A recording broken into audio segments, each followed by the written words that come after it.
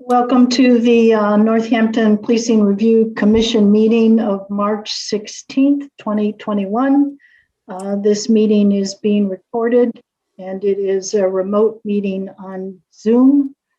And I would like to call the meeting to order and take a roll call. Okay, Booker. Who's there? I see him. He's here. Dan. Here. Nick. Here. David. Here. Alex. Here. Javier. Here. Andy. Here. Michael. Here. Josie. Here. Cynthia. Here. Carol. Here. And Elizabeth, who's not here yet. Okay. All righty. Thank you. First order of business is the approval of the meeting minutes, and I just have a little caveat to those. We received those today, and they're a little shorter than normal. And part of the reason for that is we wanted to clear the decks of minutes. And so Noah had checked with the city clerk to make sure this was okay to do this. I'm not even going to call them abbreviated, but they're a set of minutes that do not have the same length and detail that we're used to. So they are approvable. They're in a shape to approve if we so choose to do so. But if people haven't read them or there's some other issues, I don't know when we'd pull a quorum together to approve them or not, but if someone wants to make a motion to approve them and second that, we can take a vote on them, or if you have any discussion about that.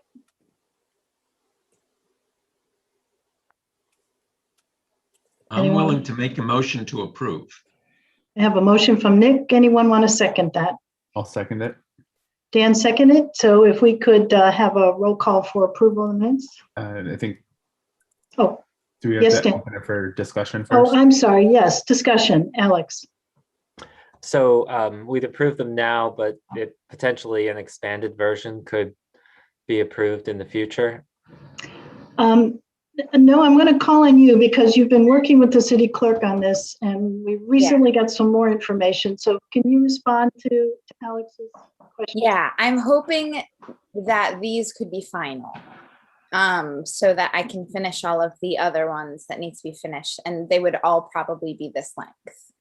And I talked to Laura, and she noted potentially getting together with a quorum for a couple of minutes in the near future to review them as a possibility, but there might also be other strategies we could think about to approve them. Yeah, I would know, we have the recordings of all the meetings. So that is also a very good record, very complete record. So I feel satisfied with that. Anyone else in discussion about this issue? Hearing none, we have the motion on the floor to approve the minutes as they were sent to us today. So if we can have a roll call on that. No. Sure. Booker? Yes. Dan? Yes. Nick? Nick? Is muted still. I don't think the space bar is working. Oh, You could tell. so funny. I'll swing back around. Yes, I found it. Yes. Okay. Thank you. David, Yes. Alex, Yes. Javier, Yes. Namdi, Yes. Michael, Yes. Josie, Yes. Cynthia, Yes. Carol, Yes. and Elizabeth is not here yet. Okay. Thank you all. Thank you, Noah. So we're going to move to public comment, and I see a lot of hands up, and I do want to appeal to the public that we have a lot to get to today. And so we have 15 minutes for public comment. And if every one of you took the 3-minute minimum, we would not be able to make that goal. So I just want to consider that. And I'm happy to move to public comment at this time. And since there's so many hands up, I want to acknowledge them in order. And we're going to go with Ashwin first and then Robert. So Ashwin, and again, this is a limit of 3 minutes. Thank you. Indeed. Hello, my name is Ashwin Ravi Kumar. I live in Amherst. I've spoken to you all collectively and individually. Thank you so much for this report. The substance that I was able to see in the last meeting is absolutely phenomenal. And if the recommendations that the report complains were implemented, it would make our community a far better place for people who have been harmed the most by policing. Second, though, I think it's really important to remember that the mayor and the city council have no obligation whatsoever to do anything that the report that you've poured your hearts and souls into suggests that they do. So what comes next is not going to be a simple translation of this report into mayoral budget recommendations, council ordinances, and agency line item adjustments. Instead, it's going to take people power, lobbying by councilors, and perhaps even electoral campaigns by people who support bold recommendations to make change. So this report and all of the research that you've put in it can serve to inform policy really effectively, but that is actually not the most important function of this document. Fundamentally, this document needs to be a tool that the people of Northampton can use to hold city leaders accountable to formally articulated values, aspirations, and guidelines. And if it doesn't do that, it won't really reach the point where it can actually be used as a policy resource. So to make this happen, there's a couple things that I think have been articulated by the council or by the commission that I think there is near consensus about, but haven't risen to the top of the version that we last saw last Friday in this meeting as really clearly, plainly stated values and principles that should guide everything. So first, it would be great to just write that Northampton should strive to divest from policing and invest in communities. An alternative framing is that Northampton should pass policies that shrink the footprint of policing rather than maintaining or growing it. Second, something about urgency. You could say that Northampton can and should strive to reallocate 50% of the police budget to non-policing alternatives within 2 years. Alternatively, you can say that Northampton cannot wait to make changes that shrink the footprint of policing, and in this coming fiscal year, they must start to make steps to begin this process with significant reallocations in the following fiscal year, depending on what they find as they explore pilot programs. Finally, accountability. Northampton is not currently accountable to people who have lived experiences of criminalization. You could say directly that you urge the mayor and council to build systems of accountability to these groups in all forthcoming policies and make it a core value of governance in our city. Finally, as a person of color myself who has benefited significantly from systems of oppression, who has thrived economically and professionally during the Obama years of liberal multiculturalism, when that was sort of the politically dominant view, even as people of color largely remain systematically oppressed by policing and incarceration, it really pains me to see others who have benefited from these systems and even benefit from their perpetuation, from maintaining them, from working adjacent to them, fail to center the voices of those who have been most harmed. So let's keep the voices of people who have been most impacted by the systems that we are attempting to address front and center, and let's make this document the most powerful tool for change that it can be. Thank you so much. Ashwin, I commend you at 3 minutes and 1 second. Our next speaker is Robert and then Elisa. So Robert, you have 3 minutes. Thank you.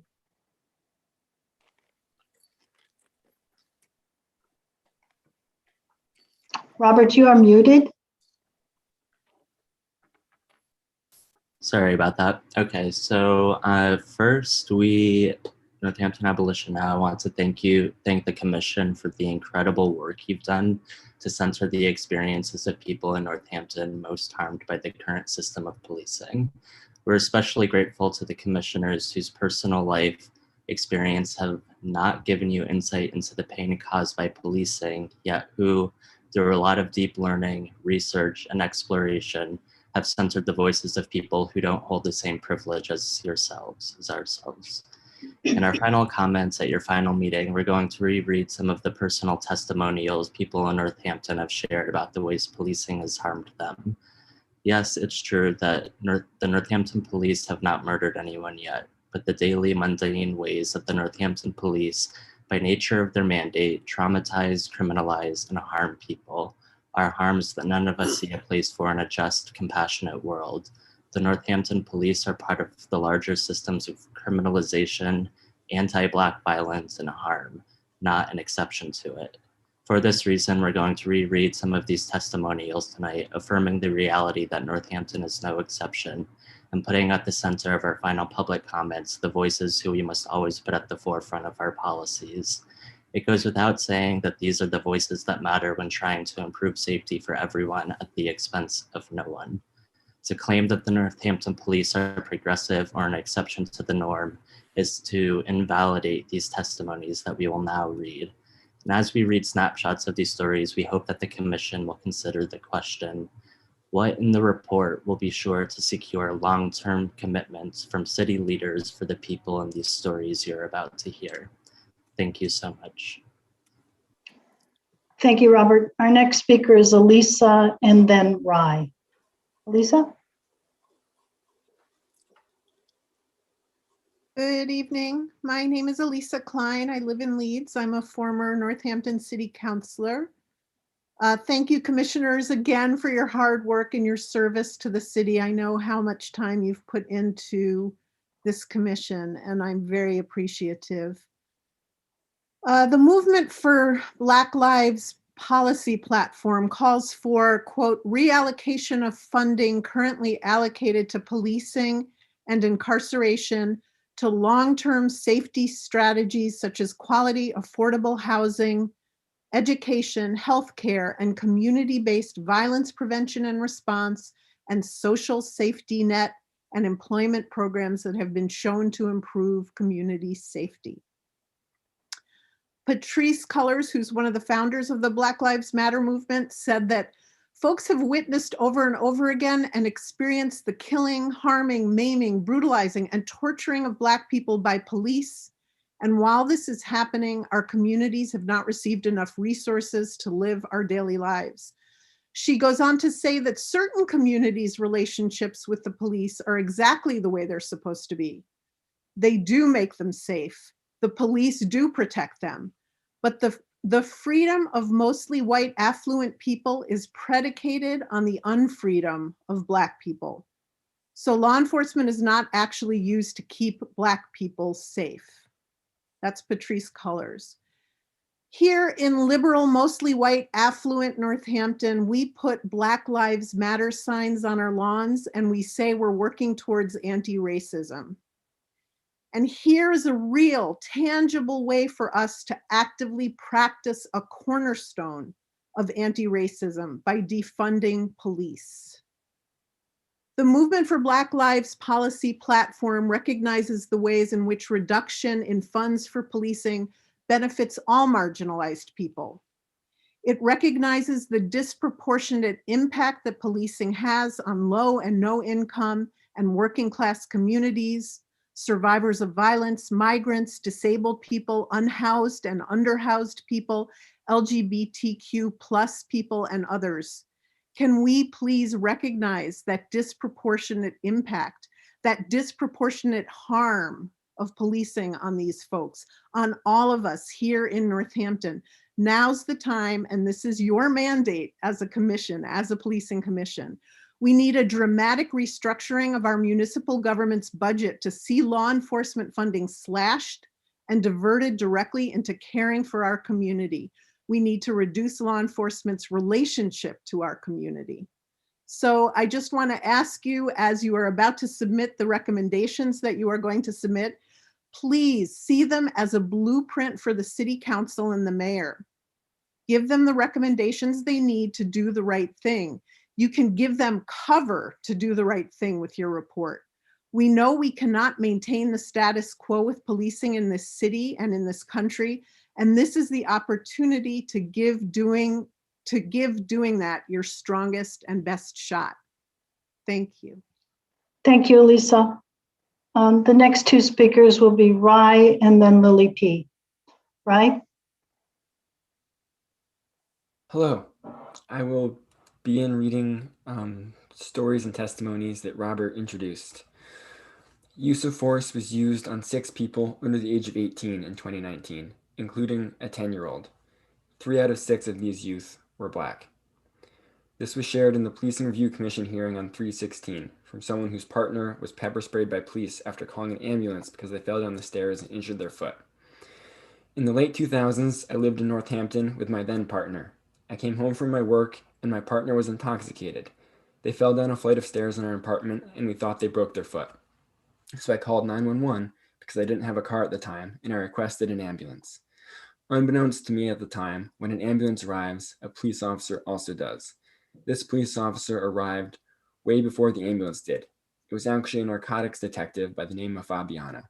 They arrived, as I understood it, because my downstairs neighbor was suspected of dealing weed. They tried to gain entry to that apartment first before realizing that it was me who called for the ambulance. When they entered our apartment, Fabiana was very aggressive and instigated problems with the encounter. He tried to PC my partner out of their home. When I told him that that was not something that he could do, can't put somebody in protective custody to remove them from their home, he got agitated. And one thing led to another, and eventually pepper spray was deployed, and my partner was taken away in handcuffs and did not receive the medical treatment that I requested. To this day, I think about the incident and how differently it could have gone if a police officer was not there, especially not one that was trying to gain entry to another apartment so that they could look for drugs. From the Wildflower Alliance testimonies. I've seen officers jump the gun on using unnecessary force or assume physical force must be utilized from the get-go, in which case the police need to be de-escalated. From the Wildflower Alliance testimonies. I was dissociating. Knowing the police were coming, I grabbed a knife on 2 occasions and flopped face down on my bed. The police smashed down my door and took most of my hobby supplies and aimed their guns at me and shouted. I went into a freeze response, holding the knife to myself. Another officer joined the 3 or 4 after a minute or 2. He said, I'm sick of her shit and dealing with her and her knife. They pried away the knife with baton and charged me with assault with a deadly weapon. My lawyer made me take a plea deal as he said the cops lie under oath. The second incident, the officers talked gently and got me to lower the knife. I've since met with a representative from the NPD about such incidents. I want to end by asking, what in the report will be sure to secure long-term commitments from city leaders for this person whose story you just heard? Thank you. Thank you, Rye. I would just like to make it known that we have Christine and Lily P. and Lemmy, and I see no other hands. And so that would bring us to a time to close public comment. So if we can get those 3 remaining hands to speak, that would be great. And so, I'm sorry, I said Christine, but Christy, you're up next.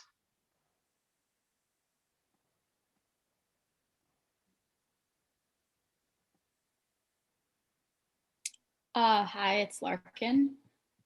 I'm sorry.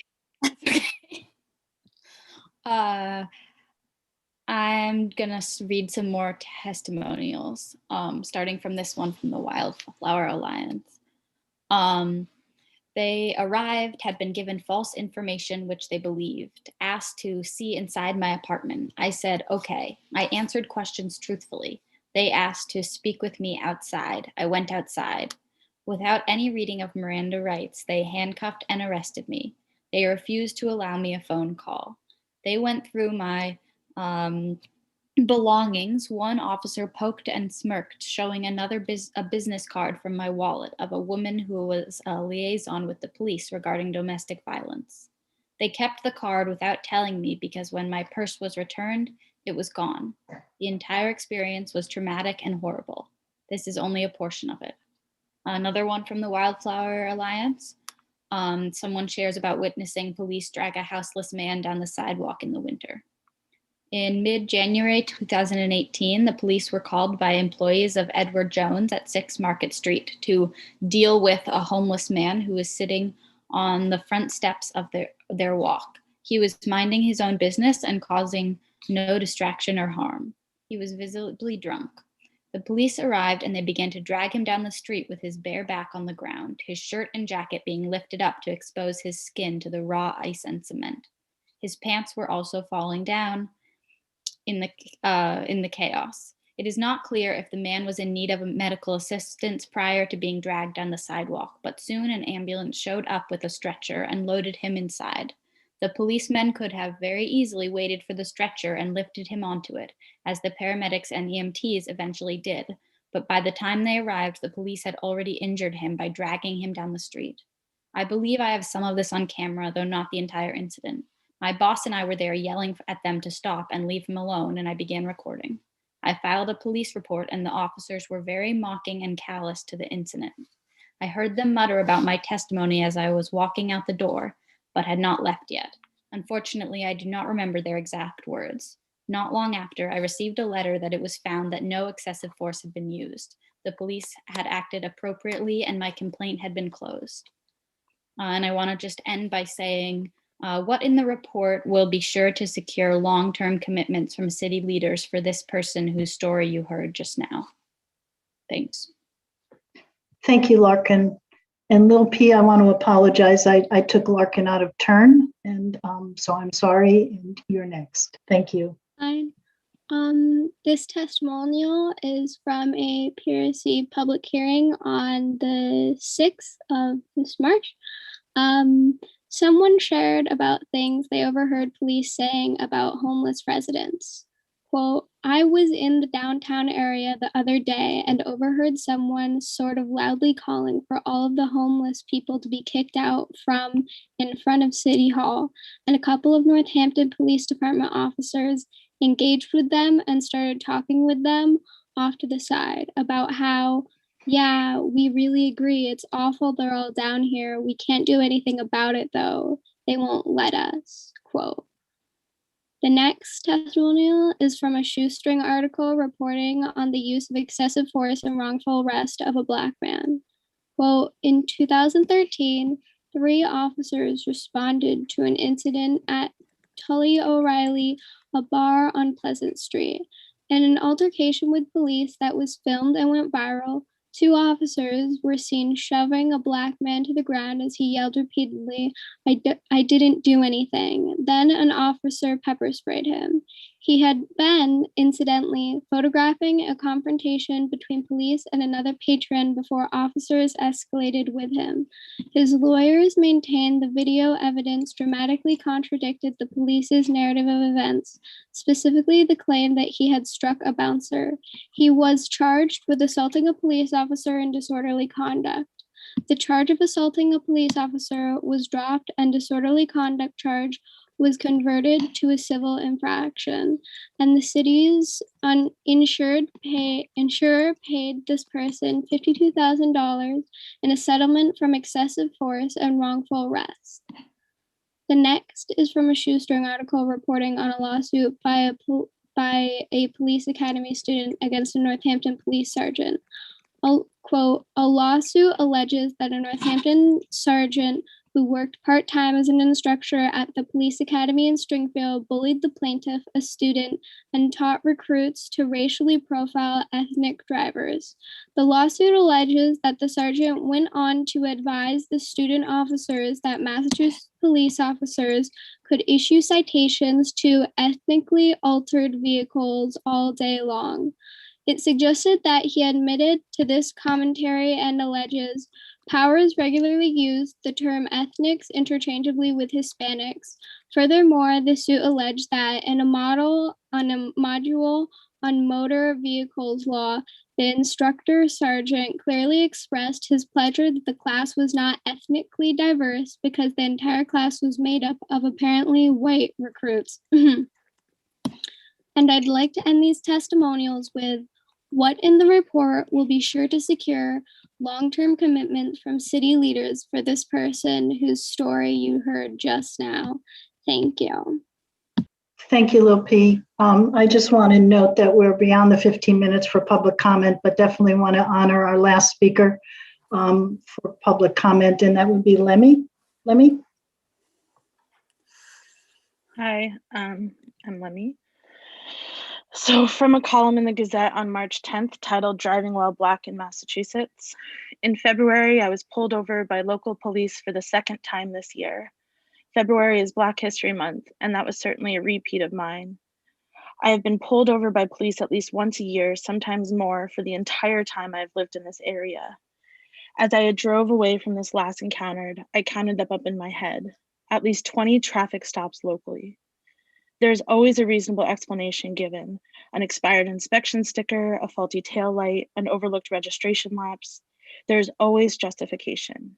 Later on that day, I spoke to my blonde white friend who has also lived here for the past 20 years. Despite also driving with an expired registration, an overlooked expired inspection sticker, a broken tail light, she said she has never been pulled over by local police. Never, not once. When I am driving and I see a police car up ahead, nose facing the road I travel on, I know they will follow me. Without turning my head, I can see them notice me, my face, my skin, and they will pull up behind me. I get the same reaction at grocery and drug stores in Northampton, where browsing for too long in a deserted aisle will inevitably bring a white employee to straighten shelves nearby as long as I linger. As soon as I see that police car, my heart starts hammering in my chest. It's the same reaction I feel when I walk out of a grocery store after failing to find what I entered for. I feel guilty, even though I know I haven't done anything wrong. I'm afraid I will be stopped, even though it is 4 p.m. on a Sunday, sunny and too cold for anything untoward. I see two officers get out and split apart to flank my car. My 15-year-old Toyota with the unsexy chassis of a suburban mother set off some alarm bells. I'm sure that's it. I keep my hands at 10 and 2 on the steering wheel, in sight. I worry about my mask. I wear one anytime I'm near someone out of courtesy, but I'm Black. Will my mask ever make me scared? Will my mask make me even scarier? Will simply reaching for it provoke an escalation of response?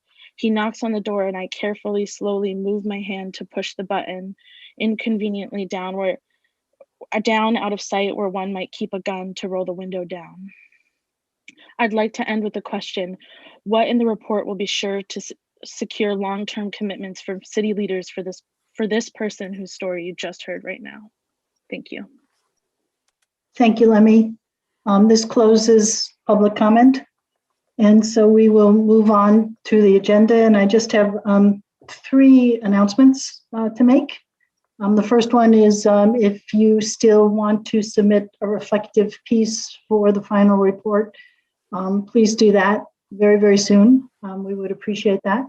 The second one is that we have been invited by the President of City Council to, once we submit our final report, which we are hoping to do on the deadline day of March 18th, we are going to be invited to join a city council meeting. I'm sort of reading that as a joint meeting. I'm not sure, but that's the full commission to join city council on March 30th.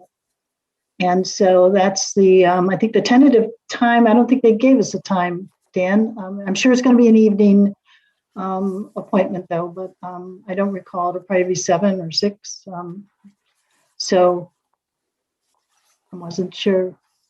Yeah, You muted, Dan? Yeah, it's 6 p.m. 6 p.m. Okay, so hopefully that date will be acceptable to folks. And let's see, any questions about that? Cynthia, I didn't hear the date that you thought this I'm was. sorry, it's March 30th. March 30. A part of the rationale, by the way, for that is to get the report out there, let the public engage, let people engage. We'll see some back and forth, I'm sure, with the Gazette, et cetera. So, and then come and have the conversation with the mayor and city council. Any more questions or discussion about that item? So seeing none, we want to move to looking at the latest edition that came within 2 hours or 2 hours ago, I think. And we're asking if commissioners at this point in our discussion could focus on not edits. We've had some fantastic edits from many of you, wordsmithing, grammar, this section, this should be here, that section there. And we thank you all for those who are coming in fast and furious today. I think Dan has captured most, if not all of them. But what we'd like to start with is what is a red light item or maybe a yellow light item? If we can just look at the report broadly and see if there is anything in there that any individual or collective commissioner has initiated. And so I want to turn it over to Dan as to where he wants to start that process, but I would, we'll be calling calling on you individually as we move forward, and then Dan can make real-time edits. So, Dan? Yeah, so I would start off by asking, in the one that was sent this afternoon, or you just do a quick reference, I think maybe if you had a list of changes, most of them were addressed already. But to start the question, are there red lights in the writing? And let's start there. Does anyone have anything?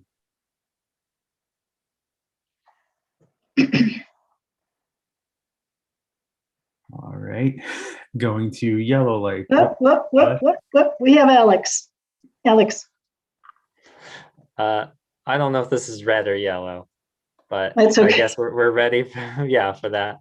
It's okay, orange. So I actually have a whole list of edits, most of which are minor copy edits. So if the chairs just want to take that for review, I didn't think we could submit revisions until the meeting like that. But one of those would be, let's see, page 14, where it says funding allocations could also come from revenue generated by current policing practices. City currently takes in around $1 million per year from detail pay, which is added to the general fund and in turn flows into the stabilization fund. So that may be true. I mean, I believe it goes into the general fund. It would only go into the stabilization fund if there was a, if there was an excess or if enough excess in the general budget to be added to the stabilization fund. But I would argue that it's presently allocated for existing services. So if we use this for another service would require a cut somewhere else. So I think I'd prefer that this be removed, just because, if we're arguing for cuts somewhere else, then we should just argue for those cuts rather than say, okay, just take this million, which is allocated somewhere, and move that, because that doesn't really make sense to me. So I'd appreciate any comment on that.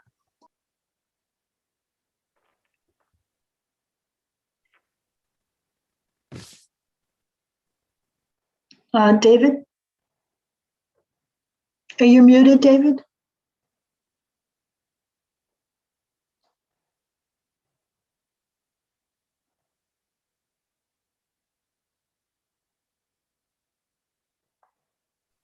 Sorry, had to find myself. No problem. Yeah, I mean, I think my comments here address what Alex said. Actually, I find two things that are lacking from this version of the report, and Alex has sort of directed me towards one of them, and I understand, I think, where Alex is coming from, but my views on this are informed by my years as a lawyer, and I just want to tell you why I feel this way. I think we have to tell the city council how they're going to pay for this. I don't think it's adequate to just say, well, yeah, this is going to cost money. You'll have to figure it out. That's why I said at an earlier meeting that I thought we should just say, look, here's what you get from civilian flaggers or police flaggers, rather, in a year. That money should henceforth be earmarked towards the new Department of Community Care. The reason I say this is that for many, many years, I've been involved in trying to get pay raises for the lawyers who represent the people we've been talking about, poor people who are charged with crimes. without getting sidetracked here, the pay is ridiculous. There hasn't been a pay raise or a cost of living adjustment in 16 years. And what do I hear every year from the legislature? Well, these are difficult times financially, and it's just not going to happen this year. And I predict that that's what we're going to hear from the city council. Well, geez, these are great suggestions, but we just don't have the money. This is a tough time fiscally, and we just can't do it right now. So that's the first thing. The second thing that I think is lacking, and I don't even like saying lacking because I think it's a great report, but that I think should be added here is a time frame. I think it needs to be stronger, and I'll tell you a quick anecdote as to where my feelings about that come from. In the early 1980s, I undertook representation of a man in Georgia who was on death row. I got his education records and found that he had dropped out of school at age 16 in 1972 and had never attended an integrated school. 1972, I thought the schools were integrated in 1954, but you all know where I'm coming from here. The famous language from Brown v. versus Board of Education, the schools should integrate with all deliberate speed. In Brooks County, Georgia, that was 18 years before they integrated. And I fear the same thing here, that if we say, look, this is what needs to happen, it needs to happen, in essence, with words that are the equivalent of all deliberate speed, we're going to find the same thing. So I think we need to be to focus the city council more on what we are requesting in terms of a time frame. That's all. Thank you, David. I want to make sure we don't lose Alex's initial point, which was more specific. And I think your overall point of making specific budget recommendations sort of addresses that. And the other point that you're making is that we should have a stronger recommendation with the timeline. So Alex, are you in the ballpark with this conversation? Because before we move to other red light issues, I didn't want to leave you out there. Is that? Or is your issue? This one's very, very specific. I mean, if we're gonna say that this million, I think we have to say where in the general fund we would cut this $1 million. I think that would be more appropriate than to say that, like, just take it without then specifying, or we should be explicit that find some place is our goal. So I think we're on this subject now of budget and more robust suggestions and timeline. If we could just stay on that subject, Javier, and then Dan, and then Nnamdi. Sure. Yeah, I do agree with David and what Alex is talking about.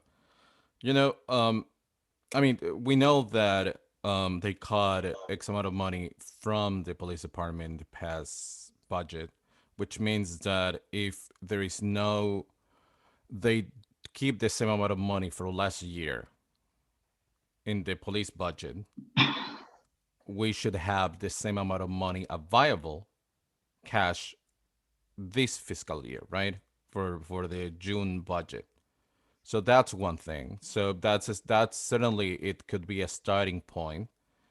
Somebody could say, yeah, but we're going to be looking to move the police budget up again. That's concerning.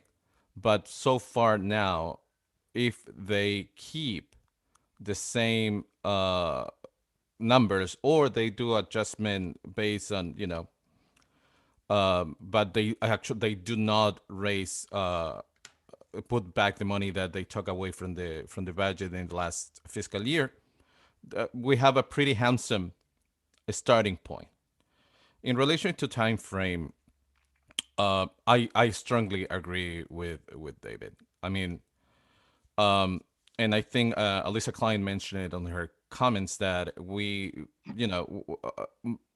are the ones who are telling the city council, and some of the city council members can sort of use the report to be able to justify their votes and their actions, and that's something that we need to be cognizant of it, and we need to encourage with clear language about it. And that's and I feel that when we talk about time frame, that falls into that category, right? I don't think would be bad for us to recommend X amount of time that we as commission feel appropriate for this.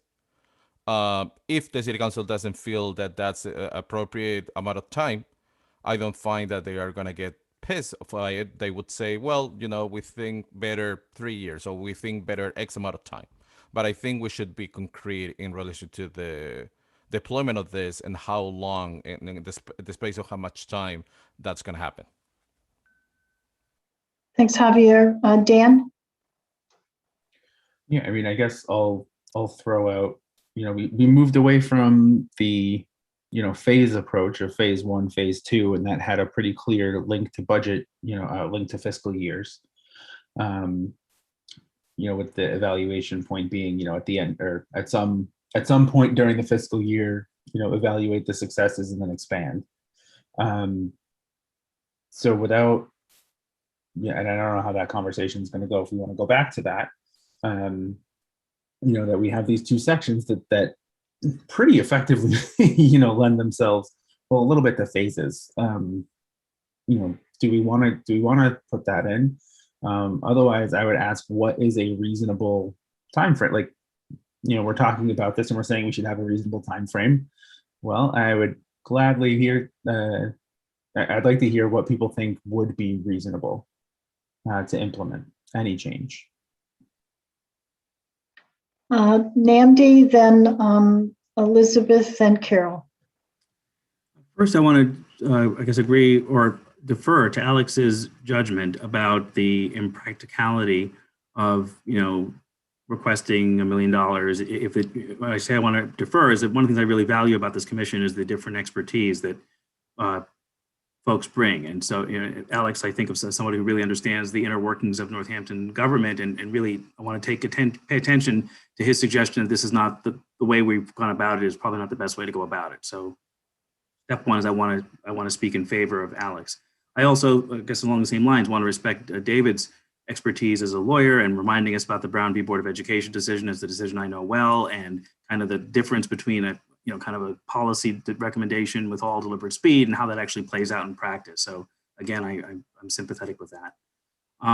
So I'm just going to offer an idea about, I guess maybe third, then I also want to say that I agree that where we can sensibly put some kind of benchmarks or timeframes, we should do that. I'm struggling with knowing how to do that. I don't want to just make up stuff, and I don't want to just go by my feeling about when I think something should happen. I'd like to be able to do it in a more rational way, maybe with the guidance of people on this commission who have that kind of expertise. So I'm going to suggest just a couple ideas about how we might move forward. We might look at the things that are listed currently as immediate actions, and we might identify among that list things that have no budgetary implications or low budgetary implications, or things that we really think could be done without money being allocated to it.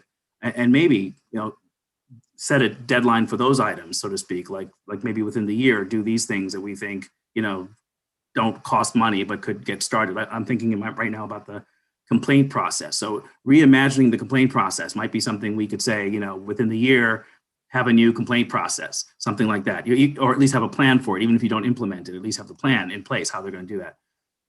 The final part of my comment is this. It strikes me that if I want to put the many things we request, the one thing I can imagine, if we could sort of come up with an idea about when the new community safety organization, and kind of getting that started. So maybe allocating funds to that and setting some deadline for when we think that should happen. To me, that's the biggest domino. And if we could sort of knock that domino down, then I believe others will follow, and I feel less worried about setting deadlines for everything else. So I guess that's all I want to say. Thanks.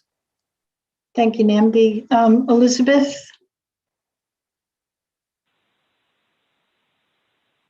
Yeah, I think talking about a deadline or an imperative to to act on the recommendations and setting kind of a timeline per recommendation, kind of do this by this time, this by this. I really want to just emphasize that we shouldn't, we've talked about not going into the implementation. I think that starts to creep into implementation. I don't think we should break it down to that level, but I agree with the idea of setting a, imperative, like this needs to be done by. And also just to talk about, but we shouldn't tie it to budget. We shouldn't tie it to, we think this is, doesn't have a budget impact, because the fact is a budget is reflection of our city's values. So we can move it at, and I also want to say that the, people are, the urgency of this, we've already spent this amount of time kind of going through in a thoughtful process to offer these recommendations. The urgency is now, so in just like the same way in the board versus education, they couldn't wait 18 years. This needs to happen now. So the idea that we need to give the city council an idea of, when we'd be comfortable having these recommendations moved forward. The things that we talked about, they were priority versus not priority. It's not because we can wait for them. It's not because we can say, just figure it out and, it's 2 to 3 years. It's because it needs additional study, it needs has additional questions. It's not because that we don't expect change now. And I think the change is long overdue. So to say that, even this deadline that we're working all towards, if we hadn't had this deadline, I'm sure, especially as the process is dragged on, we wouldn't be here right now talking about these final changes we want to make. So I agree, let's set an imperative for, a deadline, and it needs to be soon, within, the realm of when budgets are approved and move forward. But it needs to be, 2021, these things need to be addressed, and realizing that the urgency is now, and making sure that the budgets and everything that needs to happen can be moved as they need to happen. The other piece around kind of what happens after this report, I think it's also important to realize that, the power that we don't have, around this report, what needs to happen outside of this commission and the organizing in the community that needs to happen to move counselors to do what they need to do to make these recommendations happen. That's actually where the power is. The power isn't in our hands with this report. We're not going to move our elected body of this town to do anything. They could literally take this report and just sit it down and go about their business. Where this report has power is in how the community holds our electeds accountable to the recommendations. So I would encourage us to remember to be humble about where we are, what this report means and what it doesn't mean, as we make our final deliberations. Thank you, Elizabeth. Carol? I'll be short because others before me have spoken my mind. I've gone through a real transition of thinking about this. I had reflected earlier on the Brown v. Board Supreme Court language of all deliberate speed, and then finding so many school districts in so many states were not abiding that, 12, 14, 16 years later.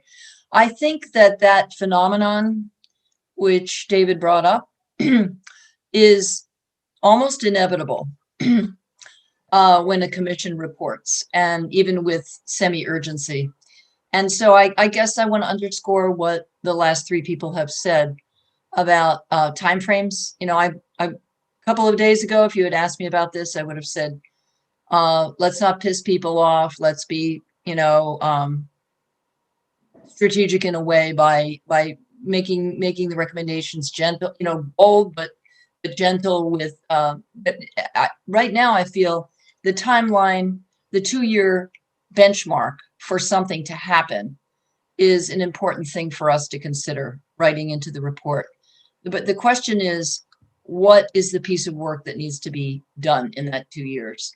What is it that's so central, so urgent, that we can agree upon here that that project should be funded and the implementation begun with it, or implementation and also some early evaluation of whatever pilot it is within 2 years. So I guess I'm just feeling like the time frame is really kind of critical and adds power to the and accountability to our report. Thank you, Carol. Nick and Javier, your hand is up again, right? I just want to make sure. Okay, thank you. So Nick is next, then Javier, and then Alex, sorry. Nick? I have a question. This is kind of for the city councilors, but the first paragraph refers to the 10% $882,000 cut. I was assuming that there's a natural deadline of a city, when the city budget is due, of reallocating that cut to the actions towards a new department, whatever that would be. I don't know if we want to get specific about that or not, but can somebody just clarify for me if that is not a deadline? Alex, your hand was up. Can you respond to that question? Nick, just to be clear, so you're saying that is what we should recommend, that amount be a recommendation that, I mean, so what I would say we should recommend is in fiscal year 2022, we recommend that the Department of Community Care with a response, crisis response, be implemented, and that at a minimum, that amount, that 10% cut, that would be funding for that. So is that what you're Yes, yeah, saying?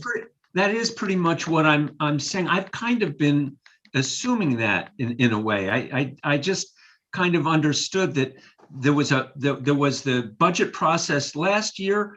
A 10% cut was made and decision was made to have a commission, and I kind of assumed that we would make our recommendations, and making it explicit is okay with me too, but making our recommendations so that it goes into next year's budget in the way that the council decides to do it. But that's why we're trying to guide them in how to do it. I want to, Javier, I know your hand is up, and I just want to see if Michael, because the counselors were called out, wants to respond to this specific question that Nick has, in addition to Alex's response. Yeah, I had, I think I took the question a little bit differently from Nick about the money. The money doesn't expire basically because it's sitting in the stabilization fund, which might be easier to understand as basically the city's savings account. So it's not being spent this year, but it's not set to expire. It's just going to stay in the savings account. Thank you. Unless the council applies it to something else. The mayor, the council doesn't apply the money mayor. to Thank things. you. Yeah, That's the a mayor good would apply the money. clarification. We can only put the budget down. We can't put the budget up. Got it. Thank you, Michael. Javier? Yeah, as I said before, I mean, there was a cut last year, the money's there. As long as we can be direct, concise, and explicit in the spirit of divesting that money and reinvesting that money, which I think is the wording that we should use, because at the end of the day, we're divesting and reinvesting in the community. Clearly, I think that should be our position. That is not really hard about it. And in relationship, and sometimes I hear some comments and I get a little cranky because we know the priorities. We know. I want to bring what a really important thing that Elizabeth said many important things, but one of the things that two things resonated with me. The first one is a budget is a reflection of what the city is, who we are as a community. So when we're talking about urgency, I'm pretty sure in all the conversations that we have and in all the conversations that the Alternative to Policing subcommittee had, the recommendations that we move forward are the ones that we feel are urgent for our community to achieve where it needs to be. We ended up, we went into this phasing language because suddenly there were really specific things that needed more study and are in need of more study, right? But if you take that aside and you leave the ones that we move as priority, it's extremely clear what needs to happen. There is no debate about it, at least from the point of view of Alternative. And I would invite Carol, Alex, and Booker to correct me if I'm wrong in that one. So I do think that as it's an important question that Nick May did, and the answer that Alex and Michael gave. I think we need to be clear, as it's stating to the mayor, that the money should be divest and reinvest into the community care or department, and I think that should be unequivocal. And that also goes in the direction of using clear language and not leaving doubt about intentionality. Yeah, that's what I have to say for now. Thank you, Javier. Dan? So, we're talking about the under explore reinvestment opportunities. So under the first one that says that there was a 10% budget cut, we have a paragraph that says, we would recommend that future, so you can say we recommend, not we would, but we recommend that future budgets continue funding this department and services at the same level or expand. We believe that the city should carefully evaluate the services and supports it believes is important and should make sure responses are sufficiently responded, blah, blah, blah. And then we also say if there are responsibility shifts over time, funding those responsibilities needs to be invested in the department carrying them out. But specifically, and I don't know, maybe this is the sentence that needs to be reworked, that coming right off the heels of, there was a 10% budget cut for a total, well, there was the first, which was the removal of a police department budgetary increase and a 10% budget cut for a total of $882,000. We would recommend that future budgets continue funding this new department and services at that same level. So maybe that's what we need to change, right?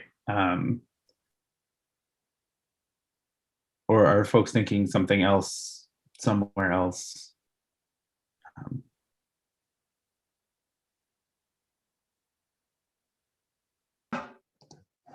And Dan, did you want to say more? So specifically, you want to know if that particular item that you pointed out, if it needs to be changed or needs to be stronger, I think, in a recommendation. So thank you, Dan. I am seeing Michael, then Alex. I hadn't, I only responded to Nick, but I did want to comment on a couple of things, which is, I just was looking at the budget here because of what Alex pointed out. And I think the $1 million figure is wrong. And I think I'm the one that came up with it, by the way, but I also think that it's wrong. That said, the city has deposited free cash on an average of about 1.6 million into the stabilization fund annually. So there is some freedom in the budget there, I think. But I also just wanted to also jump in on the conversation about the urgency, because I thought what's been said here is very important. And I think we need, I do think saying in fiscal year 2022, we would like to see this department created and funded. I also agree with what Nnamdi said, that there's a number of things there that are not, we're not asking for a budgetary adjustment to create some of these opportunities. So why not prioritize those as well? If we think they're important, let's put them right there and say this isn't going to necessarily cost us something, but there are recommendations that can be achieved. So outside of that, Dan, what you just were talking about very specifically, I think you're correct. Kind of a modifying of that to create almost, and I know that in there somewhere else, there's another line of what Elizabeth was talking about with our budget reflecting our values, kind of all tying it together, I think is a great idea, but I'm not sure how to do it. Alex, then Elizabeth. Thanks, Michael. I think that's, that what I was going to say also is about, that we should say in fiscal year 2022, that these things should happen. And I don't see a citation. It says citation needed from spending for that $1 million. So for my, my first point was that sort of was to suggest to remove those first two sentences and kind of rework the remainder of the paragraph as well. Thanks, Alex. Elizabeth?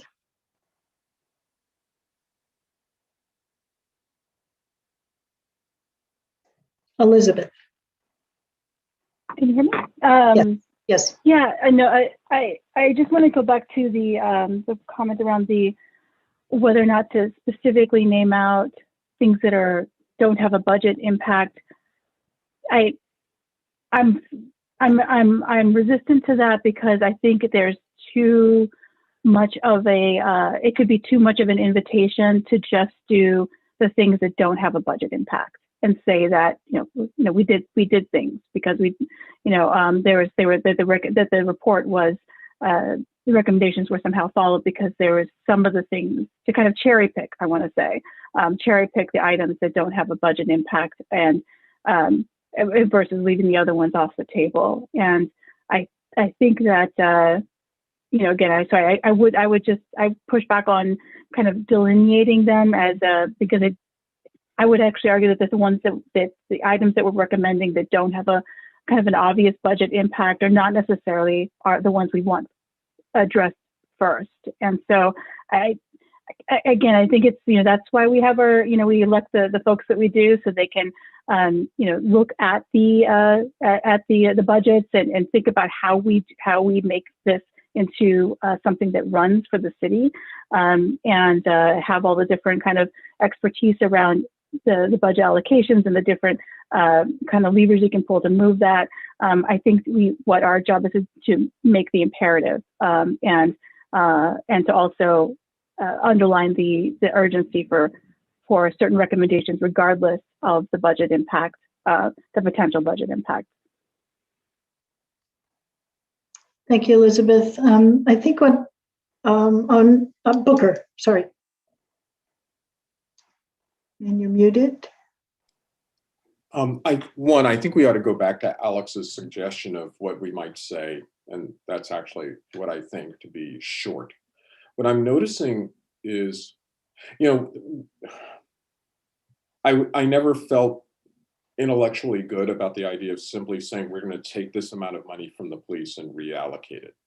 Now I can see why that's a simpler thing to do, because then it makes all of this, then you sort of say, we've got the money, now let's go. And now we're in a discussion of saying, how do we want to fund things, which I don't think we've done enough study about. The other thing I'm just going to say right here is we haven't talked about how police budgets that are going to be proposed in the future should be reviewed, and what oversight should occur about that.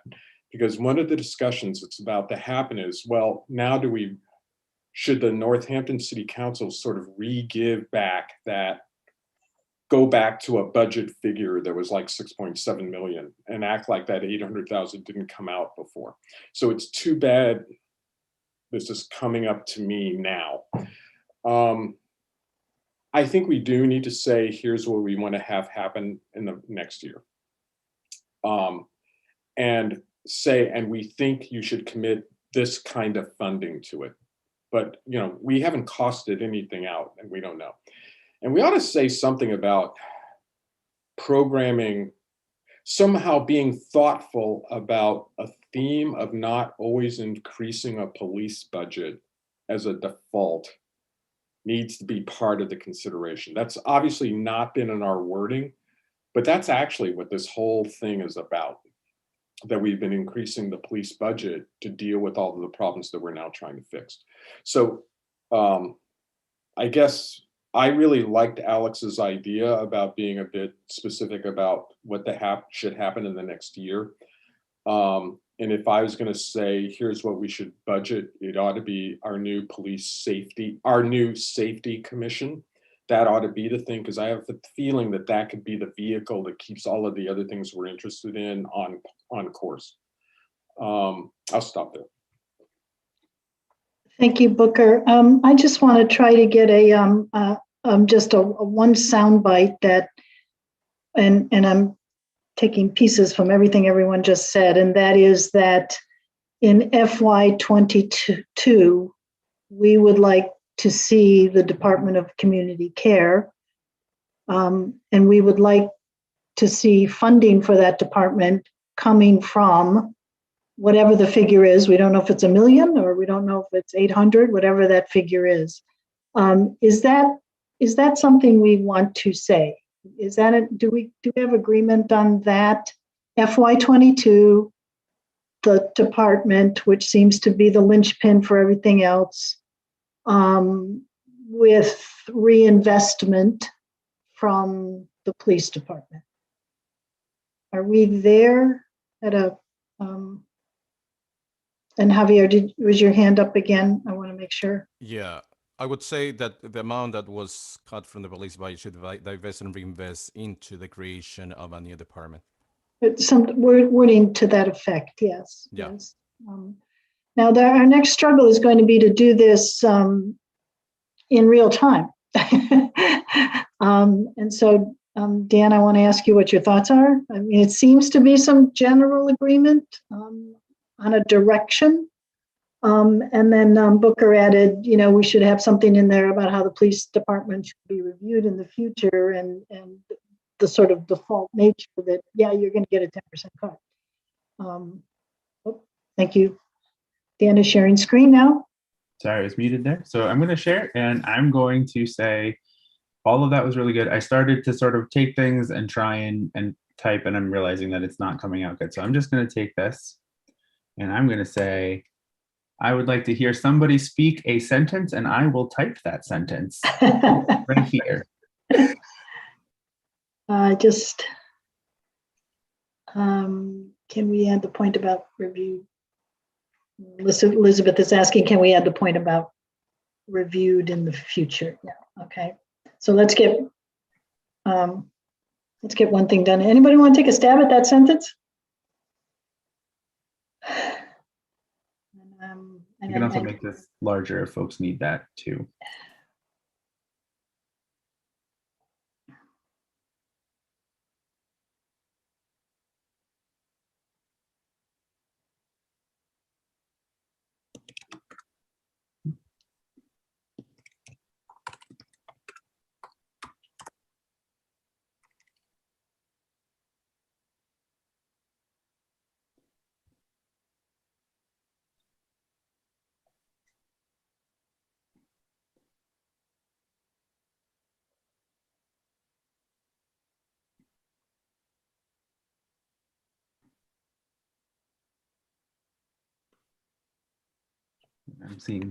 I'm seeing people squint, so let's zoom in.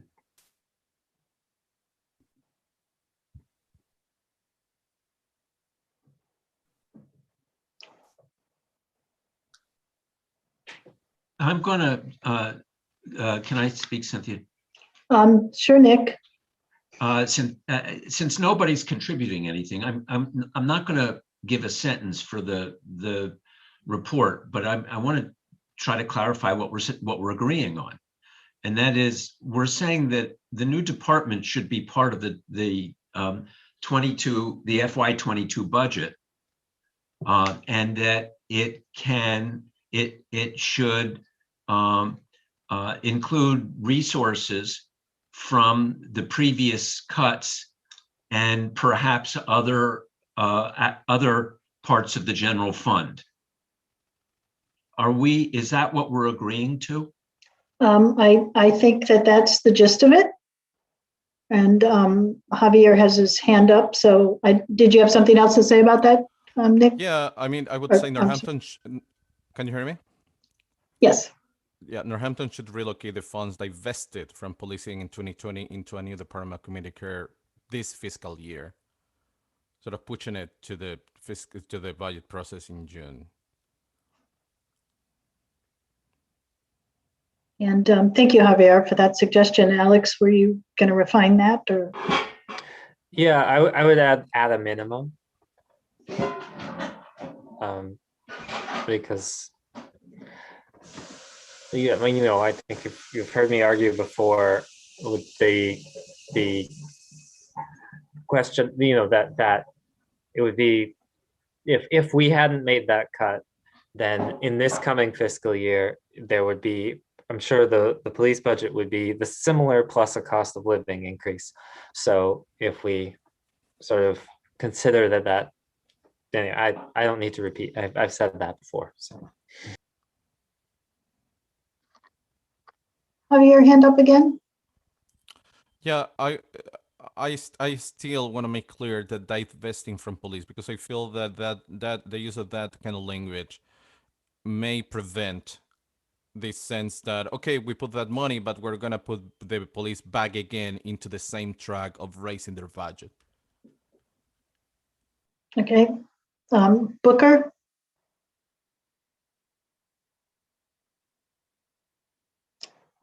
Booker, are you there? You're muted, but that may be from, your hand may be up from. Yeah, no, I'm sorry. Yep. I'm really here. No worries. Alex and Mike, was there a spirit to what the city council's vote was last year? Would they say they were doing it because they wanted to change the funding allocation of the police, or what? Because I'm wondering if there's a way that we could say what that spirit was without, because otherwise I feel like we're just making it up. I'd like to say the city council last year cut the budget because they saw the importance of reallocation of funding towards other kinds of services. And that's what we're now trying. Here's the recommendation of what we would do with that funding.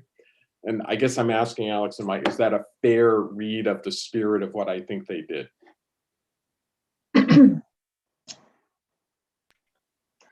Alex? Sure. It certainly was the spirit of me personally, and I think that that's accurate. Michael? Yeah, I would agree. That was my thought process behind the idea was there was opportunities to care for this community in different ways, for sure. But again, I also, like Alex, speak for myself. I think it's not, I don't know that. Alex, I guess I would ask you, what do you think about that language specifically, since there's 2 of us out of the 9 here? I think you'd have to go back to each city councilor's individual statement, which they all did make a statement. So we could say something like, it is our interpretation, it is our something, that's what I was about to suggest next, Alex, that That's we good. I like actually that. interpret the budget cut by the city council to be the spirit of reallocating funding. And that's why we're making this recommendation. If that would be okay with people. And if I could ask, if you recall what the vote was? 10-1, 10-2? The vote was a little complicated. Okay. It was technically 6-3, but we learned that one of the councilors voted no because they thought that it should be larger. So okay. I would say 7 councilors were in support of the budget reduction. And it's fair. So then it's fair to say, in the spirit of the city council, I mean, it was a vote.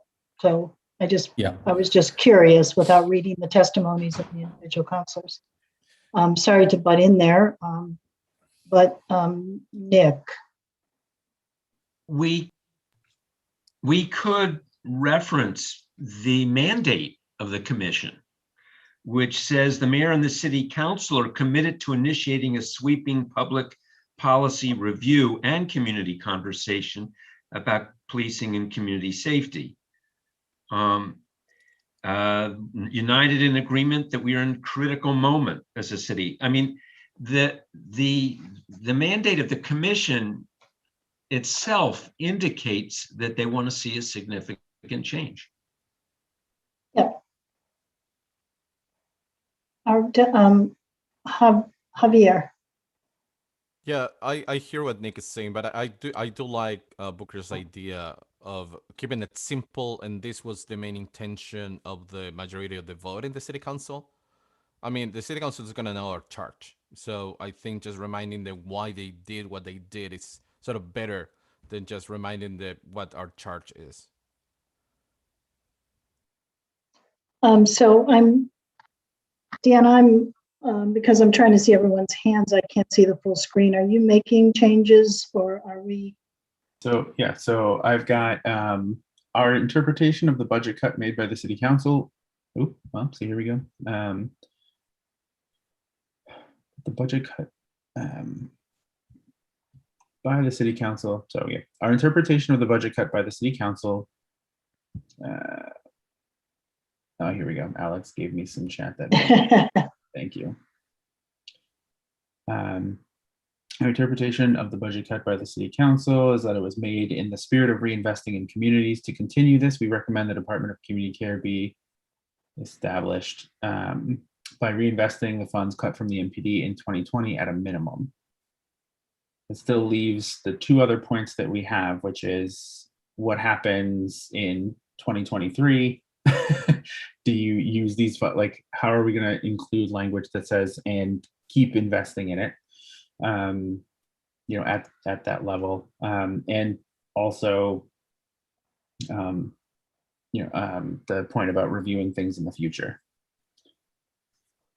Right, and not doing a 10 or 20% default. Yeah. Maybe that would be an appropriate place for that language, I think. No. There's other ideas. And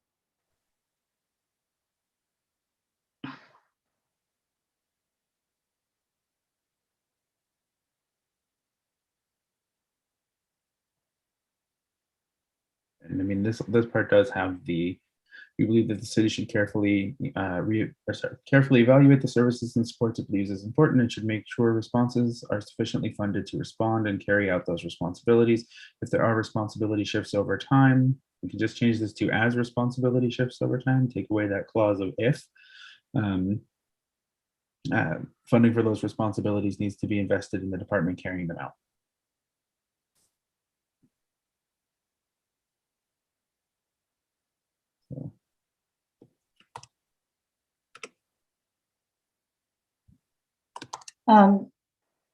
Nick, is your hand up?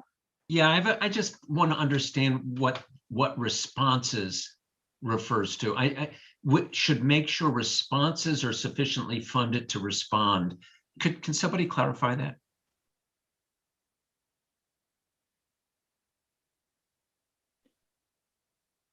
Yeah, so. Yeah, sorry. I think that was it was responders instead of responses. Yeah, that makes sense. That changes it. Alex? Rather than responders, would it be, because there's not, the Department of Community Care, we don't, it's not just about people who respond. It hopefully will be doing other things. So should make sure the department is sufficiently funded to respond and carry out those responsibilities.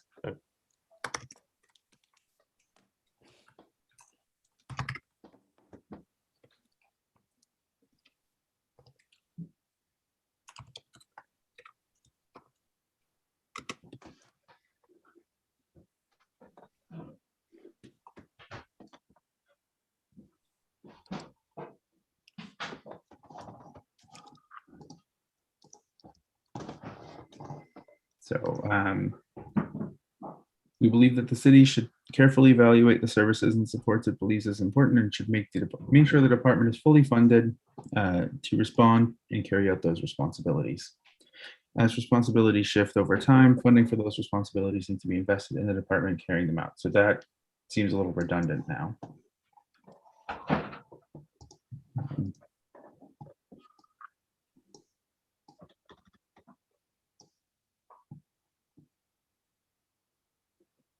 Great. Okay. Whew. Funding allocations could also come from revenue generated by current policing practices.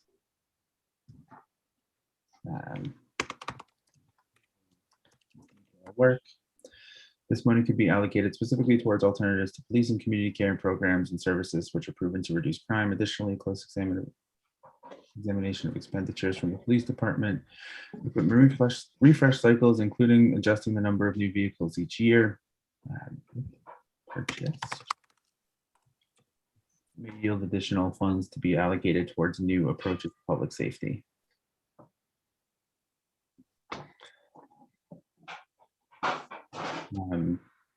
It still leaves us, again, before we get too far off of this, the point about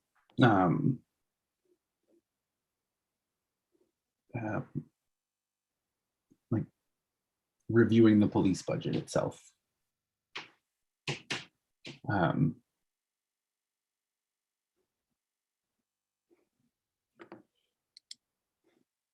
So I'm just a procedural question. Elizabeth's recommendation was I think it was Elizabeth, how the police budgets should be reviewed. Maybe that was Booker's. I'm sorry if I'm getting that mixed up, but how are they reviewed? I mean, it's sort of set in law, right? What are we recommending here beyond the mayor and city council? I'm just curious. I can see what the intent is, but I'm just not sure. Maybe that needs something else. I don't know how to recommend a bias towards being what I'm really saying, I want the city council to be biased, to be reticent to simply increase the police budget as it's presented to them. But I don't. Got it. Yeah. Yeah. And I don't know how to do that. Elizabeth? I think when it comes to reviewing a budget so that it stays within the spirit of these recommendations, we could write something along the lines of part of this implementation is creating a rubric that says that no more than certain percentage of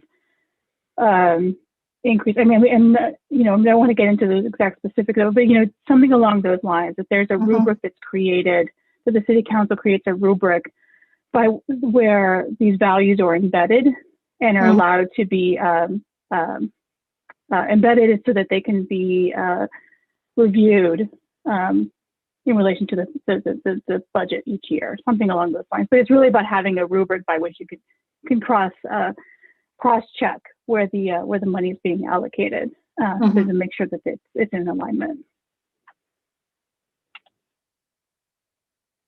Yeah, that makes sense if people agree to that. I mean, we have language that we can use here.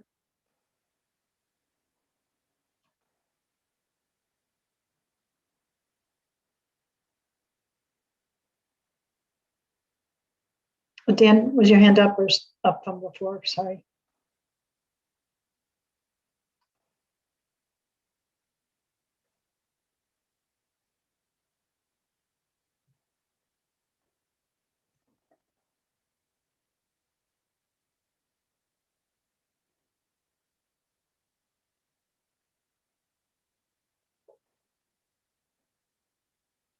Thoughts on wording for this?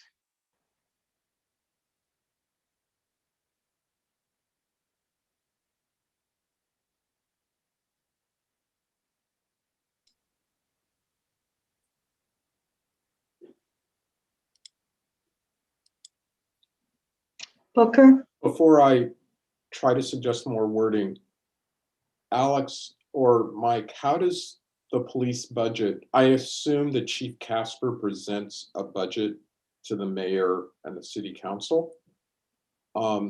What's the review process of that? Alex? Michael, or do you want me to take it or you? You can go first. Okay, so the mayor meets with each department head, and the department head submits recommendations to the mayor. The mayor then puts forward a proposed budget, and which must be submitted to the city council by mid-May. And then there's 45 days for the council to adopt it or reduce specific items. Is that enough of an answer? Yeah, that's yeah, I'll wait for Mike to see. Hey, Michael. Yeah, just in terms of review, the customary over the last number of years, the custom has been for the 5 largest department heads, which includes the police department, to meet with the city council directly to discuss that budget. So there is, a specific meeting, public meeting held to look at those 5 departments, and again, the police is one of them. And Michael and Alex, can I ask you, in your experience, have you ever posed questions to those 5 major department heads questioning their budget, and has it been reduced based on your questions? Well, Alex and I are both new counselors, so last year was our first time dealing with the budget. We did ask questions. Actually, Alex and I locked in on questions that were even outside of those 5 departments. I remember there was one specifically that we both were a little concerned about, but we did ask questions around, all 5 departments last time. So, and in terms of how the budget was modified, there was only one department that was cut last year, and that was the police department.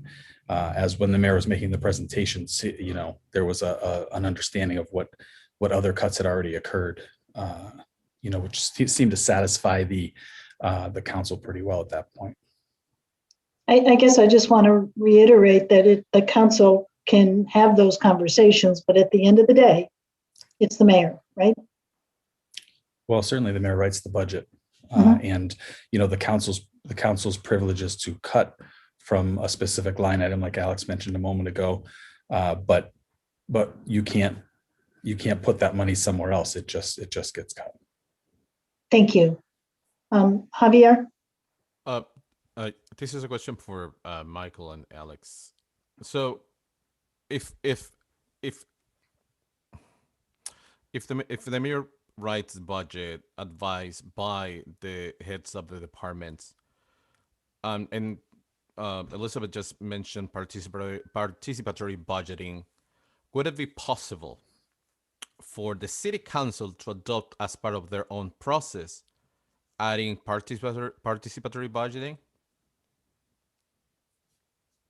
Having in mind that at the end of the day, any modification or cut comes from the city council. The mayor presents what the mayor presents, and he wants that to pass. You as the legislative body, it's the one who decides, if this something is going to get cut. Would that be an option? I mean, certainly it's an option. Would the council be amenable to it? That's a great question that I'm not really sure that I know the answer to. In terms of writing the budget, I know that Alex would remember as well that Councillor Bidwell, who was the previous councillor in Ward 2, was always kind of highlighting that he wished there was a little more openness in terms of how and when the budget was created. The superintendent of schools, for instance, presents his budget to the school committee a couple different times before it comes to the council. So there's a lot of interaction there, but with the mayor's budget, there's not as much interaction, or quite simply none. After the January, he in January makes a presentation of the direction that he sees the city going financially, and then presents the budget in May. In between there's no discussion. So I think there's room for it, but I'm not sure if that's something the council can request or even ask for. Yeah, I can speak to that. I think that this, the understanding that this report would come out at this time was, and it explicitly mentions, in time for the budget process. So I think that there is perhaps more of a willingness to have a discussion about the options a little bit sooner than in May when the budget is presented. So that's promising for this year. And otherwise, I mean, I feel like maybe we're getting off track, but Councilor Maori and I and the Youth Commission have been thinking about how to do participatory budgeting even without the mayor, just as a recommendation. And I think that will probably be an element of the mayoral campaign as well. So that's great, but I don't know exactly what we might want to say here in this report about that. Yeah, thank you, Michael and Alex, for clarifying. I think we're back to this,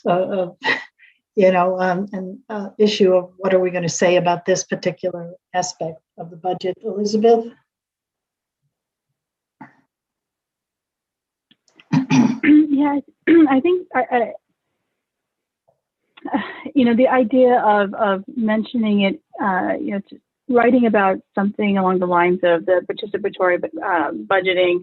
I keep feeling like if New York City can do it, Little Northampton can do it. It's actually really not. It's not something that there's lots of ways that we can fold it into our process. And I think, especially if we're talking about this particular issue, can we write something along the lines of, our recommendation in terms of the evaluation of this budget? We recommend that the city explores bringing in participatory methods like participatory budgeting into the city to allocate resources for community safety. In the spirit of budgeting dollars, buy-in for what the community says creates care and creates the type of community that we'd like to live in. This is a perfect opportunity to bring in methods to have participatory budgeting into this. Not saying that this is something they have to do and they have to explore it, but this is a perfect opportunity to bring this in, and so that we're encouraging them to explore that for the for ongoing evaluation of next year's budget. Thank you, Elizabeth. Just to move us forward, would anyone like to volunteer writing some language while I pose a question if there are other red, yellow light issues that we need to address, considering in the interest of time? We don't need to address them right now, but I just want to kind of see if anyone can write that language, or are there other issues that we need to discuss in the report?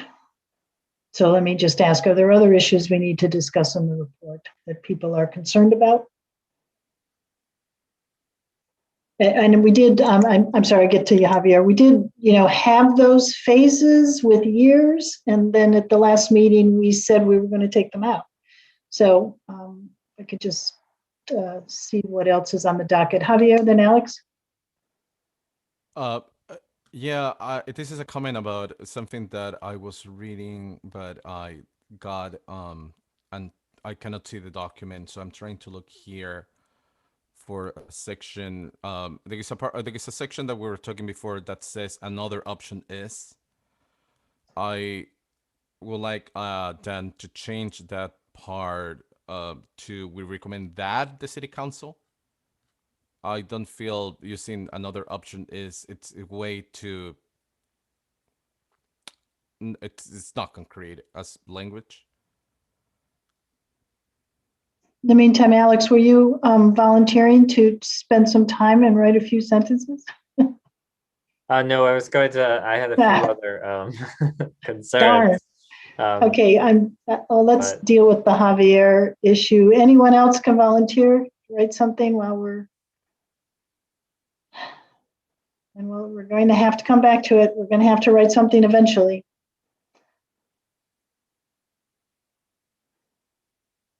Seeing none. The option issue, Dan, do you see that? That Javier was just talking about? Yeah, I've got that. So it now says, we recommend that the city include participatory budgeting processes to involve the community in determining allocations of funding. Thank you. And thank you, Dan. Thank you, Javier. Alex? Yeah, so in the document that I shared originally, I've sort of highlighted a few areas which are red or yellow. I'm not sure which, but so I don't want to jump the line if there are other people who want to just bring up their issues, but we could just go through those steps and those items. Should I start with the first one? That's fine with me. I'm happy to listen to what others think on how we proceed, but we do have this big budget language looming over us, but should we try to clear our heads and try to get through a couple of other ones in the meantime? Thoughts about that? Is that good? See a few nodded heads. Maybe kind of, okay, Alex, you want to cycle through those?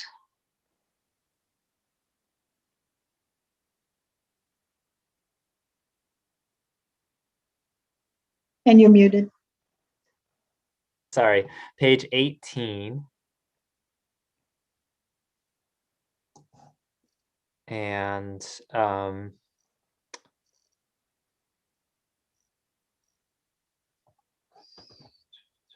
okay, the last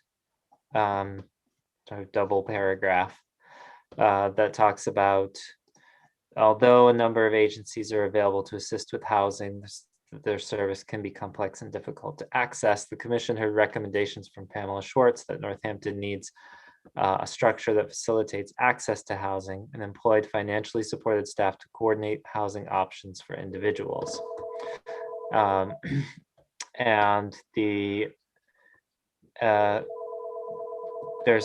then it goes on to talk about there are many organizations that assist with housing related issues, but the process is complex and exists in many silos.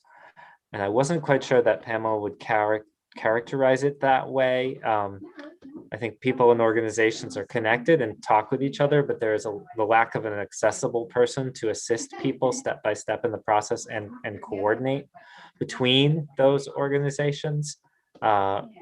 So that was, I'm not sure if other folks, I guess on the alternatives committee have a different perspective, but a slight change there. Carol, to that, responding to that change? Yeah, to that point, I mean, it could be said that there could be a sentence that said there's an array of relevant agencies that attend to these issues. To a certain extent, they coordinate, but we would recommend that the new department have a point person who's charged with the tighter coordination and among these agencies, or more rapid referral or more access for people in need to access the appropriate agency within that array or whatever.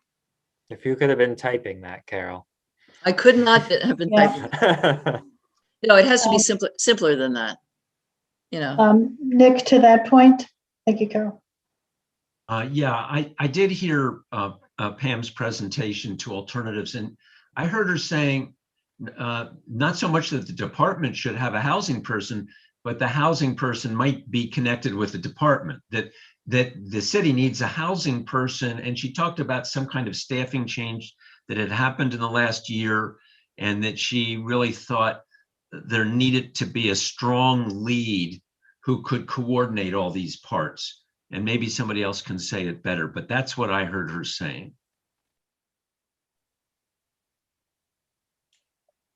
I agree. That's exactly what I heard her say. I don't have a problem with Alex's suggestion of removing the term silos, though I actually think I remember her saying that, and that's why I used that text. I don't think she meant silos in the negative way that we usually talk about in medicine, that everything in medicine is in silos. So I have no problem with removing that term silos, because I want the agencies to feel that we think that they work together. I was trying to say that it's a complex process to work through.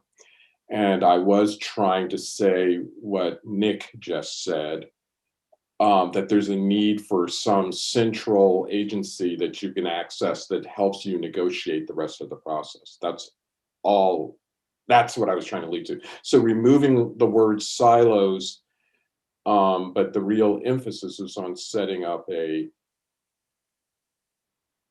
individual that's somehow connected with this, that ought to be a paid, quote, the words you used were a paid, salaried, ensconced individual, not dependent on grant funding, that helps people through this process. So would you like a rewrite, or Dan, do you have a sense about that? Or?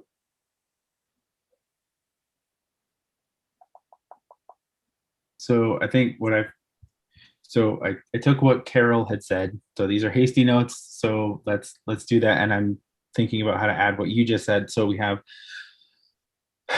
there is an array of relevant agencies to tend to these issues. To a certain extent, we have here, and to a certain extent, they coordinate, but we would recommend that a new department have a point person who is charged with tighter coordination among these agencies for a more rapid referral and access to appropriate agencies within that array.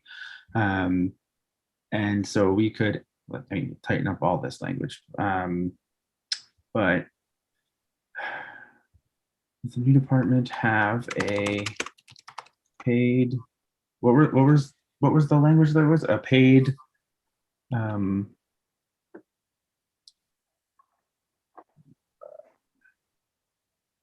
Carol?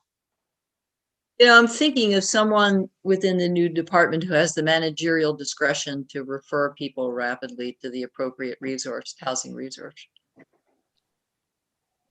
I don't know whether you want to see them as management, but they just have the ability to route people and to make sure the follow-up is quick. What's that person? What would you call that person? Coordinator? Yeah, coordinator. Yeah, I like that. That's simple, but it works. Yeah.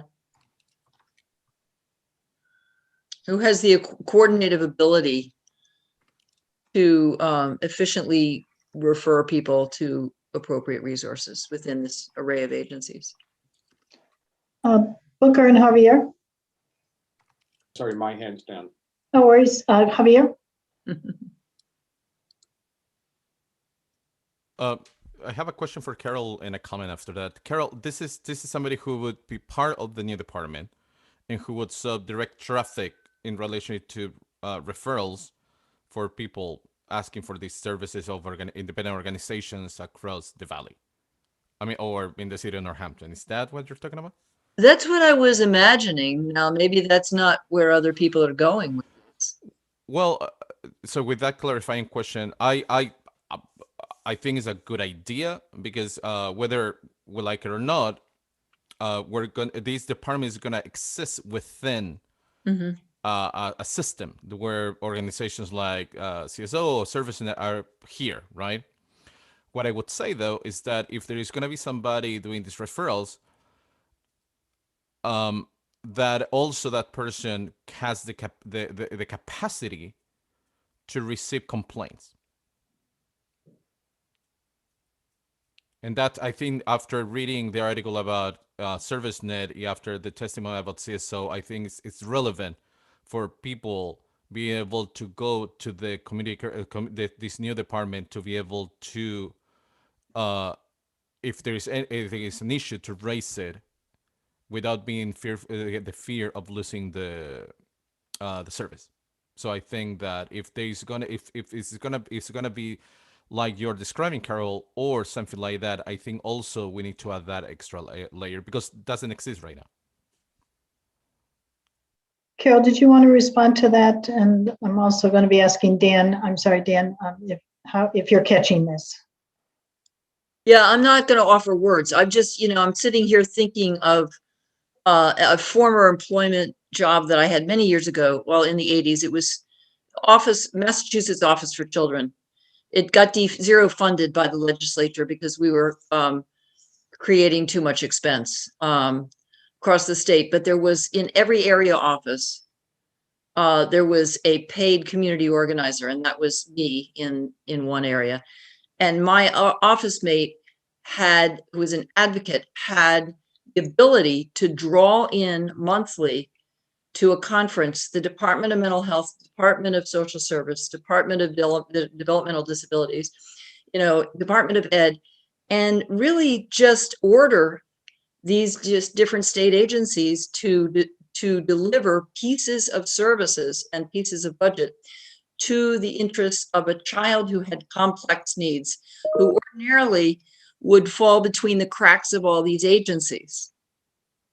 It was really cool. She had so much power, these area office people, advocates had so much power. We eventually got zero funded, but it's often been a model in my mind of some sort of coordinator. And I'm thinking of it again in terms of someone who is housed within the new Department of Community Care, who is given, at least implicit authority to say, look, here's an individual that my city councilor has brought my attention to, who has a complex array of needs that have to do with housing, have to do with substance issues, et cetera.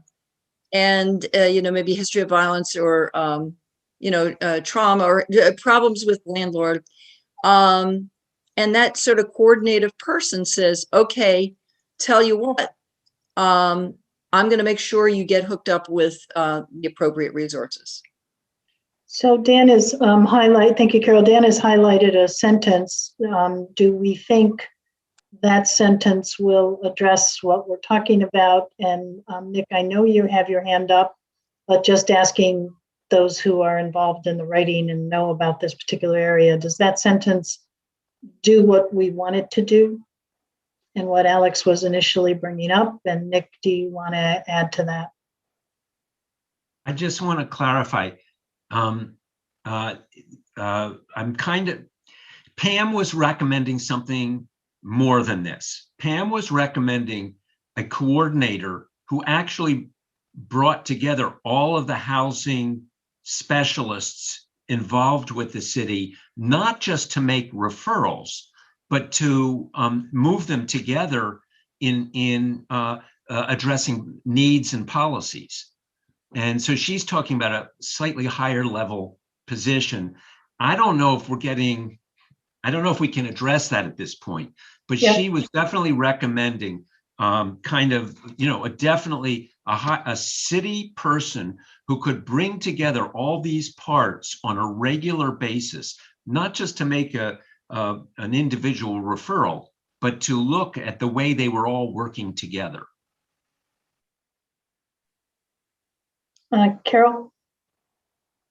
I guess, Nick, I would argue that you can do both, because actually we did that at Office for Children. We did the macro level, That's right. I got DMH and DSS in my area to talk to each other. They never had before. So you can do the agency level thing, and you can also do individual advocacy. Alex, is this getting closer to what you need for language, or do we need to add something? Yeah, I mean, I think it's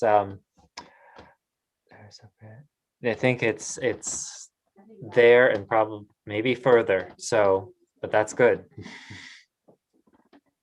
Okay, I know you have two more, and also if anyone is volunteering to write the budget section, I'd appreciate that. But in the meantime, Nick and Carol, your hands are up or down? Okay. Alex, your second point?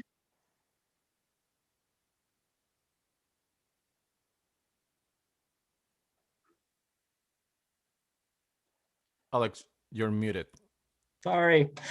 Page 22, 7, continue to provide police response. So in this section in general, I have some concern about the logistics of having a separate department take reports of serious crime. And also that burglar alarms in progress could mean a felony crime in progress. And then in that case, an armed police response would be appropriate and consistent, at least, based on the rest of the wording here. I don't know that it's a red flag exactly, but just it just sounds logistically. I mean, I understand the intent of that, to have someone who is unarmed show up to take your report, but I'm not sure it's logistically would make sense. But that's my thought there. Can I put that out to Nick or David from policy, who I think submitted the wording in this way?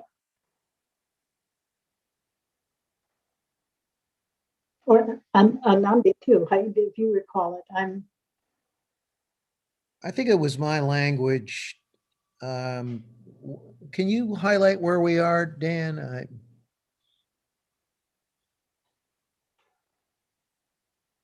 I think so Alex, were you talking about under the violence or violent felonies against a person?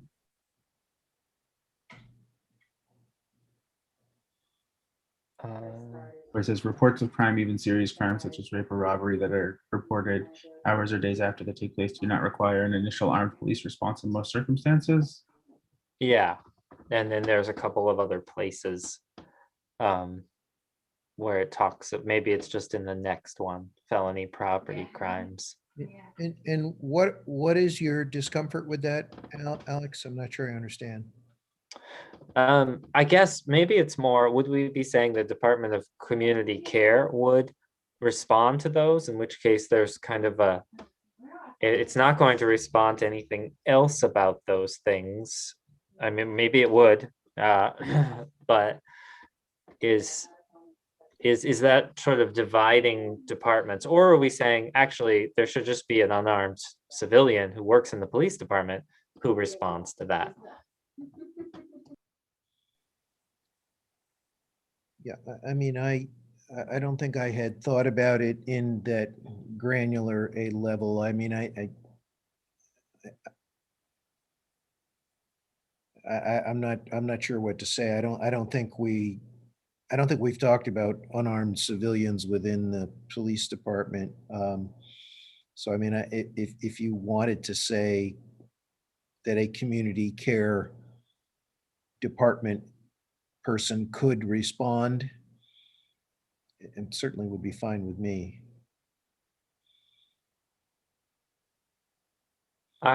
Maybe someone else wants to comment here. I don't feel strongly enough. I just, if I flagged it as something that could seem perhaps, dividing things up too much.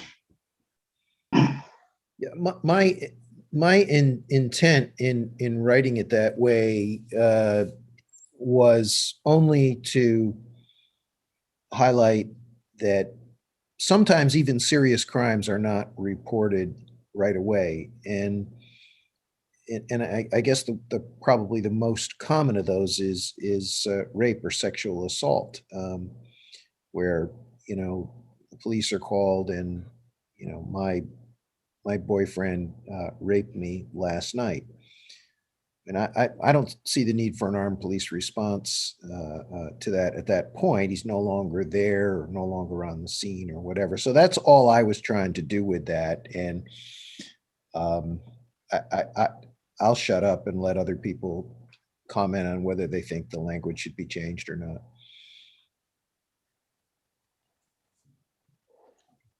Can I say something? Yes, I'm sorry. I just, we didn't. I don't see this is technically, this isn't pivotal to the report. We're not making a strong recommendation about this. We're just technically saying there are aspects of crime follow-up that don't require an armed police officer. We could make it a more general statement if that would help, but I don't want to distract from the thrust of the report. This is just saying technically there are some aspects that maybe someday we could manage differently. But I think we're not saying this is something we would consider right now, but keeping open to anything that might not be handled by armed police. So I don't know, Alex, if you'd be more comfortable with a more general statement about there are aspects of crime follow-up that might not require the current armed police follow-up that we have. Alex? Yeah, I guess because it's an immediate priority, and it says reports of crime do not require, that kind of, to me, that sounds like a strong recommendation that it should immediately be implemented. So I think that's why are we ready to make that recommendation as an immediate priority? I think that's why I flagged it. Namdi? I'm just going to suggest maybe changing the language to may not require, and you may not require an initial armed response, and then dropping the last part about although there may be a need for initial. So it just kind of reminds people, which I think is the spirit of what David is saying, is that it kind of says, consider that you may not need, as opposed to Alex's objection is that it really sort of says the default is that it doesn't need, or most don't need. This is like, maybe it doesn't, and in many instances, it might not, something like that. So I don't know if that would satisfy Alex to have it go from do not to may not. Yeah, it certainly would. And at the same time, I want to be clear that I do think it doesn't require an armed police response. But the concern was more about who that would be, or would it be across multiple departments? But may not definitely resolves that concern. David, just ask you, David, do you feel like that retains enough of the spirit? Okay. Dan, have you captured that? The may not? So I changed the word. The wording is just changed from do not to may not require. Okay. And remove the although phrase.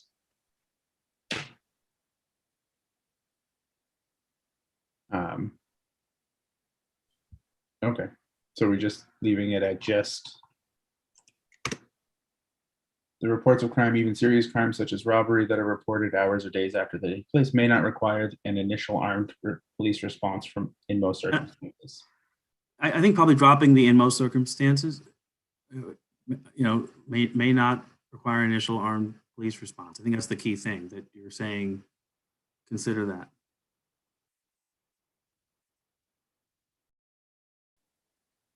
Okay. So I just want to note it's 8 o'clock, and we clearly have some more things to do. And I don't know if people want to take a 5-minute break or if we should continue to press on. Any ideas about that? You can just unmute yourselves or shout it out. Keep going? I can continue. I'm okay with continuing. Okay. Okay. Yeah. Others? Okay. So Alex, you have one more item, and then we have the budget issue, and we want to see if there's any other flags. That's what's left. So Alex? Okay, so page 26. Get to that.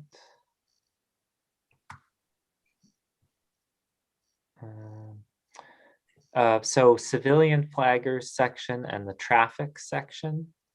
Yes. I think that those are basically almost the same thing said in different ways. And so either to combine those or to just remove the traffic section. See, I think we've covered the issues in previous topics.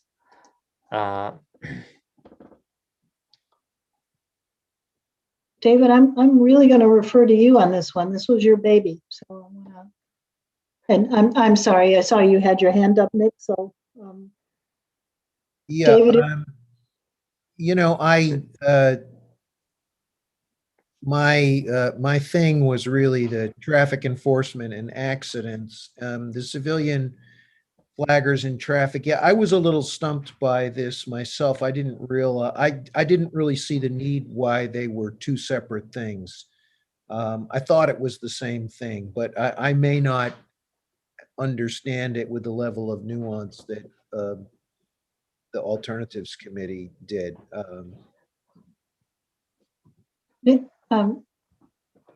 Nick? Just briefly, I think it whatever we leave there should say traffic details and civilian flaggers, because we later talk about traffic accidents, and I want to differentiate the two sections. Thank you.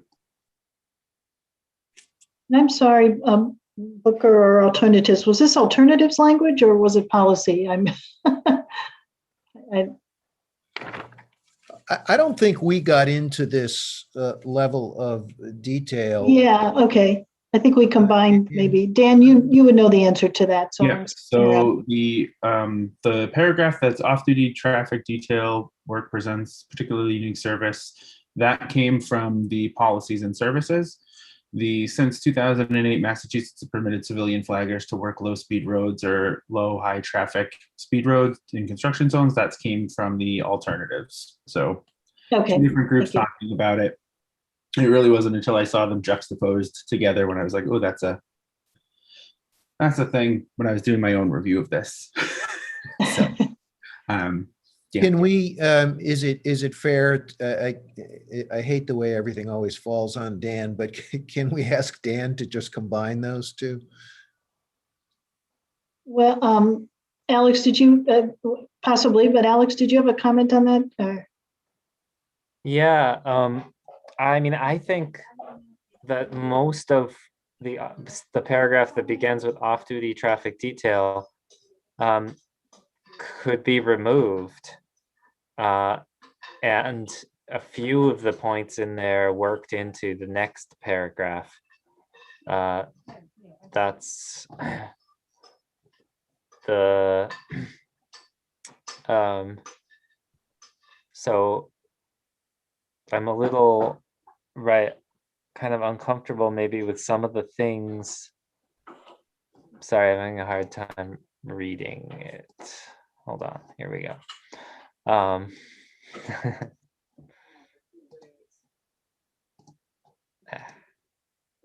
I just zoomed in. I don't know if that'll make it easier. Okay.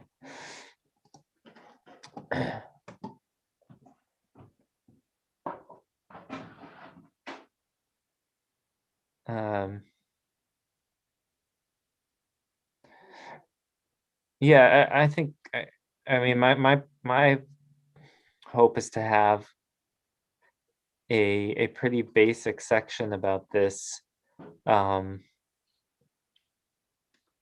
because we address some of the issues of, yeah, that was one of the sentences I think rather not have. I'm sorry for, this last minuteness here. So if we take this out and. So we already talk about the work concerns above in when we're talking about limiting the hours. So I think we could remove the according to public records, some officers take on a large amount of this work.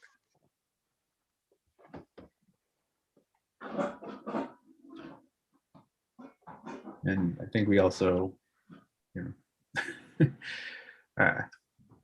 yeah, I think we addressed that. Yep. So yeah, that seems like it's less duplicative and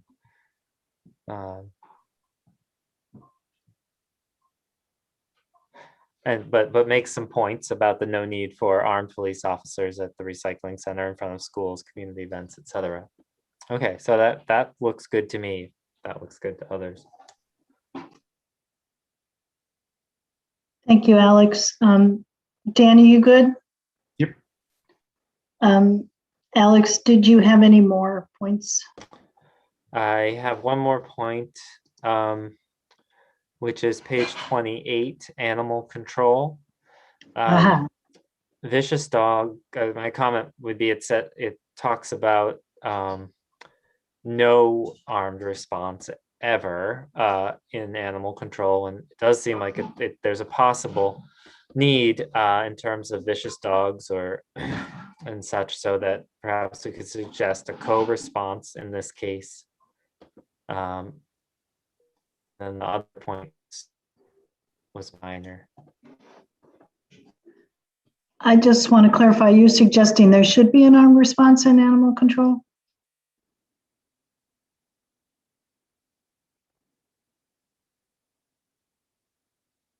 Like for vicious dogs, for example. Aren't there other weapons that can be used for animals as opposed to a gun? Probably. I haven't done enough research on. So Alex, you were freezing a little bit, and so I'm not sure I got your point. And then, are you back with us? I just want to check. Can you hear me? Yes. Okay. Yeah. So that I could imagine that there are circumstances where an armed response would be needed for animal control. And so a possible co-response. Okay. I think, Michael, you had your hand up, put it down, then it's up, and then Namdi. So Michael? Well, I was just going to agree with Alex because this is one of the few comments that I've received from people was, having a rabid raccoon in their yard and they needed the police to come and put it down. And so that's, a co-responder model may be more effective. Namdi? I also want to agree with Alex. This was something our subcommittee did, and I apologize for not raising it in the context of our subcommittee, but I did have some queasiness about putting this in the category of unarmed. I was trying to put myself in the mind of the animal control person who's asked to handle, I don't quite know all the situations. So I guess what I would say, given Cynthia, your wise feedback, that some sort of recognition in the language that there may be a need for a weapon of some kind. I think that what to balance both issues, we're trying to say we kind of don't want folks walking around with guns unnecessarily, but there might be a need for some kind of weapon in some animal situations that would be for the safety of the animal control officer as well as for the public. So I don't know what the right use of force is, but I share Alex's concern that simply saying don't be armed when handling animals does not seem to me fully prudent in every situation. Carol, then Elizabeth on animals. Yes, I don't know that we really want to say co-responder because that implies that we have this workforce, they're always working in tandem. And I think that's a waste of money. And in most cases, except for the rabid, I agree that there are circumstances, and I've seen this, where there's a rabid fox in the neighborhood and the police come out. And I actually saw the police come out fairly recently, and then their two little girls came out of the house to watch. And the cop just said, I can't do this in front of children. So the fox went back in the woods. So there are circumstances, including rabies of certain animals, where it would call upon arm. But ordinarily, I think that the animal control office can handle most, trapping dogs that are lost. They have all kinds of amazing things they do to trap dogs that are out there running around, or cats or whatever. So, it wouldn't be always co-responder. It would be, in my mind, primary response is animal control with a backup from the police if needed on those rare occasions. I think just because I have some knowledge of animal control, I think it's a place the police department was a place to put it. And the animal control officers are not available 24/7. And so that might be part of this. I see. So they wouldn't be an Yeah. independent dispatch. They wouldn't be. Yeah, I'm to my knowledge, but I don't know for sure. Okay. Elizabeth? One, I think that anything that we're saying we want the police to continue doing, then we need to make it clear that we expect there to be proper training and equipment for that job that we're asking them to do. So if we're saying that we still want police to be involved with animal control, then it can't be one of those, again, just like a side thing that they're doing. If this is part of their job, then they need to understand and be fully equipped to handle routine wildlife or dogs or, foxes in a humane practice. And let's just be clear that shooting even a rabid fox or animal is not humane. That's not a humane way to die. So, again, it's not supported by any, animal welfare agencies or any of that. So there are ways to handle wildlife and other,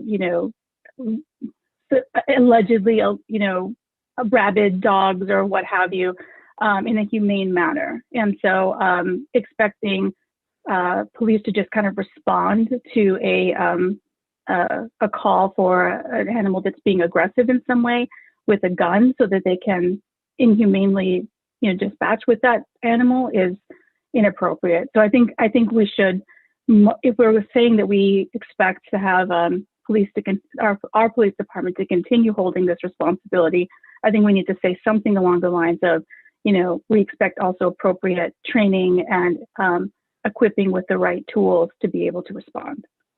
And that does not include armed, an expectation they're not shooting animals out there.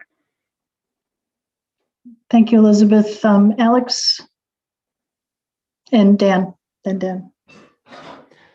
Yeah, I think I don't have enough information. It sounds like Elizabeth has more information than I did. It was just something that I noted that there may be circumstances, not so much necessarily about putting them down, but about protecting people from. But yeah, I don't feel I have enough information. Dan, then David. Yeah. So, in recognition of that, if animal control is not a 24/7 department, which it seems like it wasn't before, I don't think that it, or if it wouldn't be its own 24/7 department, in anything that we propose, I think maybe just adding the line. So the city has an animal control officer that they currently, and that they are currently under the auspices of the NPD. We feel that animal-related calls, which include vicious dogs, missing or endangered pets, unwanted wildlife, such as squirrels or bats, should be handled by unarmed animal control officers who are not connected with the NPD whenever possible. Right? So just as long as it's possible, great, they can do that. If it's not possible for them, like if they close at 6 and it's 9 p.m., fine. Yeah. You can do that, understanding that, if you can make something, if you can make a better, if you can have a better response, you could do that. But does that sort of mark it for folks? And I'll ask that question and then stop talking. I just, and I know David has his hand up, but Alex, you seem to be okay with it. You originally, that okay. Whenever possible makes sense to me. Okay, and Booker, yes. So David, did you want to make some final comments on it? David? David. Oh. You're In muted, spite of David. the fact that I can't get the image of Atticus Finch shooting the dog in middle of the street in To Kill a Mockingbird out of my head, I think the language proposed by Dan is just right. Thank you. Thank you for the humor. Think old Yeller. Right. Can I ask the commission if there are any other major issues that we should be addressing before we go back to budget language? Just want to give a moment for that. Yes, Alex. Sorry, I just noticed I had a question at the end of my document. So we don't currently have any recommendations about recommending diversity in hiring. I'm not in the police department for sure. In our department, in the community care department, maybe that's implied. So I just wanted to check in about that. I know that from the research I've done and some of the readings that we received, even with if we end up with a more limited role of police, it still matters who is policing us. And so that's just something I wanted to note. I seem to recall Javier recommended a racial oversight of the Department of Community Care, but I don't think it made its way into the document. And Javier, I'm not sure if you're there, but maybe not. And then, but I'm just, has the city made a statement about this, about diversity and systemic racism like so many other organizations have? Just trying to think, because the police department would certainly fall under that as well. So, but I'll put that question out there. And Nnamdi and Dan. I think what I heard Alex say is that, he's noticing that in our report, we haven't made a specific line item request that the Northampton Police Department seek to become more racially diverse. And I think that it's a good idea. I wouldn't object, and I think it probably would be a good idea to add. I thought about it many times in all of our work together. I was aware of a kind of discussion that came up about the Northampton Police recently hiring, diversifying its staff, only to have the most recent hires sort of let go because of according to them, because of the budget cuts. And so, so that was sort of in the back of my head, that the first hired will be the first fired. And also, if we went ahead and said we want to cut the budget, we might run into that yet again. But having said that, that doesn't seem like a good reason not to basically still suggest that whatever existing police department there is should seek to be more diverse.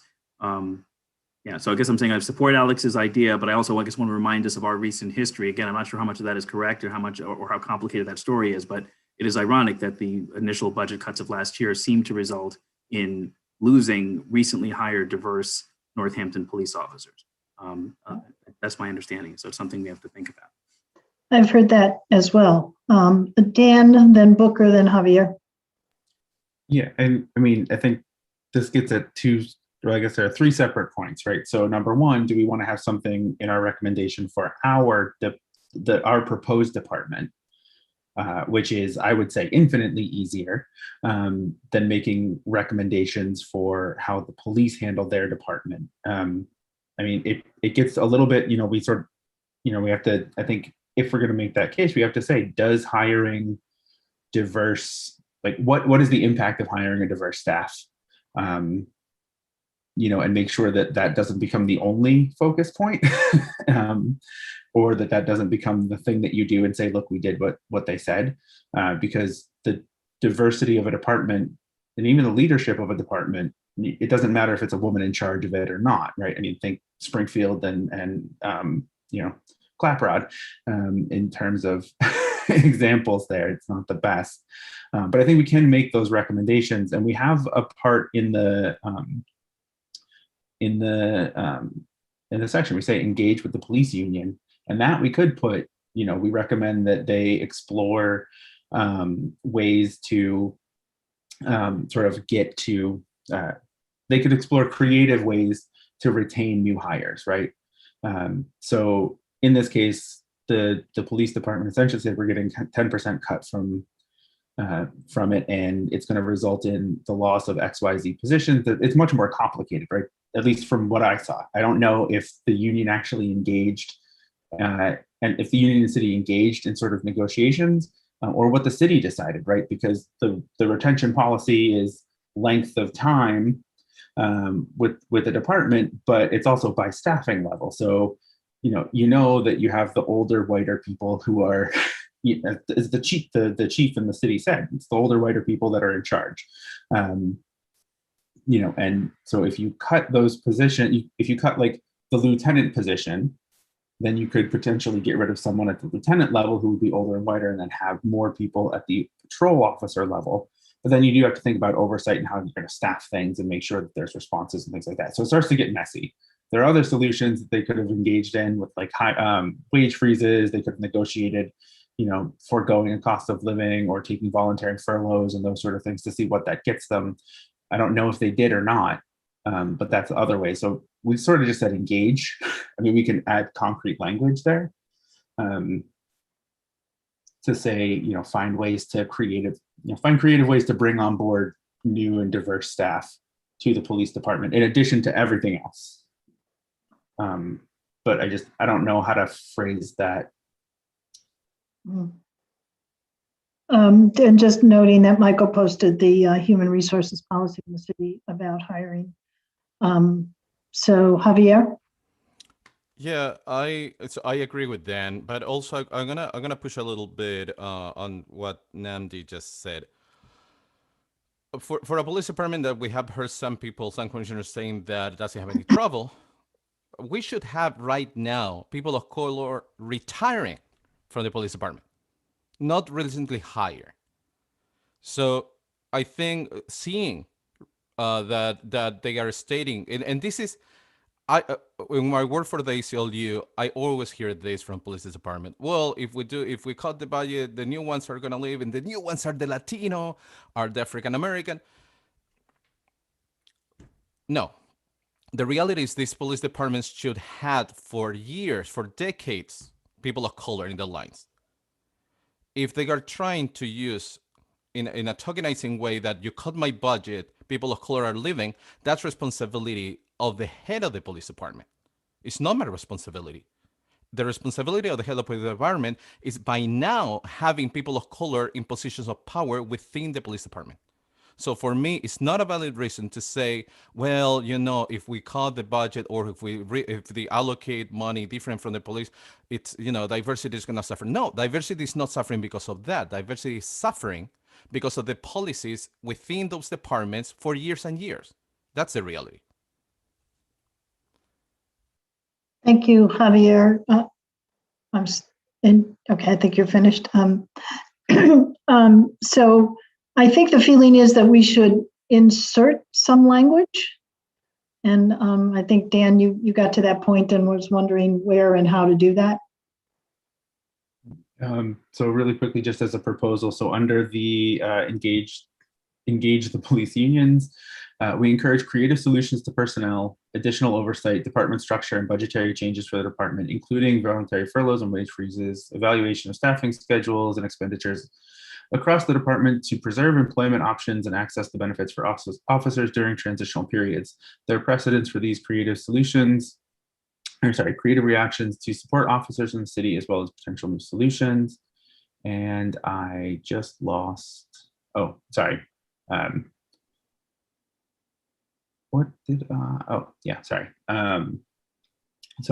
the paragraph above that. So while the managerial department oversight held by the city is strong, we believe using these changes and contract negotiations within negotiation window and through impact bargaining provide spaces for minimizing disruption and to union members and increasing staff diversity. Do we want something stronger than that in this place?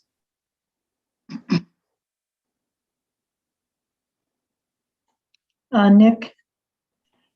We can state something stronger, but I had a very clear impression that the chief has been trying to do this for at least 2, maybe 3 years now. And that she described the challenges and that she's had some success, but that this is already happening. That doesn't mean we don't say it, but I just want to say that it's not, I think that it's already, and that's why all of the new recruits were a more diverse group. So I'm just saying, I don't think this is a huge change for us to be recommending this. So if I change the words, so minimizing disruption for union members and continue to increase staff diversity. So continue to increase, is that?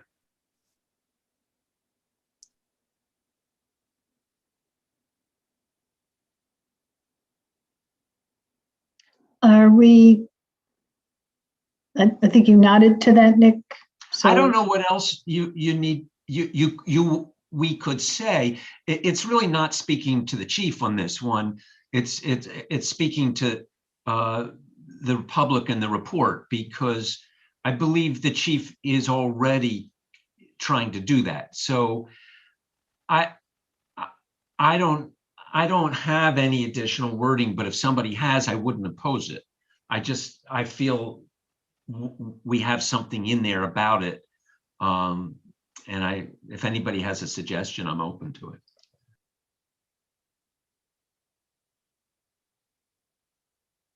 are we fine with this revised wording? Or additional wording?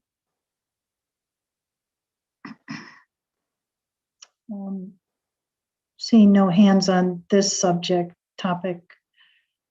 Do we have other issues of concern in the full report beyond the budget conversation?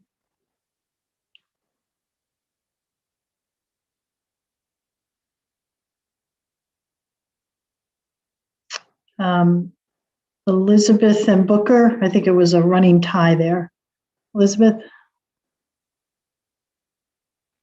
Yeah, I'm actually a question.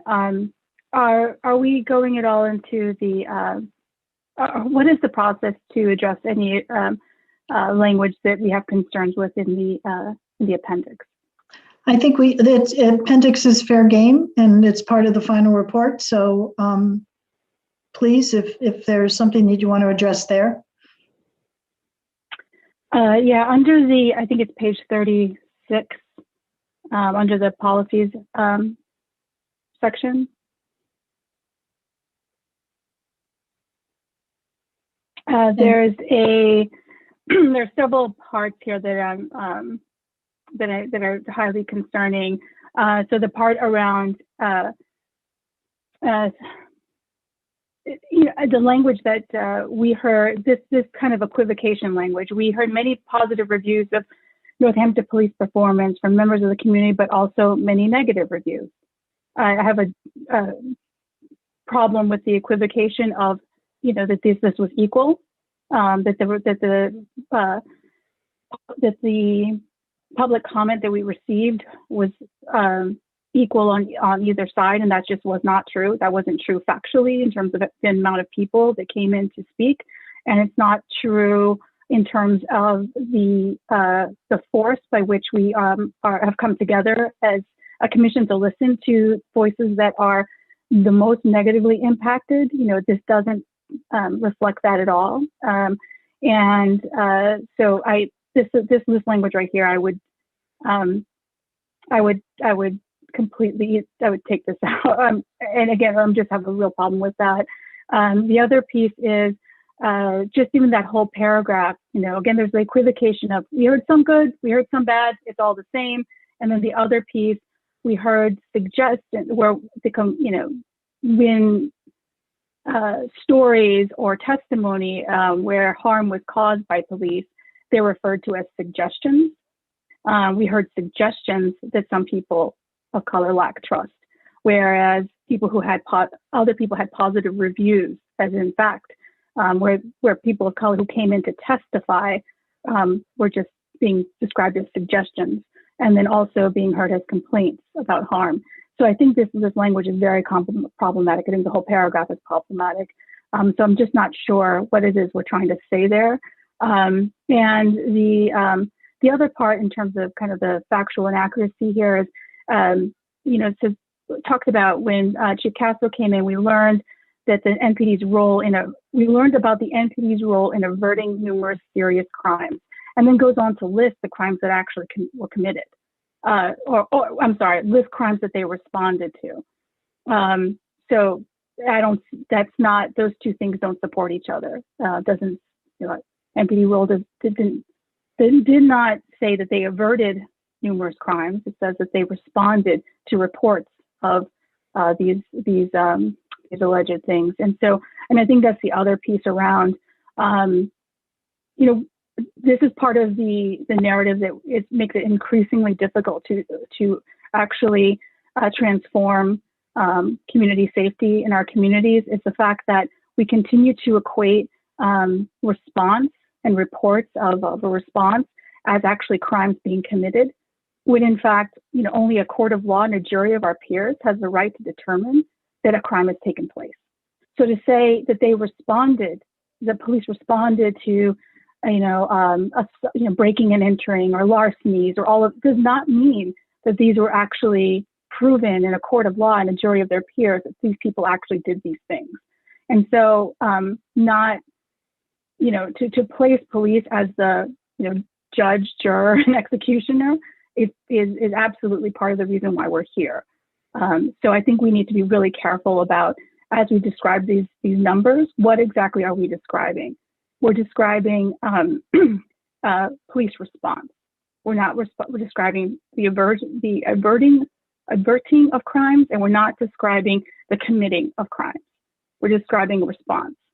And then I would say that in fact, the only people that really have the power to address and avert crimes are our community. We keep ourselves safe. There's, whether it's community organizations and other things that we've been describing here, the actual averting of crimes and the addressing of crimes comes outside of a police response.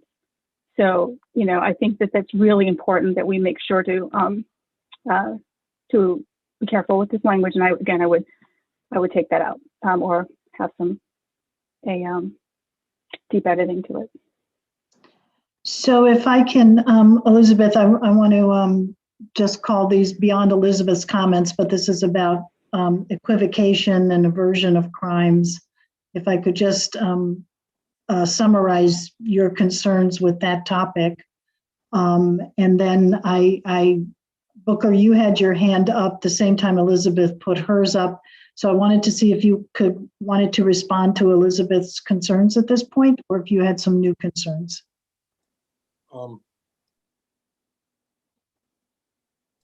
So actually my hand is up because I've suggested some budget, how to talk about, it's different from what Elizabeth is talking about. So we should complete that discussion that Elizabeth has raised. I've given Dan some text about long-term budget planning for the police and public safety for that part of our document.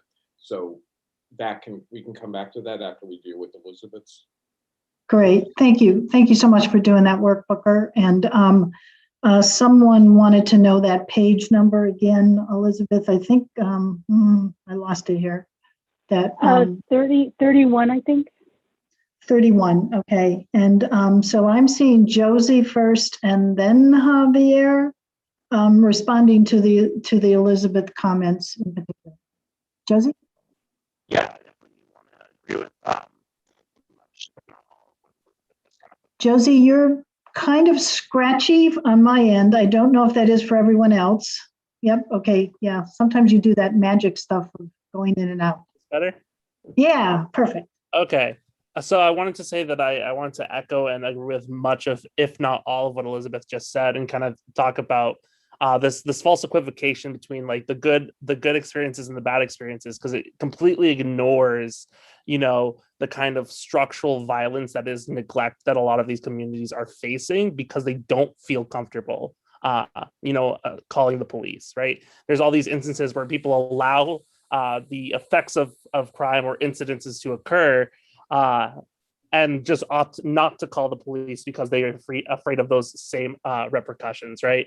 And so when we talk about good experiences and bad experiences, and we kind of remain in this binary, we lose the voices of those who don't even have access to or refuse to use those resources because of the inherent fear of racism, bias.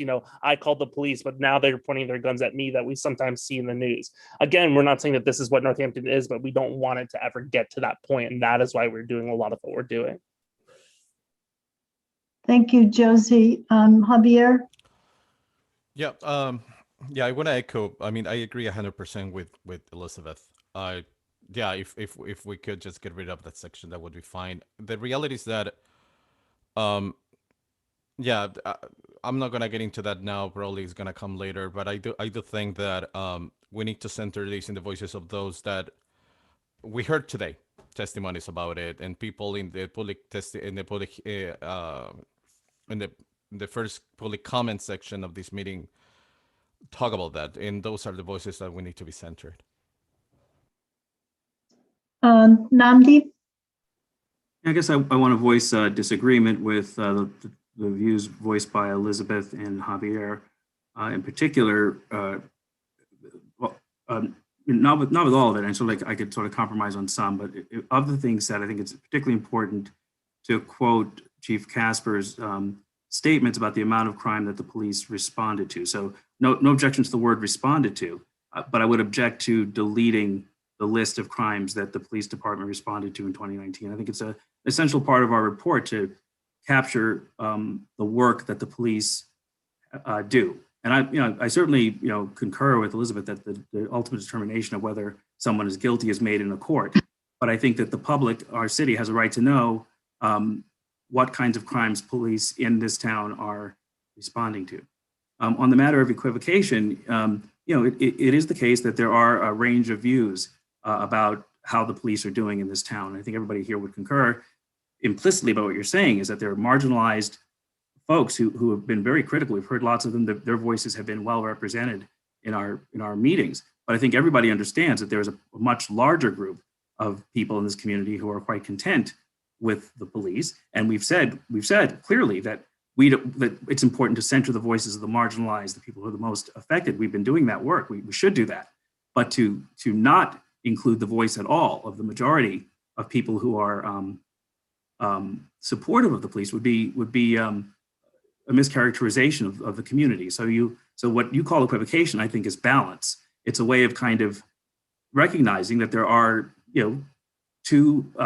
at least two impressions of how police are doing here. And we're sort of putting our fingers on the scale to support the marginalized, and we should do that. But we should not ignore the views of the people who are not marginalized. They're all community members. So that's my 2 cents. Javier, I know you had your hand up, but Namdi was, I think, directing something toward Elizabeth. If you don't mind, I'd like to go to Elizabeth to just respond to that. Is that okay with you? Sure, if I can go after Elizabeth, yeah. Absolutely, yes. Elizabeth. Yes, I thank you for that. I just really quickly, I don't think that it's about ignoring and or taking out the idea that who we heard from. But I think in the context of this structure of this committee, we had public comment, and in the context of the commission, the city council meetings ahead of this commission, there was public comment. And if our task was to document the comments that we heard, to say that the majority of the comments that we heard that were active participants in this process were the same, or that there was a majority of comments that said, yes, police are, the police here are amazing, that would also be a mischaracterization of what we heard. And so to say that there's this unheard majority out there that didn't speak or didn't come to these committee meetings, that didn't, I think again that to me feels like putting our finger on the scale of holding a majority place, and I think that also speaks to, why these things are, why systemic, reasons stays for so long, because we put ourselves in the place that the majority doesn't even have to speak. We're going to do it for them. So I think that we need to, if we had a public comment, we designed this process to hear the public. If we're going to reflect what we heard, then it is not the correct characterization to say that we heard an equal amount of voices. And if we put it into the context of this commission, we also know that we were meant to, as you mentioned, meant to surface and meant to center the marginalized communities, but the voices that we heard were overwhelmingly in one direction. And there's a good way to tally it up. We could go through and tally it up, but I know that from the public comment that we heard, it was majority people in support of people were describing their stories of hard interactions with police. So that's all I have to say. Javier? Yeah, I want to go back to a term that Carol used during the sort of describing a little bit the comments about the public hearings and the public speaking, the false equivalency. And I think this what Nandy said just plays right into that. The reality is that at the end of the day, hopefully, I'm going to restate this, hopefully everybody here watch the budget, the marathonic budget meeting that the city council have, that was the sort of the birthplace of this commission. Nobody who in this commission who has watched that, and Michael can correct me and Alex can correct me, nobody who has watched those meetings, those two meetings, one in June 3rd, can say and can keep stating what is written in that sentence. That's the first one. Second, we are in this situation, and I want to relocate the use of the word ignored that Nnamdi just used. We are here for those who have been ignored, Nnamdi. We are here for those who have been ignored and who has been targeted. That's the reason why we were here, right? We are not here to expand the footprint of the police department. That's not our charge. Our charge is to make changes so those who have been ignored by the system, and on top of that, ignored by those with privilege who prefer to not address what needs to be addressed and try to keep the status quo, are doing. So and in the relation to the crimes, I agree with that. I mean, if we want to make a public record request and see how many of the detention ended up with somebody being prosecuted, if we do that, and I would be willing to put that sentence, as long as we request a follow-up in every case and everything, every attendance of police to a situation, and we follow up that, saying how many of those ended up with the prosecution of a crime, I would be more than glad to keep that sentence. I think if we do that, we would have really a base to be able to do it. But if not, we shouldn't. I know Nick and Alex have their hand up, but Nnamdi, did you want to respond only because Javier called?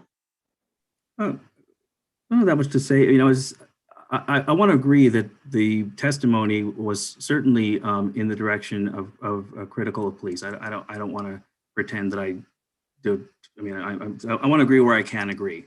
So I agree with that, and I don't think the sentence is written suggests that says that it's equal, but it might suggest that it's equal, and I'd certainly be fine with modifying the language to convey the weight.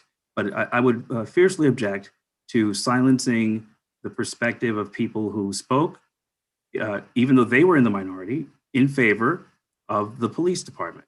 And so everyone has made statements of why we're here. I'll tell you, I'm here to serve the community at large. I'm looking for procedural justice. I want us to act in a just way, considering the full community. And to me, that justice, I expect to produce a result that protects the most marginalized in our community. But I will refuse to ignore the other people in the community who are privileged and who for whom, as Javier would say, the system works. And I think what we've come up with is a revision of policing in this town that will actually serve both well. So what I'm advocating for is a way of characterizing the police's work that can be heard by all members of this community.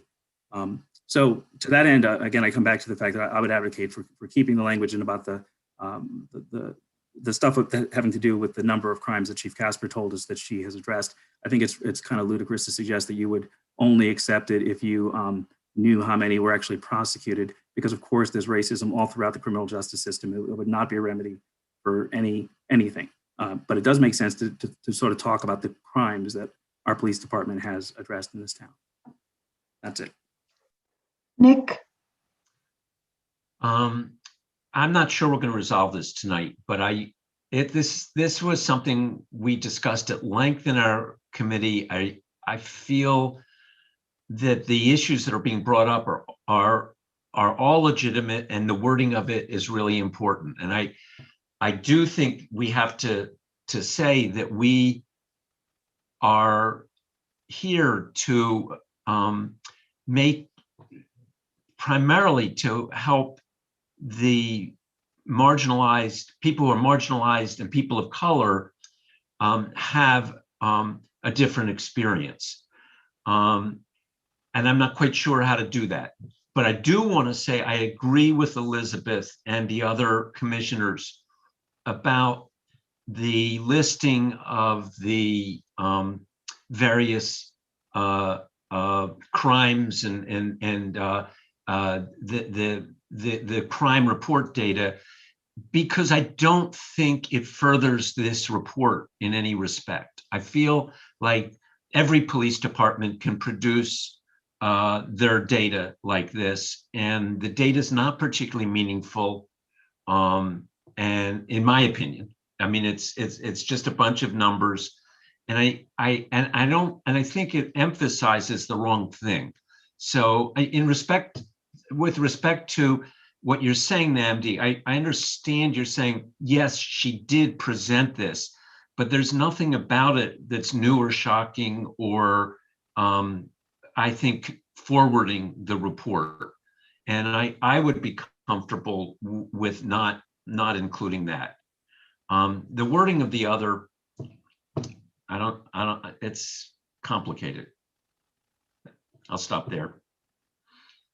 Alex? Yeah, I just thank you to everyone who's weighed in on this. I would like to just steer us toward specific language change suggestions, since at this point that's what we need to do. I put one example there in one sentence, but if those, if we could move in that direction. And yep. So your sentence, from her, we learn more about MPD's role in addressing numerous serious alleged crimes in Northampton. Question, right. Is that? It used to say, from her, we learned more about MPD's role in averting numerous serious crimes. I was just trying to listen to, they're alleged, did the MPD actually avert these crimes? That's not shown, but they did address them. Comments on Alex's comment, or Alex's suggestion, and also the suggestion to remove the list, and I think provide a more a different balance than what was initially talked about. So Carol? Perhaps using the word reported crimes instead of alleged. Same sentence. From Alex's statement. Mm-hmm.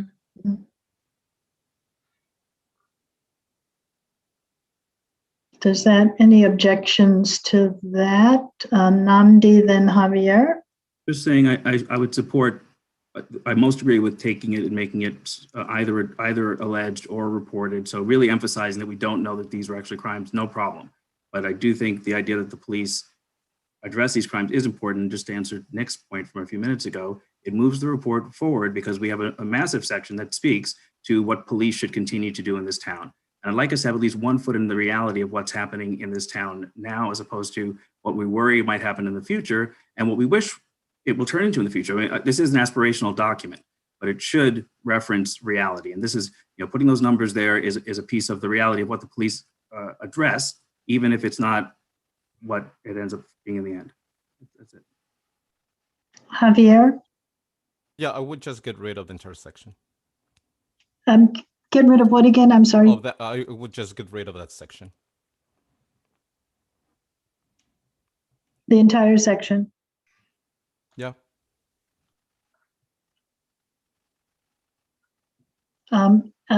Alex. Just Javier, if you could clarify, do you mean the entire policies and services section or No, a no, paragraph? no, no, no, or... no, no, no. No, Okay. no, no, no. It's specifically the one that you're trying to change, Alex. Sorry, that sounds terrible. Yes, Alex, I want to change literally the section that you're trying to change. That one, yes. I agree. I agree with Nick that it doesn't add anything. And just a side comment to Namdi, we are founded in reality based in the testimony of many, many people coming forward, talking about the reality of their lives in Northampton and their interaction with police department. I just want to clarify that. Dan? Yeah, so I don't know if this helps. I mean, to put it in context, we did put the, so Cynthia and I put in the dispatch calls this afternoon. So the log that has all of those calls, including the ones that go to the police and the ones that are directed to, or sorry, no, we just have the police and the dispatch call volume as well, which shows how many calls came into dispatch, but it does give for the past 3 years how many calls went to the police and what they went for. So that is also in there. I don't know if that helps in terms of grounding this. I think it's important. It's not the same. The police report getting more calls than that, but to couch some of what the police are doing, we do include that because we include the dispatch call volume numbers. And what we don't know is the disposition of those calls. We're just reporting the calls, and some of them, like a suspicious person, can be 3 or 4 different things. So, sorry, Dan, I interrupted you. Yeah, nope. That's pretty much what I was going to follow it with, which it doesn't tell us. It doesn't tell us what the outcome was, but it tells us why someone called 911 and got sent to the police. So, Carol, is your hand still up? Just checking. Okay, then Alex and Javier. I hope I'm getting these okay. And then David. Alex, Javier, and David. Sure. Yeah. So I don't think I'm still unclear with Javier how much of this by section you want to remove, but I think it's important that we talk about, the subcommittee requested information that the chief directly met. So I don't support removing the whole section. I do support changing averting and alleged or reported, that for certain. As far as I kind of am agreeing with Namdi that just saying that these happen, there's so many people who say we don't have crime here, and so just knowing that there is some serious crime here and that we want the police to continue addressing some of those things. Alex, isn't that though, Cynthia, didn't you just say that you then added the information of the... Yes, so it should be. It's already there, Alex. I don't know what you're, honestly, I don't understand. Because that information, and even the hard information is there. So and I think it's even more complete than what is being referenced in this section. So you're just wanting to remove the items in parentheses, the list that starts, for example, in 2019, NPD addressed 150 sexual assaults, 43. That is what you're proposing to remove, and understanding that it is already listed elsewhere in the document in more complete form. Yeah, I mean, the section of the police chief coming and saying X, Y, and Z. Yeah. Not just what's in parentheses then, but everything that we learned from Chief Jody Casper. Give me 1 second. My screen, my Safari rebooted, so I'm trying to reopen this screen again. Can somebody share the screen in that section, please? I'm having trouble starting Safari again. Dan, is it possible to share on that? Yep. Give The me list. 1 second here.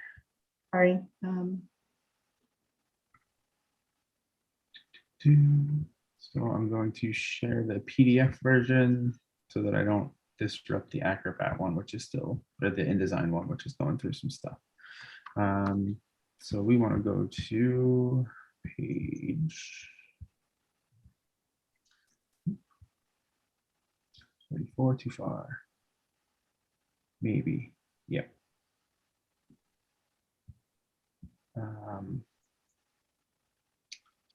So this is the one in question. I'll zoom in again, see if we can get this. There we go. Can everyone see that? Okay. Yes.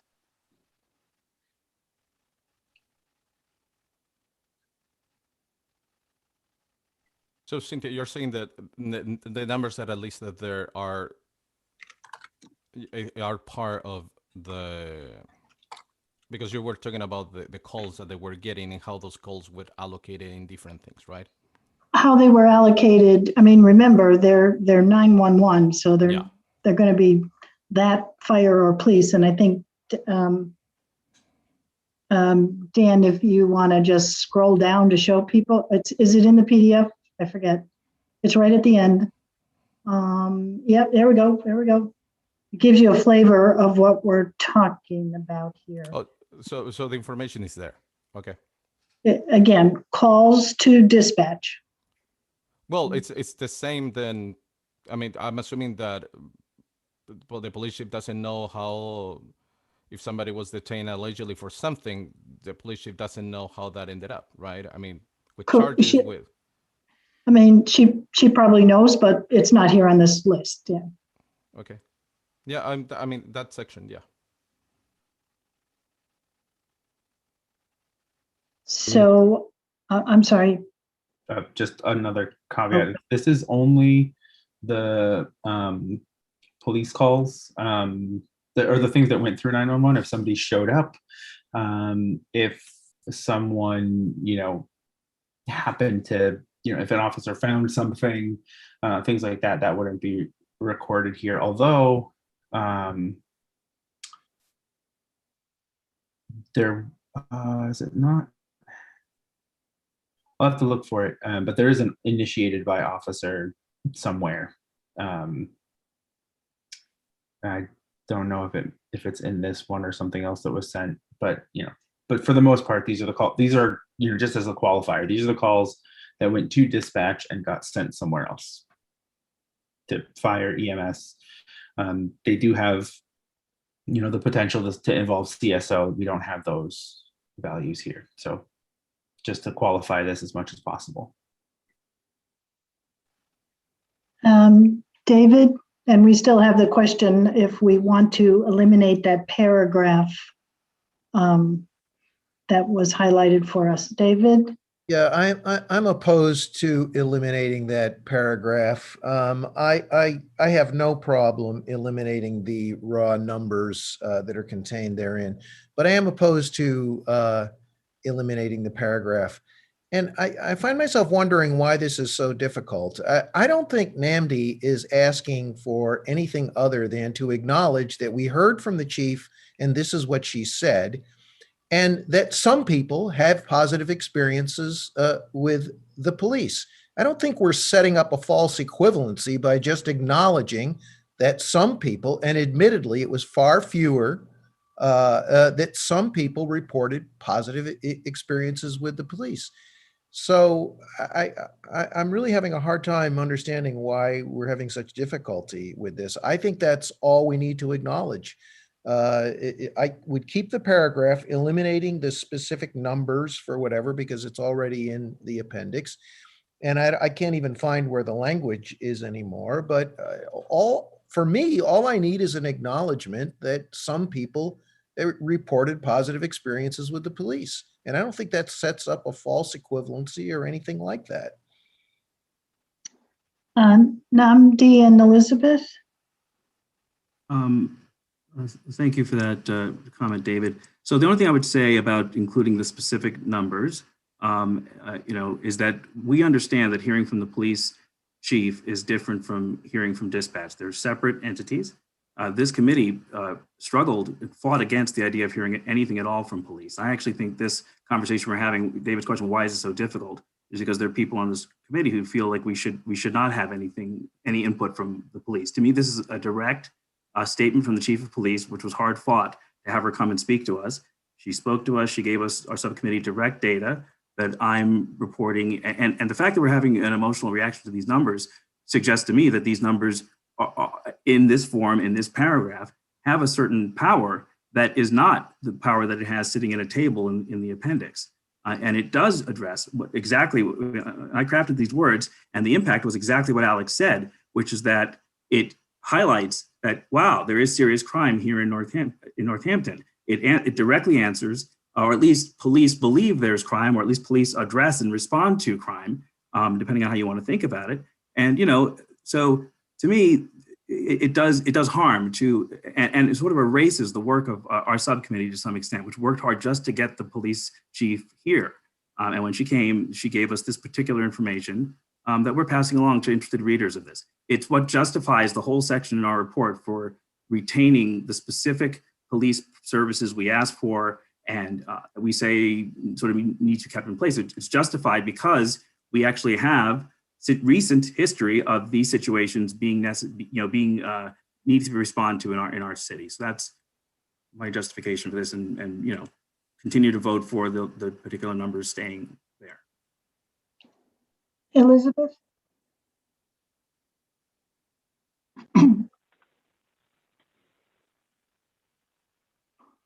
Yeah, I think the idea that that we need to give the voice of the police or these numbers power. I'm challenged by that. That we need to give the numbers power.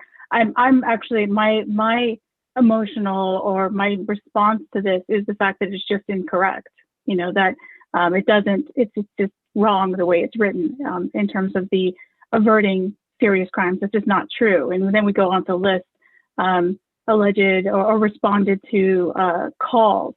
That's what we're talking about. It just sets up this false narrative around what police do. They don't avert crime, and these they respond to things that have happened, and there are ways they can work with the community.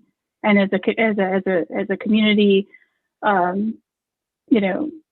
working together, there's efforts to avert crime, but they in and of themselves don't have that kind of power to do that. That's outside of their role. And so again, the numbers, if we want to say, that we heard from her, we acknowledge that she came, you learned from, she talked about the relationships to social services. She did talk about that, but to say that they averted numerous serious crimes and then listing these things, again, it's just, we should, I'm just concerned that it's not true. And we're continuing a narrative that is untrue. So that's why I would say that if we're going to edit this, we take out the numbers. They're already listed in the appendix, and we just acknowledge that she came to speak with us and talked about the relationships, because that's something that was outside of what we pulled from the data that she sent. So again, just acknowledging it. I also want to be clear, not saying that we don't acknowledge that people came and spoke in favor of the system that was set up to take care of them. You know, I don't have any problem acknowledging that there were people who did come and speak in favor of that. The way that this was written in terms of setting up that equivalency in that sentence, that to me was the way it was written and the way it was put together, as if they were equally represented, is what I'm suggesting we change. So yeah, that's all. Elizabeth, if I can ask, that was brought up in the chat by David, is it the word avert that is problematic, and the changing of that word? Responded to. They responded to calls. This is what they did. They responded to calls. Right. And so. And these were the types, and they responded to calls listed in the appendix. You know, as you could say something along those lines. I see what you're saying. Okay, thank you for that clarification. David, Javier, Michael, David, was that the point you wanted to make that you put in the chat? I'm sorry, I didn't have another comment. I just didn't lower my hand. No worries. Javier and Michael, then Nick. Yeah, I agree with the comment that David did, and in adding that together with what just Elizabeth said, stressing that, you know, they don't have a crime, they answer calls, right?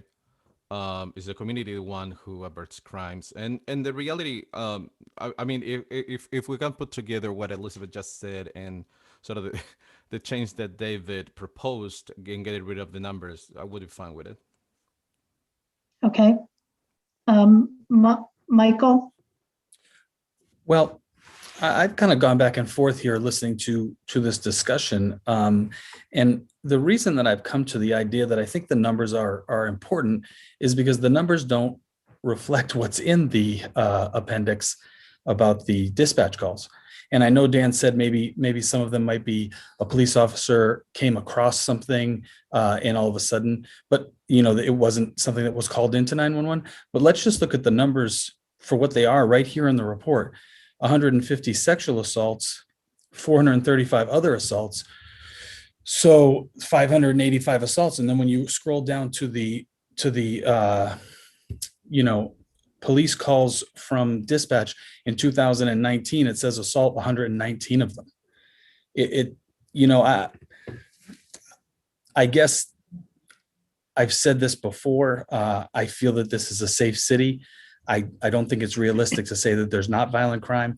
And I don't think that when these numbers don't really add up to each other, 585 assaults listed by the chief, 119 listed by dispatch. I don't think 450 of them were stumbled upon by a police officer, on the beat.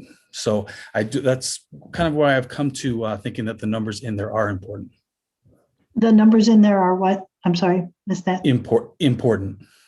The numbers in the paragraph or the numbers? Yes. Yeah, in the paragraph. Okay. Dan? Yeah. So I think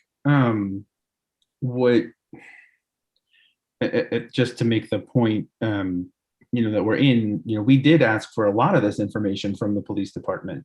I just want to point that out. There were efforts to involve them and get the information of what they do. So not necessarily, really a sort of have a discussion, but, direct questions of what do you do with your time is actually an involved process. And it's in part because they don't have a great record system. And that's not, it's not just them, it's the software that they use. So there's questions because something might, so there's two steps. So first, dispatch gets something, they hear what somebody calls, and then, they log it based on what somebody describes. People go out there and there might be more to a story that somebody didn't feel like discussing on the phone. Or maybe the officer finds something, take that however you want. But what happened, the issue is that you can't categorize things multiple times in in their system. And there's these things don't all exist within the data that we got from them. I think that's important.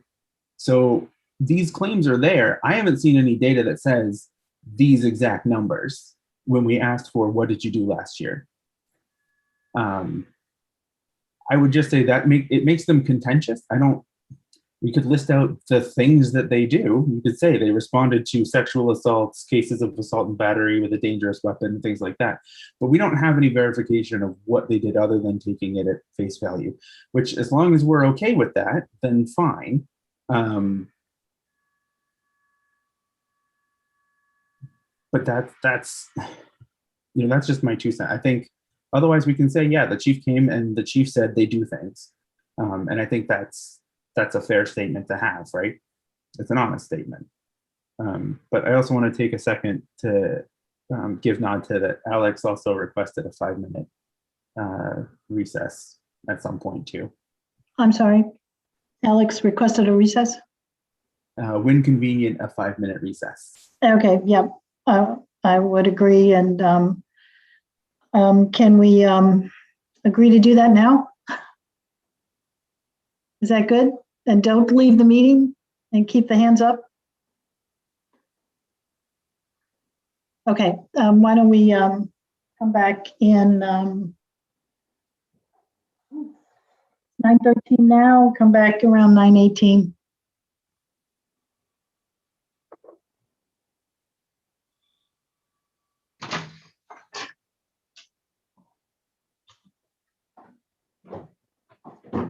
So we're bogged down.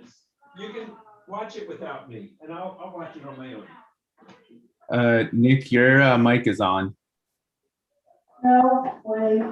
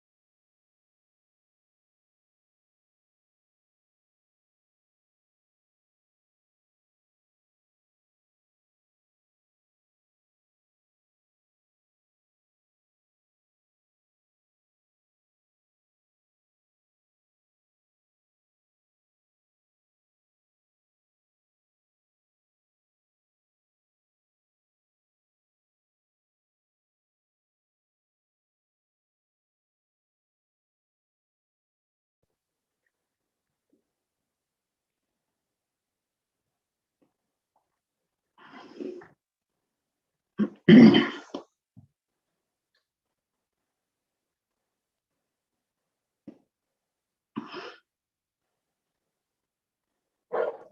still on recess, right? Yeah, one more minute. Okay.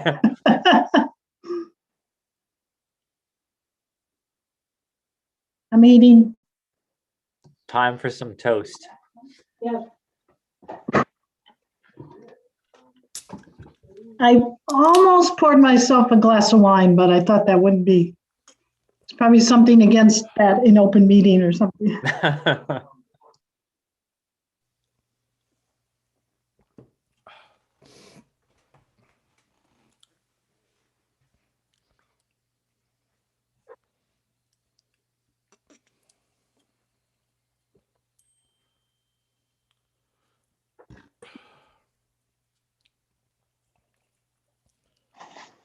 Alrighty, it's I'm going to be talking and eating, but it's 1 minute past the time we said we would reconvene. So Namdi, I want to if you're back, and Alex, did you have your hand up as well? I do. Okay. Let's see, Namdi. I am back, and and with the break, trying to think of ways to move us forward. Because we do want to get out of here. So I think that a lot of what I don't know, I still think that the numbers there are good to have, and I even went back on the break and rewatched the video. I have it available. The video of Chief Casper talking to us. I could cue it and show it to the whole group right now if you wanted to see her exact words. I doubt people are interested in that, but if you are, I have it. And it actually turns out, looking at her exact words, she lists 50 sexual assaults, but it comes up on the text transcript as 150 because of the. Anyway, the bottom line, but otherwise it's correct.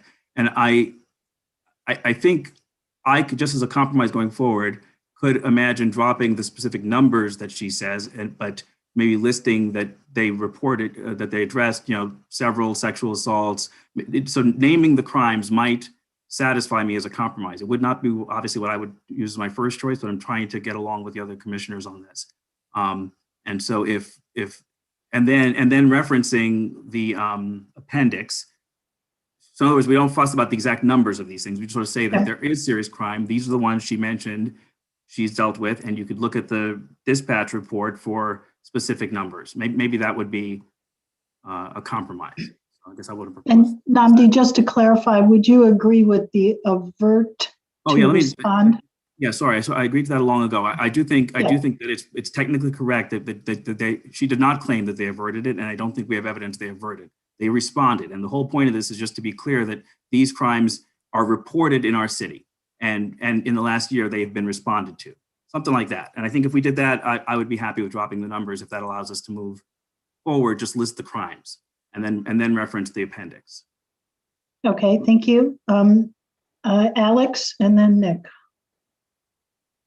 Yeah, so I shared the data from the open data portal on the Northampton Police Department website that has the correct numbers for the crimes or the alleged crimes.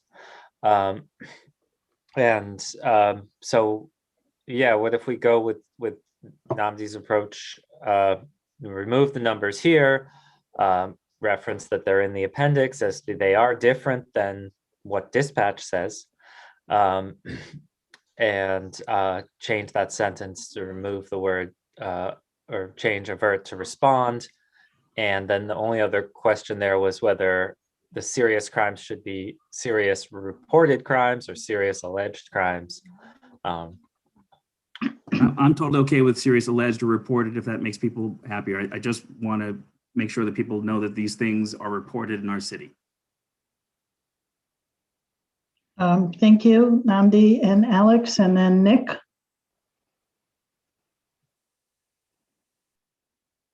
Oh, now me. Yes, Nick. Okay. I know. Michael made the point, and that some people don't think there's serious crime in Northampton, and And I like Alex's change. So if Namdi's good with it, I like where Alex went with it. I'm comfortable with that. Elizabeth, are you up for weighing in on this particular change?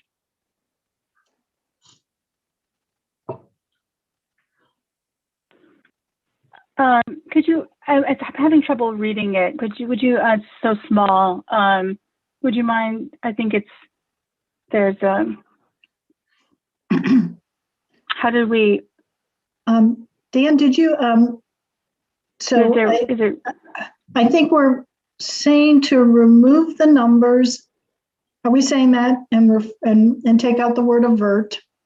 Responder, yep, go ahead, Dan, sorry. Sorry, so what I have for that paragraph, the subcommittee therefore requested information from the MPD about practices including mental health, complaint procedures and logs, schools, strategic planning and other services. Chief Jody Casper agreed to meet directly with our subcommittee. From her, we learned more about the NPD's role in addressing numerous reported serious crimes in Northampton. E.g., in 2019, NPD addressed sexual assaults, cases of assault and battery with a dangerous weapon, other assaults, robbery, breaking and entering cases, and larcenies, as well as the NPD's relationship to social services, range of volume calls, training activities, domestic violence, traffic stops, allocation of officers per shift, and the role of dispatch. Mm-hmm.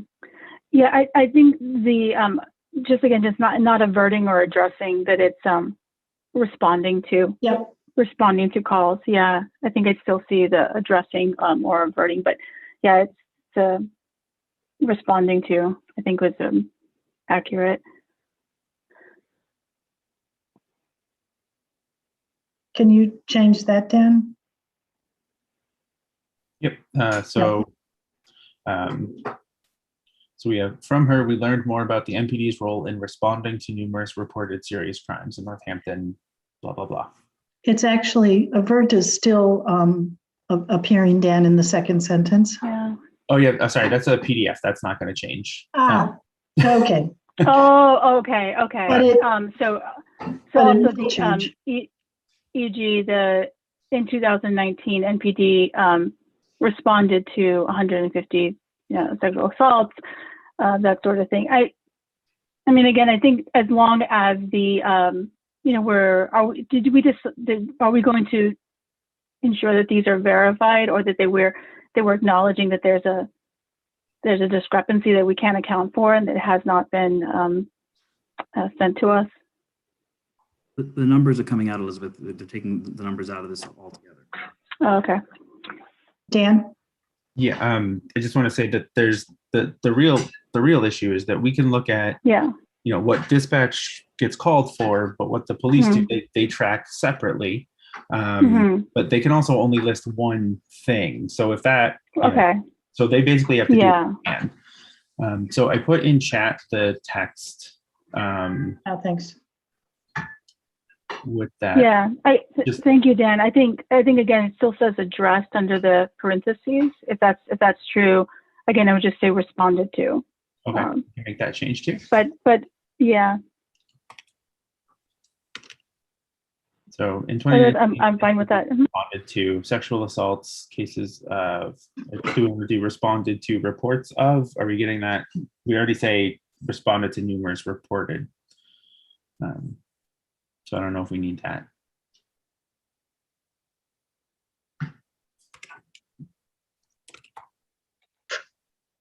I need to turn the audio on, Frank, so I know if it's over. So if I, I'm still a little bit wondering. I'm wondering if numerous reported serious crimes. Again, I'm wondering if it's why we wouldn't use alleged. That's versus reported. I guess it's not. I know we need to move on, but I'm okay with it. Elizabeth, I'm not sure. We still have the what's termed the false equivalency on the table, don't we? Mm-hmm. And that was, I forget the page number where that was. Or is it the general notion of including or saying we had people who, I forget, I have to look at the exact page where that was. Yeah, it was a sentence that said, oh yeah, there it goes down. We heard that sentence. We Yes. heard many positive reviews. Yeah, I would just suggest changing that to a factual representation, which was we heard some positive reviews of the Northampton police, but the overwhelming testimony reflected or demanded change, demanded reform or an adjustment to the practices.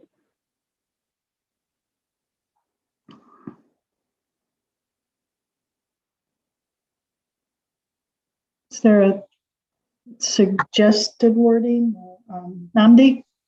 Yeah, Elizabeth suggested one. I'm not going to object to her language. I think it might be simpler just to say some positive and many negative, also many. I think that concisely makes the point. Or many more, if that would satisfy them. So some positive and many more negative, I think would also be accurate to what we heard in testimony. I don't know if that would be satisfactory. It looks like it is satisfactory. And yeah. Dan? Yep, works for me. So, so I've got it. So that now reads, we heard some positive reviews of Northampton police performance from members of the community, but also many more negative reviews, period, end of sentence. Does that address? Yeah, that I think that's factual. And I only other piece I would say is that we didn't hear suggestions, that people of color lack the trust. We heard testimony that people of color lacked trust and confidence in the system. So there was just again reflecting what it was. Yeah. So that would read, however, we heard testimony that some people of color lack trust and confidence in their safety around unarmed police. I would just take out the whole however, because it's now we've changed that first sentence. So just we heard testimony.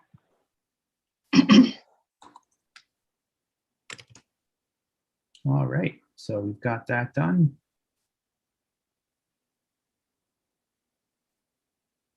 Did that address to some degree your concerns, Elizabeth? And yes, I'm fine. Yes, thank you for the discussion on it. Thank you. Carol? The positive negative thing is not necessary. I mean, there's a way to say that we heard testimony that conveyed gratitude by some civilians for the work of the police. And then extend that sentence into the, instead of saying negative, say something that I just heard about the distrust, unpleasant experiences with the police, and which evoked a sense of distrust in their role.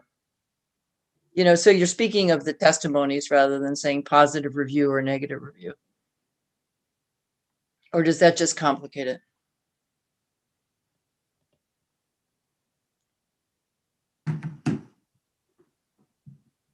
Because that's what I've heard, on the quote positive end of things.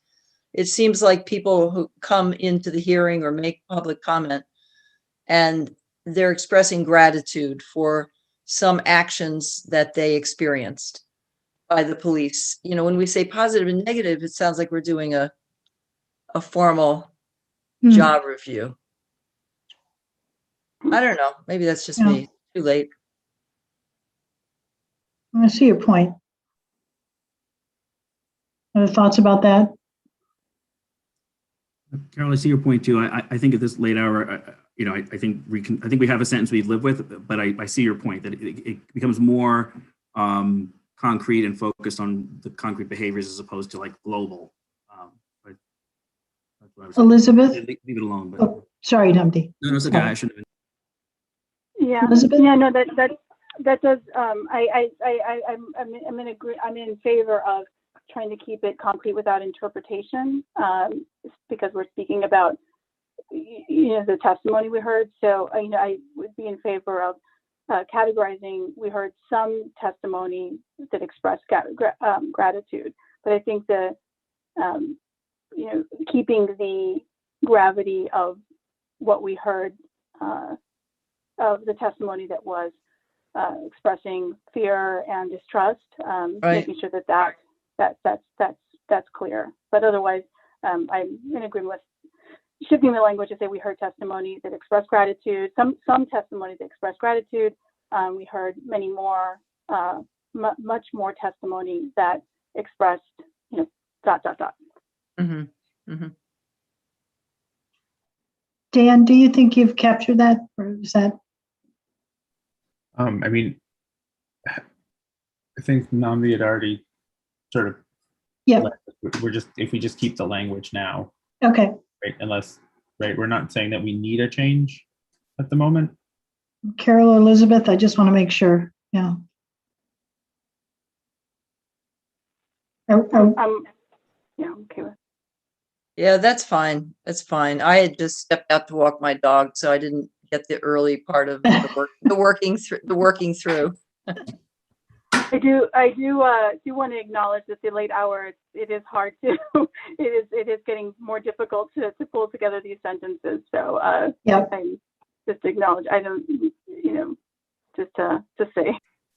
Perhaps just as a suggestion to Carol's comment is, Dan, what if you put as, for example, next to positive, you just put gratitude, like statements of gratitude as an example of positive, and then negative, you could put, for example, fear and mistrust, something like that. And that way we at least would acknowledge what everyone said without totally changing the sentence. Is that, Carol, does that satisfy you? And Elizabeth, does it satisfy you to do that? Well, absolutely gets at what I was pointing to. Yeah. Okay, Elizabeth, thank you. And then Javier?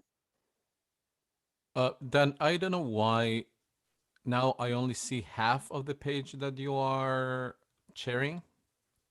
Like literally I see half. Can you unshare your screen and reshare it? Thank you.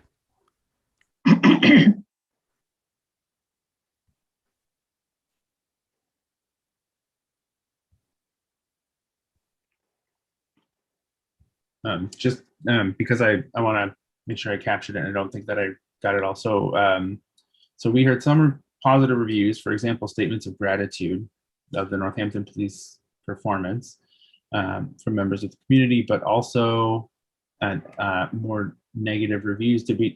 Was there additional language for negative reviews? We said many more negative, many more negative reviews. Yeah. And then I know fear, I mean, was at least one. Can we change the tonight? We review heard for about violence.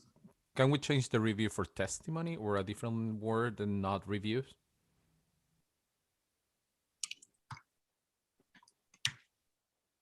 No objection. Carol, you're muted. Oh. All right, so just want to keep track of all these. So we heard some positive testimony, for example, statements of gratitude of Northampton Police performance from members of the community, but also many more negative testimonies. And then the next statement, we heard testimony that some people of color lack trust and confidence in their safety around any armed police. We also heard many complaints about the harm from the Northampton Police experienced by houseless persons and people with mental health challenges. So where do we want to, so I know, I just heard fear. I think that's good, Dan. That sounds good. I think you've done it. Okay, cool. There are examples of both. Got it. All right, awesome. Thank you, Dan. Thank you, everyone. I was so happy Booker came back because I know he had some language for budget, but I do want to put the question out there one more time. or if there are any other issues that we need to address before we tackle the budget recommendations. Anything else? And I think, Dan, it's acceptable if someone finds something to send it to Noah, and Noah can send it to all of us. Is that acceptable? Something else like an editing issue or whatever. Yeah. Okay. Alex. I think it would be more, I mean, they can send it, well, unless we have a public meeting, then I think it would be more appropriate if we charge someone with the fixing like Scrivener's errors or minor errors that I know I have a number of them that I didn't go through the details of, but I sent to Dan. And so if we charge someone with basically, cleaning up minor things and agree to do that, then we don't have to have another public meeting to approve this. Thank you for that clarification. Can we charge Dan with that responsibility, and do we need to vote on that?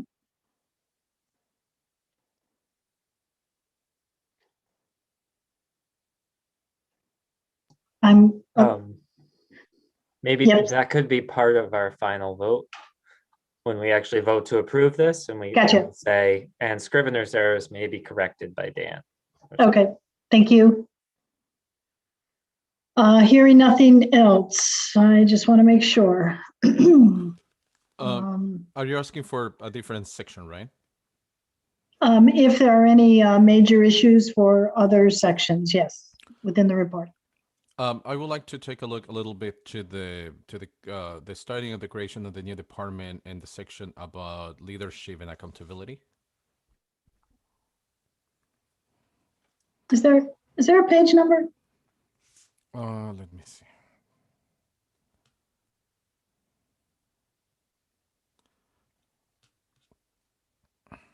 I'm still having trouble with Safari.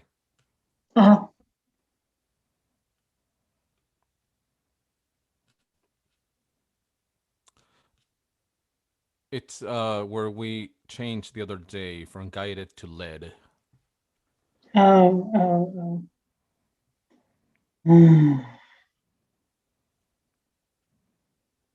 You said that it was the start of the Department of Community Care section, right? Yeah. Javier? Yeah.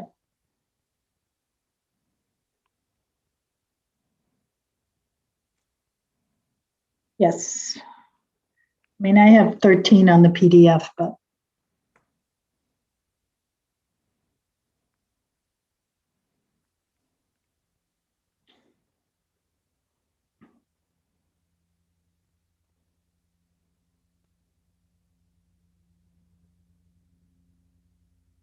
Are you there, Dan? I can't tell. Yep. Okay. Well, I'm there. I'm just wondering if maybe it ended up on the. Oh, so it should be.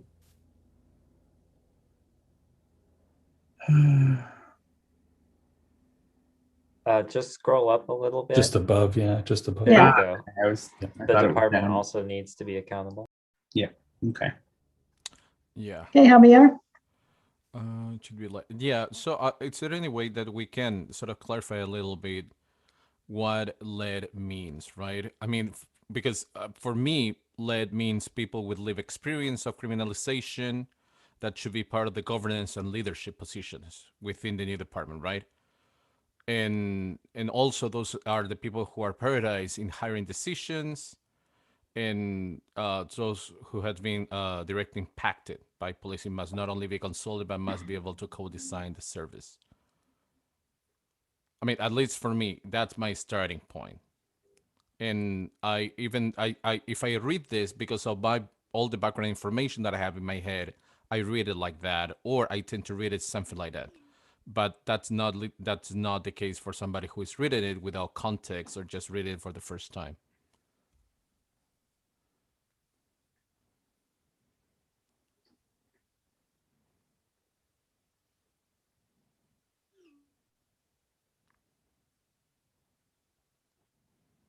So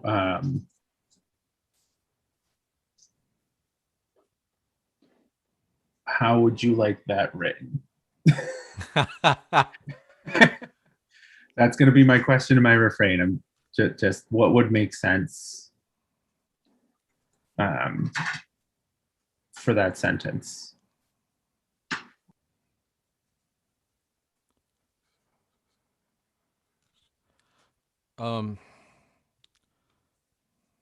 Just I would, or we can add sort of what leadership led means as a footnote, if that's sort of, if that would make things sort of better.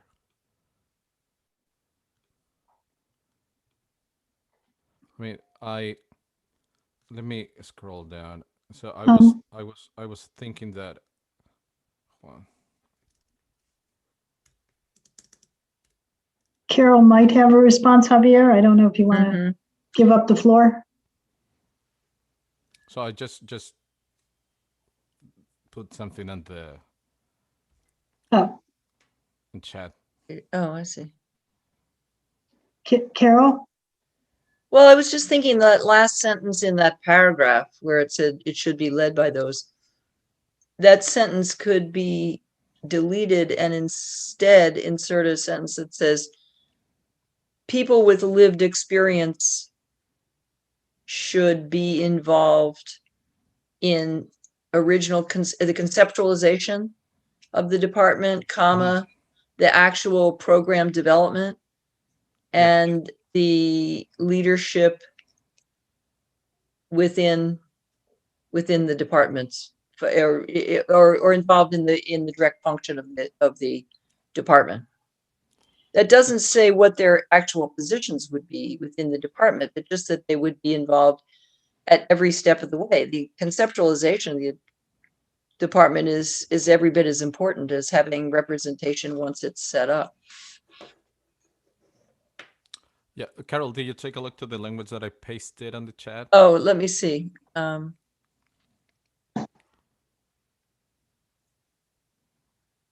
that's pretty good. I mean, I would go with that, which is, you know, it's similar to what Carol Yeah, stated. yeah. Let's see, those have been integrated. Is that useful then? Yeah, that actually is a different way of saying a lot of the things I was struggling with there. Yeah. Elizabeth?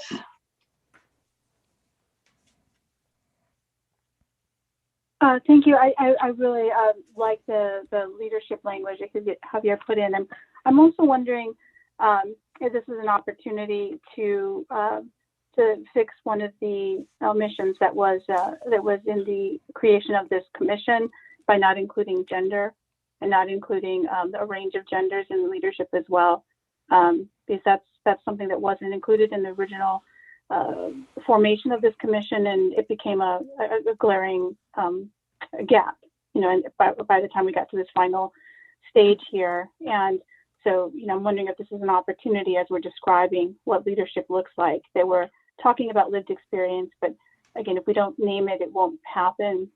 So I think it might be an opportunity to include representation from a range of genders, including trans and non-binary people.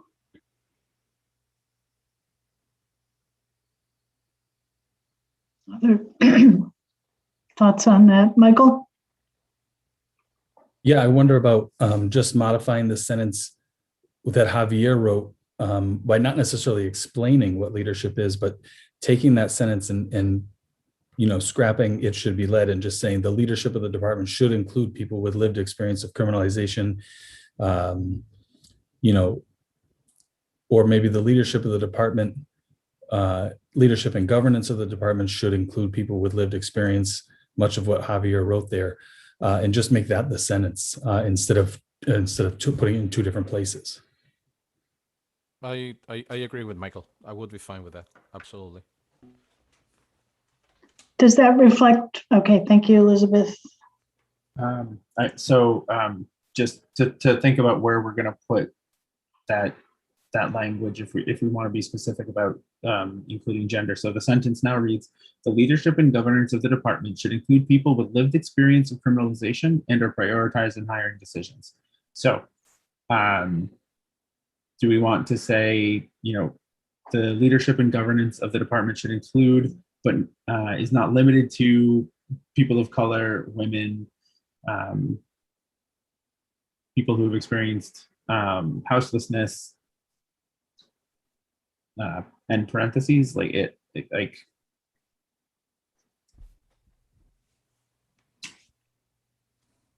does that work for folks? Just I want to make sure I'm getting what folks are trying to express. I think it's good to articulate it. It doesn't hurt, definitely. So, Elizabeth, your hand went back up. Michael? Elizabeth? Yeah, no, Michael. Elizabeth?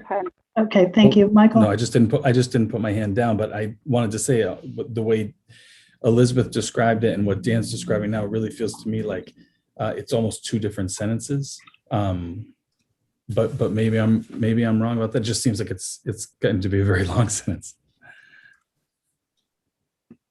Yeah, I'm in agreement. I think the sentence itself, without putting a kind of not limited to, and making a list, because I like the idea, just saying that we're, talking about lived experience.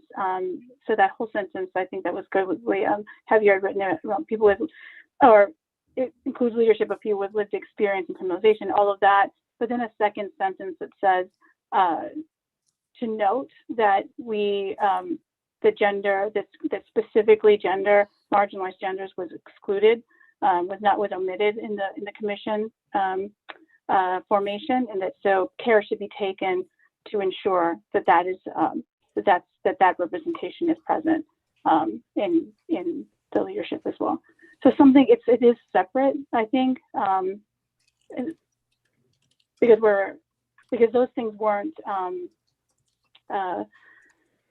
the variety of other things that would have been included in that parentheses. Those things.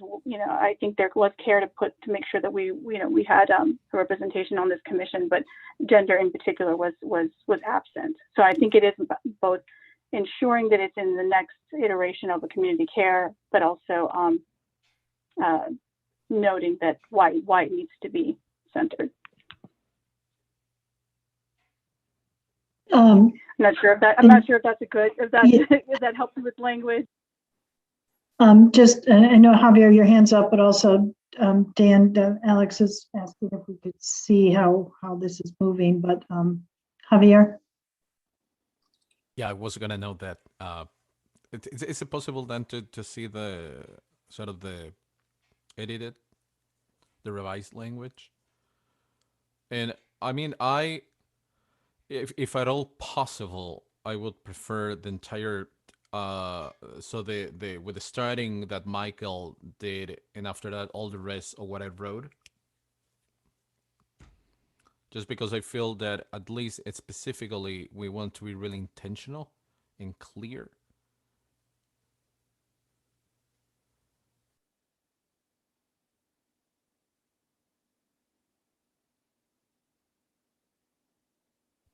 So I don't have anything about gender yet. I sort of started and then took that off hearing what Elizabeth was saying, and I'm not sure how to. So we want another sentence. I am happy to type as folks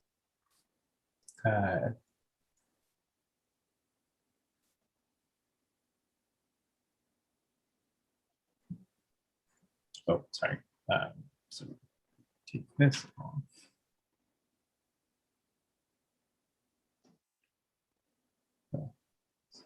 Michael? Yep, I'm sorry.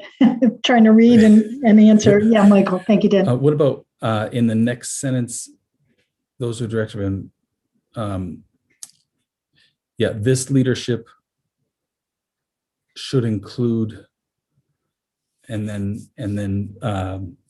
the list of various people that Elizabeth had said earlier. So Michael, I just added a paragraph. I mean, I just added something to the chat. If you, in Elizabeth and Michael, if you want to take a look to it.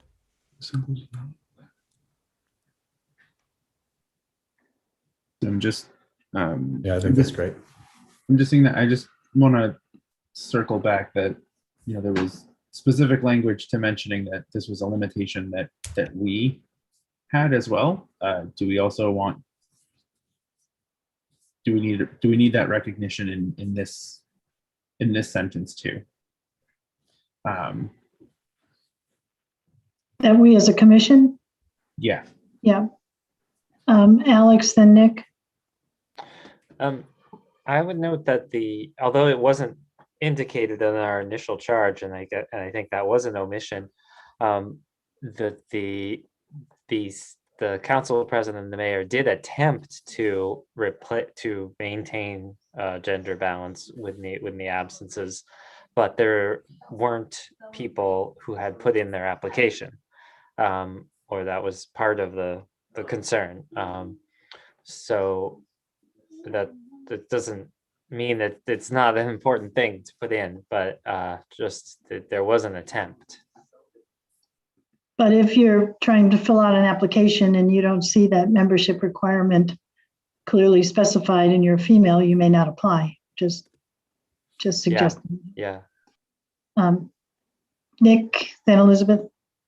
I'm not opposed to adding something, but I just want to ask if we didn't address that. There is a section on commission challenges. I don't know exactly what's in that. I don't recall. But Dan, didn't you address that to some extent? I'm sorry you directed the question to Dan, but I wrote Cynthia. it. Okay. Yeah, I was gonna say Cynthia's the one that responded. Sorry, Cynthia. Sorry. That's okay. I wrote Not the personal. section. So that section is directly addressing the fact that the membership did not specify gender, and it also points to the number of women we lost and the imbalance that continued to be in the commission because there were 3 women and Yes, 9 men. Thank you. I just wanted to highlight that. Yep. Elizabeth and Javier. I think that's why, and I think the list, you know, I think it's a good list. Thank you, Javier. I think classifying, and I would just add marginalized genders into that list as well. But I still kind of feel like we do need another sentence as to why, because even though there was an attempt to balance the commission at the beginning without a charge, and this is what we've been wrestling with, is without a charge to say that there needs to be a balance and I would say there needs to be a balance of or something along the lines that any department that's created without consideration of marginalized genders, of trans and non-binary people, specifically the leadership of included in these voices, would be just again another would repeat the same omission that happened during this commission. So I think I know we address it in the statement in the appendix, but I think there's something about needing to charge the recommendation with this language, so that because without a remedy, I think that's, you know, even though there was an attempt in the beginning, without a remedy to look to, without the charter to say, you know, the charter says there needs to be a range of genders in this, a balance of genders in this commission, there was kind of no recourse. You know, we didn't have to stop until we recruited the right balance. You know, it was we just kind of could keep going, and so I think that we just want to be careful that we don't repeat that. We're not only noting it in the appendix, but we're noting it in the recommendations. That without this, we would be likely repeating the same problem we had. Javier. I second what Elizabeth said.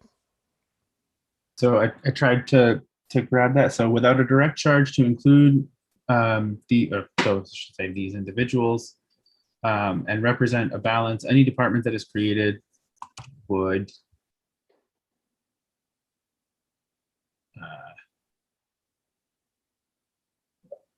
I don't know how to add any department that is created would represent a glaring omission, and now we've got 2 represents. So that needs a little bit of wordsmithing. Namdi? You're muted. Sorry, yeah. And to further support the mission of this paragraph, it might benefit from a sentence that says something like, this might involve critical evaluation of structural factors in the department, and maybe even give some examples. But what I'm getting at here is, again, I was struck in our commission how the timing of the meetings and certain things that were built into what was required to participate contributed, seemed, to why we were not able to attract and retain. And I've sort of seen this happen in other places where I've been involved in diversity and inclusion efforts, where you can kind of make a charge like this, but then when you aren't willing to kind of, I can go down a long list of reasons, things like this, but I can even imagine with recruiting diverse police officers, almost every time you run into these things where the setting requires certain things, it makes it really difficult to get somebody to agree to kind of, a person of color or a woman of color to agree to kind of show up and do the job. So I just think something that kind of suggests a self-examination of the structural factors that might be preventing desired populations from accepting these positions. So maybe like a sentence at the end that says, being open to structural self-examination about factors that might make these positions less attractive or prevent the recruitment of desired populations. I would say the recruitment and the retention. I think you always have that sort of joint challenge. You can get people sometimes to sign up, as we did, by the way, we all saw this. You can get people to sign up and take a role, but keeping them, I think that's one of the big lessons that we learned, is that people don't stay because of structural factors that are built in.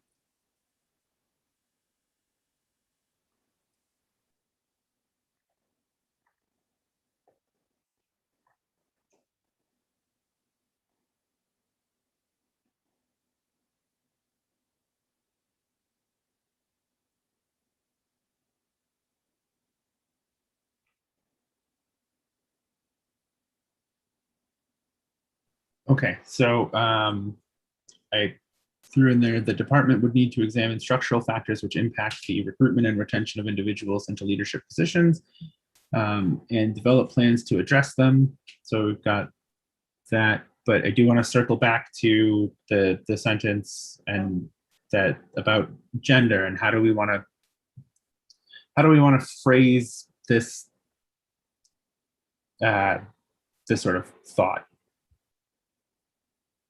Carol, were you going to address that question directly? Yes. Okay, and then Javier. So without a direct change to include these individuals and represent a balance, wait, I can hardly read it. Any department that is created, whoops.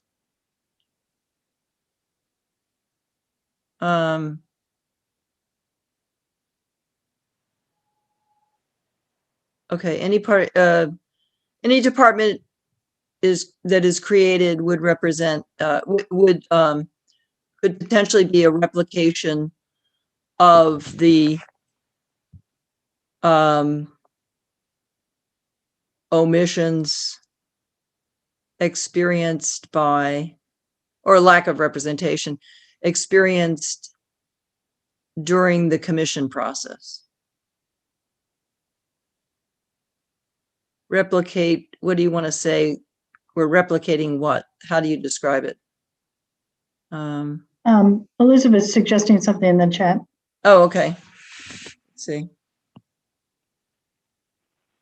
Yeah, I'm wondering if, so just on it, wonder if we could say something like would added would fail in its equity and justice goals, or would fail equity and justice goals.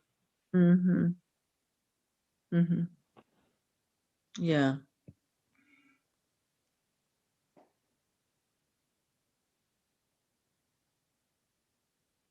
Yeah, that sounds good. So do folks like that the paragraph now reads, this department also needs to be accountable to those that it serves in a way that is not currently seen as city departments or by social service agencies who contract with the city or state. The leadership and governance of the department should include people with lived experience of criminalization and are prioritized in hiring decisions. This includes, but is not limited to, Black and Indigenous people, people of color, immigrants, poor and working class people, unhoused people, disabled people, people harmed by sexual, domestic, and psychiatric violence, youth, and LGBTQ people and marginalized genders. Without a direct charge to include these individuals and represent a balance, any department that is created would fail in its equity and justice goals. Those who have been directly impacted by policing must not only be consulted, but involved in co-designing the service. This would also include regular input from the community with periodic opening meetings and an accessible office. The department would need to examine structural factors which impact the recruitment and retention of individuals into leadership positions and develop plans to address them. So now that this sentence might need to move or go somewhere.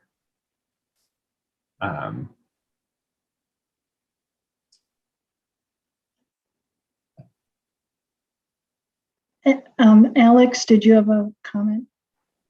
Yeah, in the second sentence, I think there might be a grammar issue, or the leadership and governance of the department should include people with lived experience of criminalization and are prioritized in hiring decisions. Maybe it should be and should be prioritized in hiring decisions, something. So back to, thank you, Alex, but back to Dan's point about that last sentence in the paragraph.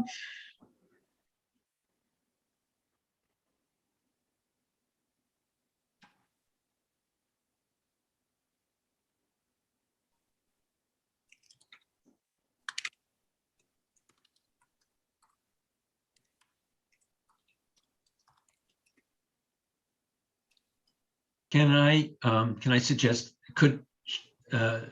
should factors be barriers?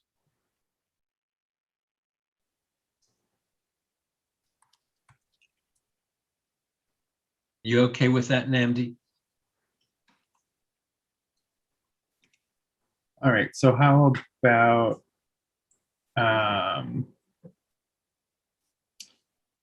the department would need to examine structural barriers which impact the recruitment and retention of individuals into leadership and the participation of individuals in its governance, and develop plans to address them.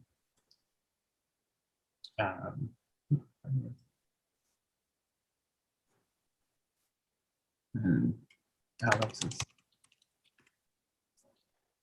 Alex, So just adding, and these people should be prioritized in hiring decisions. Yeah.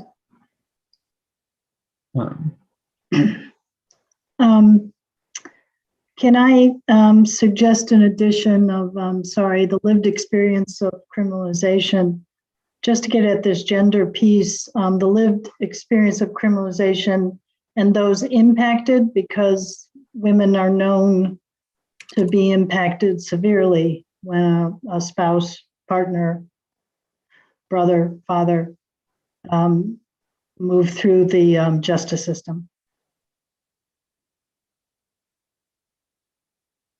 That clunks up that sentence a little bit, but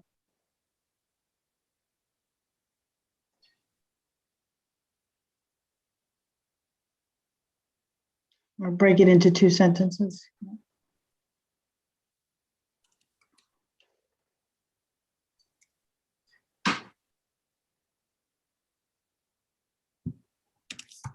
Thank you for that. Booker, I know your hand is raised. I don't want to distract Dan just yet. Yep. So the leadership and governance of the department should include people with lived experience of criminalization and those impacted by it. These people should be prioritized in hiring decisions at all levels. This includes, but it's not limited to, Black and Indigenous people, people of color, immigrants, poor and working class people, unhoused people, disabled people, people harmed by sexual, domestic and psychiatric violence, youth, and LGBT people. So we're going to change this. LGBTQ people and marginal Thank you. Offenders without a direct charge to include these individuals and represent balance. Any department that is created will fail in its equity justice goals. Those who have been directly impacted in policing. Okay, so I feel like, yeah, this, if we have two here. So those who have been directly impacted by policing must not only be consulted, but involved in co-designing the service. This should include regular input from the community with periodic open meetings in an accessible office. Oxford comma goes here. The department would need to examine structural barriers which impact the recruitment and retention of individuals and leadership in the participation of, let's say, members of the public or members of the community in its governance and develop plans to address them.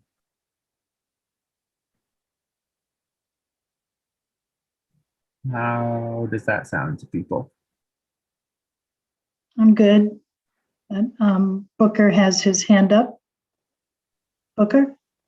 So could we change criminalization, the line that the leadership and governance of the department should include people with lived experience of criminalization and marginalization? Because otherwise it makes it sound like the only reason we're identifying all those other people is because they were at risk of being criminalized. Thank you so much, Booker. Which bothers me. Nice point. So it's sort of, the point is we want people who are at risk of being criminalized and marginalized. That's all I wanted to do. By the way, I can say this because I've gone and eaten my French onion soup and I'm back and I'm fed and calm. I'm just going to say this. We don't have to talk about it. If the Wall Street Journal saw this text, they would make fun of us for the next 3 weeks. It's all about identity politics. And I'm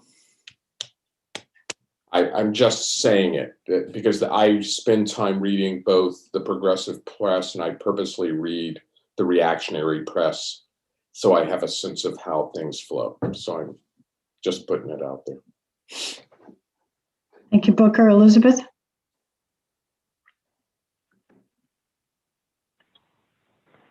Yeah, I'm not sure what that means in terms of identity politics. I mean, I think, which is why we could make this, the temptation to make this much longer in terms of why these things are important, the impact it has on not just because it's, we're going to hurt anybody's feelings if they're not included, but because it actually results in better policy making. It'll result in a better structure to the recommendations of this new department. I mean, there's these are rooted in research and lots of evidentiary case studies on why it's important to include balance of genders in especially when it comes to governance and the city governance. So I'm not sure. I know the kind of term identity politics is thrown away in a way like as if it's it's just about kind of snowflakes and hurting people's feelings. But I think if it feels that way, then it to me means we need to come back to this sentence and or come back to this paragraph and make a more robust explanation as to why even these recommendations have been are constrained in a way that we don't want any further the implementation of these recommendations to be constrained. So I'm just curious as to what that meant. I agree with everything you just said, Elizabeth. And I agree that all failed policies are because we don't pay attention to these things. I'm simply making, I'm paying attention to how this will all be read. I don't want to change it. And that's why I made the addition of I didn't want to say we need Black people because they're likely to be criminalized. That's why I wanted it marginalized. And I'm just trying to free up that bias. I just like to read things and see how I think it's going to get played in the future. And we may need to be prepared to talk about why we've said the things in this document in detail. And, I'm just thinking about how I will talk about this in letters to the Gazette 3 weeks from now when we start getting the fallout from this. Or when the Wall Street Journal sees what we've put out and this is what their opinion page says. I'm just talking. Just want, I know Javier had his hand up, but Elizabeth, do you want to respond? Yeah, I appreciate that, Booker, but I'm thinking that, if versus kind of clogging up the document on things that have been said and researched in by more eloquently, I think by people who that was their charge to do, is to uncover why these things are important. I'm wondering if in our list, I know we didn't do a lot of like footnotes and things, but I'm wondering if we include, reference sources, where we can say, if people are interested, this is why we're saying this is important, and there's, things, a variety of different, the Pew Research Center. I mean, there's places where they're considered more on the, objective, and they've referenced the same thing. So I think we can, if that's of interest, we could put those together. But I also gets me thinking that I'm wondering if we do need to suggest, I don't know, some sort of talking points around some of these things and why we think they're important. But or just a list of references, a list of things that we reference, not as a direct kind of footnote, but they influenced our thinking and our assessment at this.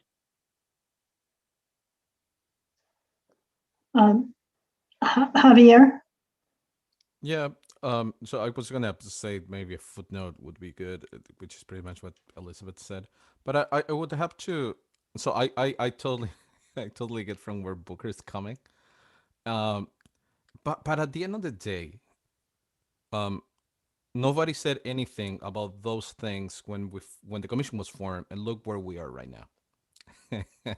So even if these are, it can be taken as a sort of social cliche to say it or not, we need to say it. I mean, I don't know how to put it, right? I mean, if we're talking about giving really concise and direct and intentional instructions recommendation, instruction, whatever you want to call it, to the city council, and you want X amount of people, X kind of people, this specific democracy to serve in this, we're just saying that. If that can be misconstrued, can be read in different ways. I mean, I think that the more important issue for me is that, for me, an issue would be that if we would have been unwilling to be this specific, right? But I like that we are being this specific because this commission is a representation of what happened in the city and even other commissions around the city.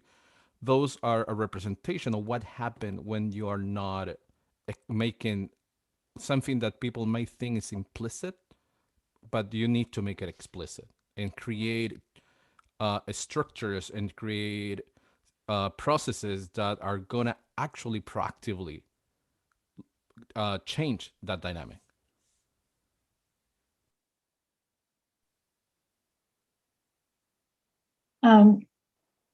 Thank you. And I just want to make an assumption that Dan's revisions that we've gone through are accepted and we can move on. We good? And thank you. Anything else before we move to our initial budget discussion? Anything else? Dan, if you're there, and Booker, if we have some language to consider. So unfortunately, when I signed off, I lost the text of what I sent to Dan because that's missing from my chat now. I think Dan took a screenshot of it, and I apologize for that. Oh. Nope. So I couldn't take a I couldn't actually do a copy and paste. So I've got a screenshot of it, and I haven't typed it out because I've, been typing. Yeah. But so it basically says the long-term, so this is for the long-term budget planning for the police and public safety. Policing and public safety are complex topics. The city council should bring together a diverse representation of stakeholders to have a conversation about the vision for public safety, including the members of the public, especially those who may have had negative experiences with police or who have been historically marginalized. Stakeholders from these demographic and geographic communities will have different views and lived experiences than the budget staff when it comes to the police. They will likely have different preferences for how policing and public safety services are delivered. Their views must be part of the conversation if we're to reach resource allocations that are fair and meet the community's needs. And I will type that out as well. It's just going to take me a second.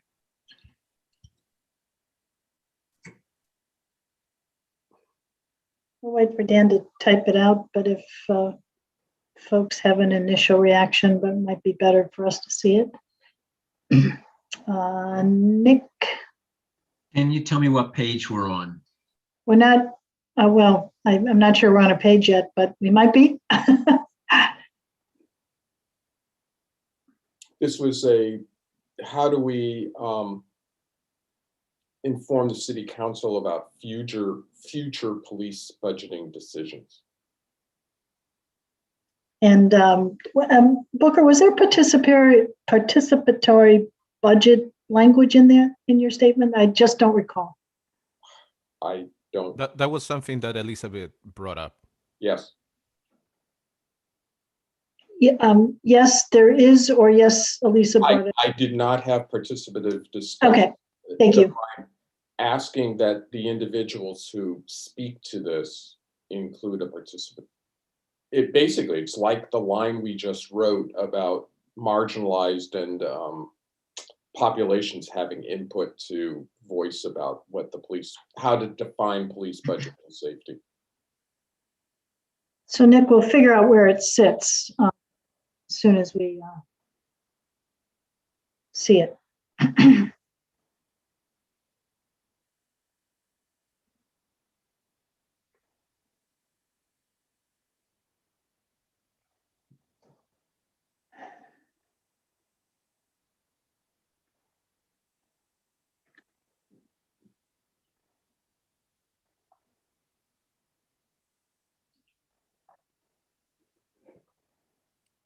I think it's there.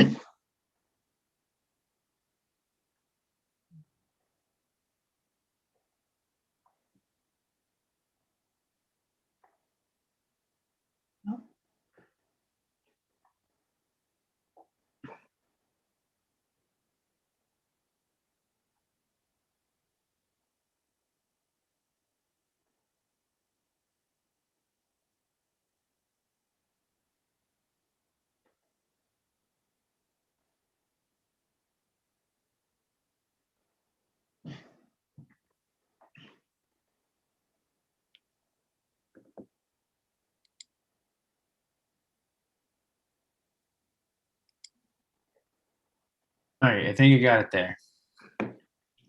I hope.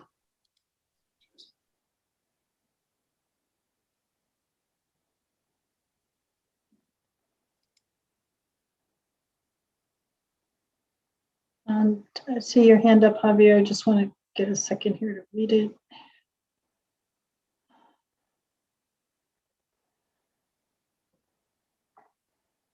Yeah, Javier.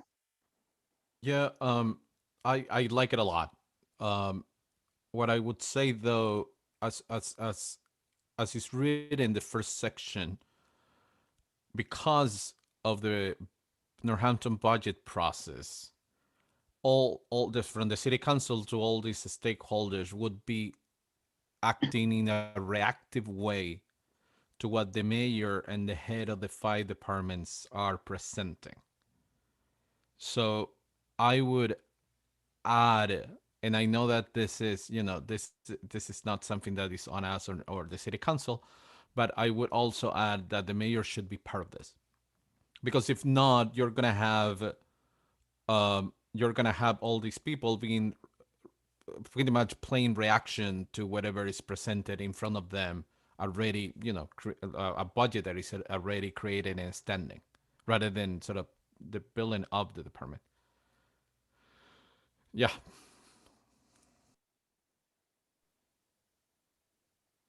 Thank you, Javier.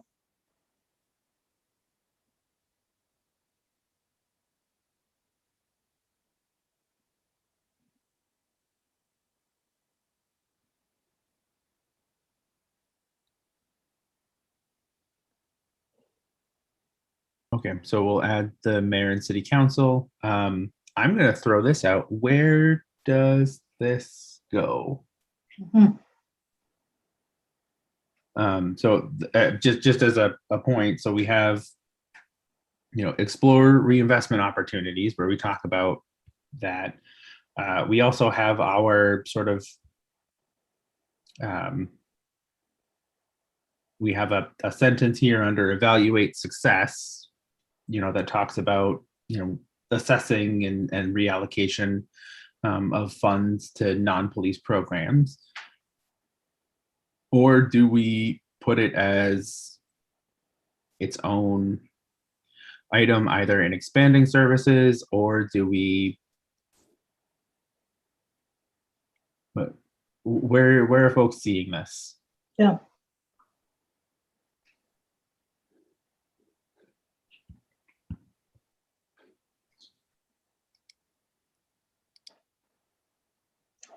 Booker? So I have two proposals. One is, could this be part of the role of the Department of Safety that we're proposing, that in future they actually have a role in this process? Because I think we're sort of suggesting that their makeup might be well suited towards consideration of future police budgeting. Or is this simply advice to the city council for how they should question budgeting proposals? I think some city councilors are contacting some of us about ongoing mentoring roles in terms of how should they approach budgeting decisions in the future, and sort of some city council who are interested or looking for input in some ways. By the way, I'm not sure that we represent that population that we're talking about should be giving advice about this. But my first firm proposal is that this might be within a role of the future Committee of Safety. Otherwise, I don't know where to put it except as advice for how the city council should approach budgeting decisions. I think we did say, though, we wanted, beyond advice, we wanted it to be a recommendation. Yeah. And so perhaps it can stand on its own in recommendations. I'm not sure.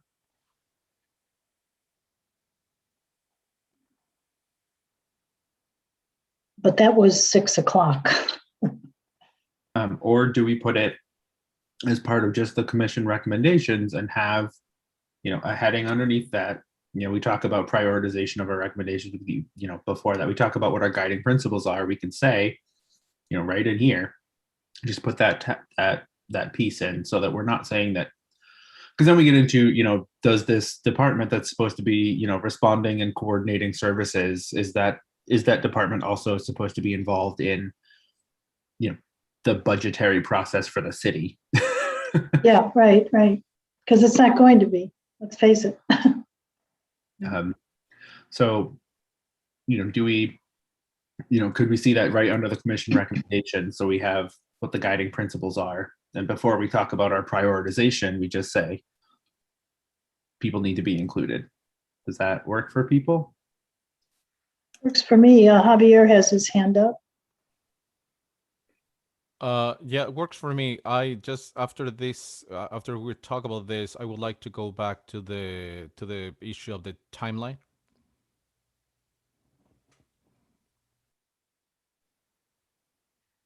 That's fine. Do we have, are we okay with the language, and are we okay with making this a recommendation in terms of where it will sit?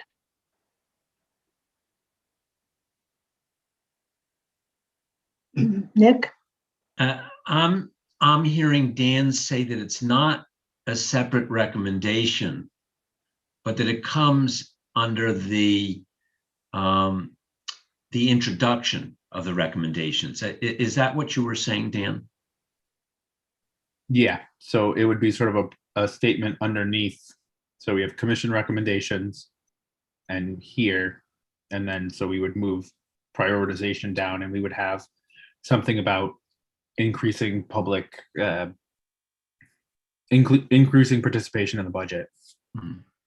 I would agree that that's where, so far, that would seem to be the best place for it.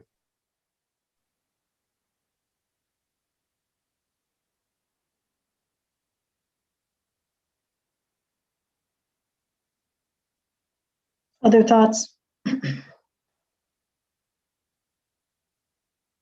So it's going to take me a second to get all this set up because I have to type it out again because I typed it in the chat like an idiot without actually remembering I can't copy it again. So I'm going to stop sharing for a second and I'll get that done.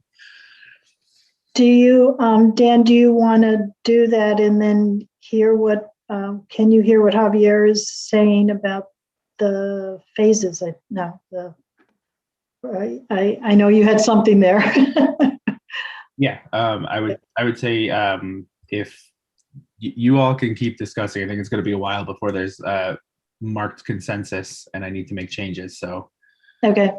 Yes. But we're okay to move on this issue. I just want to make sure. Alex, you're okay to move on this issue? Okay. But you had your hand up, and I guess we'll go to Javier first because Javier wanted to talk about prioritization, the schedule maybe? Yeah. No, timeline. Timeline, thank you. Relationship that is, we're going to be recommending this to happen within 2 years, within X amount of time. At the beginning, we were talking about that, and even sort of Carol mentioned that she was asked last week about it. She would say no, but now that we're talking about as much specificity we can deliver, the better, right? And I think one of those specific points is to give a time frame that that having in mind that it's a recommendation, so the city council can sit and say, well, this sounds good. Oh, well, this is way too long. It can be done shorter, or this is way too short. We need more time. Independently of that, I do feel that we need to be specific in how much period of time this needs to happen. And I think we did say FY22 for the Department of Community Care, right? Is that written in any part of it? Great point, but I don't know if we've put it anywhere, but I think we said let's say that. But that's a great point. And then I've heard people talk about a 2 or 3 year time frame. So are you suggesting that we put everything in a time frame and do a timeline? No, just all the recommendations should deploy within. Gotcha. Other thoughts?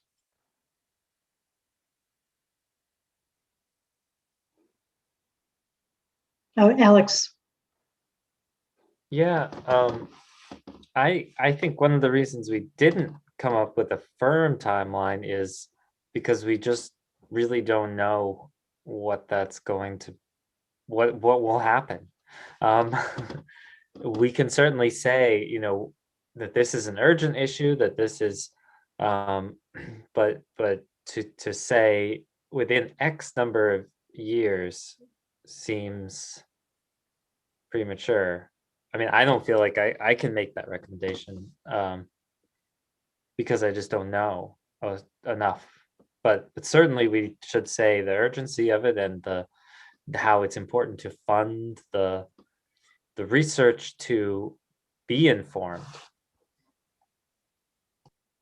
Yeah, Javier? I want to go back. So David example about Brown versus Board of Education was a really good one. And the reality is, I mean, we heard from Rachel Bomber, and we have heard about other programs that, you know, they got programs that ended up, you know, for deployment within the last year and a half was between 6 months, a year and a half. We heard something similar from Team Black from Cahoots, that sort of being there and trying to start something, you know, it's within a year, a little more. From there to building all the trust in the community, to be able to build the trust with the other services around takes way longer. But the deployment, in fact, of the service is not, it's not necessarily, if I'm wrong, Booker, Carol, or Alex and Karimi, it's not, it's not what's gonna take time. Time is gonna take, you know, to get to a level that Team Black was describing, which is how Cahoots gets into the community, creates this trust to do it. I mean, again, I'm building from the conversation that we had early on during the meeting, and I think David's comment about Brown versus Board of Education, it's really telling. Thank you, Javier. Nick? You're muted, Nick? I'm working on two monitors. That's the problem. Can you hear? We You just did- muted yourself, Nick. You muted again. Okay. There we go. Javier, this probably won't be sufficient for you, but under, I just lost the spot, just a second. Is it in, it's a second one, investment, explore reinvestment opportunities, the first paragraph.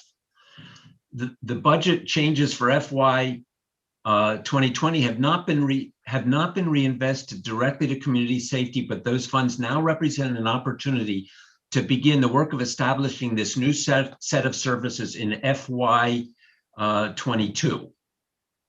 I mean, just to again, it's what I was referring to earlier. Just that's my expectation, is that they get going in the next fiscal year. That's probably not specific enough for you, Javier, but that's kind of the direction I see you moving in. I mean, I can take out of what you read because of the understanding, the common understanding that we have as a commission. I totally understand what you're saying, and I agree with you. On the other hand, if I think about somebody who doesn't have as much context than we do, they can read it different. And that's, at least for me, that's a sort of concern. I would like, if we're talking about fiscal years, we can easily, if we're talking a specific fiscal year, we can easily say 1 or 2 years, depending which fiscal year we're talking about, right? I mean, if we're saying that the allocation, the cut that was made to the police department, which is, you know, $800,000, closest to 1 million, should be the starting funding for this, you know, we're saying that should happen now. I don't think we're waiting for that to happen in a year, right? Well, FY 22 is the budget they're going to be working on. Yeah. So if we're saying that with that money, they should, well, we're not talking about that money. We're talking about the one that already happened, like a standing money, a standing alone money. We're not even talking. We're not even talking about that amount that is going to be approved in June. We're talking about the money that is standing alone. I don't know how Michael call it. The money that's in the general fund. Yeah. No, it's a stabilization fund. Yeah. That you know, it's there. So, so we're talking about two different things. We're talking about how it's going to be funded through the next budget cycle, but at the same time, we're saying that the money that is already existing should be used? Are those two different things? Yeah. Is that one single thing? And I mean, I would love to be both, because in that way, that means that we're gonna get more than $1 million for the department, and that means that it's gonna more feasible to do it in the short term. But I still feel that we need to say, Elizabeth said, right, if the commission didn't have a deadline for March 18, we would still be talking about this. Deadlines are important. Can I respond to about one piece? I'm assuming the way organizational budgets work, that money that's in last year's budget is not what we're talking about. That I don't know exactly. I know some of that money has been spent, some of that money is in some particular account, but they will be looking at the 22 budget and what is available for the 22 budget. So we're not talking about necessarily carrying over, because I'm just saying that's not the way it usually works. But I do think it's okay for us to say that something in the line, if you want to propose a specific sentence. But I'm hearing that the idea is that the FY22 budget uses that carrying that 10% cut forward to implement this department. Yeah, but Nick, I think it's the last paragraph of that page that says the city currently takes in around $1 million per year from digital pay, which was added to the general fund. And before we mentioned in a 10% budget cut to the department for a total of more than $800,000, the budget chances for had nothing. I mean, we are asking to use that money too, aren't we? I thought so. Yeah. So one thing is what is going to get approved in the fiscal year that you're talking about. The other thing is amount of money that we said you cut this. We want you to take that and allocate it to this department. So that's the reason why I'm saying these are two things. So, and the budgeting process, I'm sorry, go ahead, Cynthia. No, I was just thinking maybe Dan has a response to this, and also Michael. That maybe we can get some more clarity on this. I'll step back. Dan? I'm going to defer to Michael first, and then I'll try and respond. But okay. Well, I just wanted to say something that I said about 4 hours ago, which was that I think that $1 million is an error that I made in calculating it. So that should be removed from there. I think it was removed, but it's not from the PDF, removed from the PDF, obviously. I just wanted to make sure that, we're working on this being as accurate as possible, obviously. Okay, looks like Dan did do that, but Dan? Thank you, Michael. yeah, so I mean, the part that we've got here is that the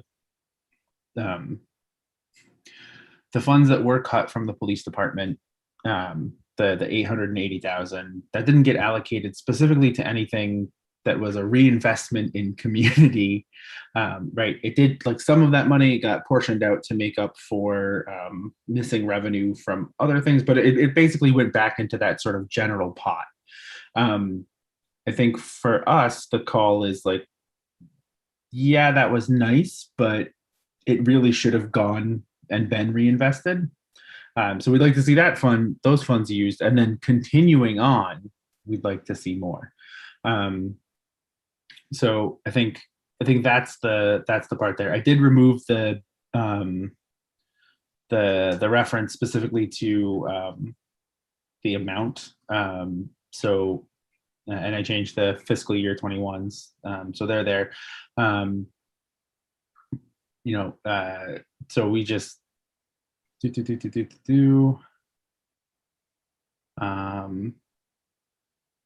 we just have funding allocations could also come from revenue generated by current policing practices, including detail work.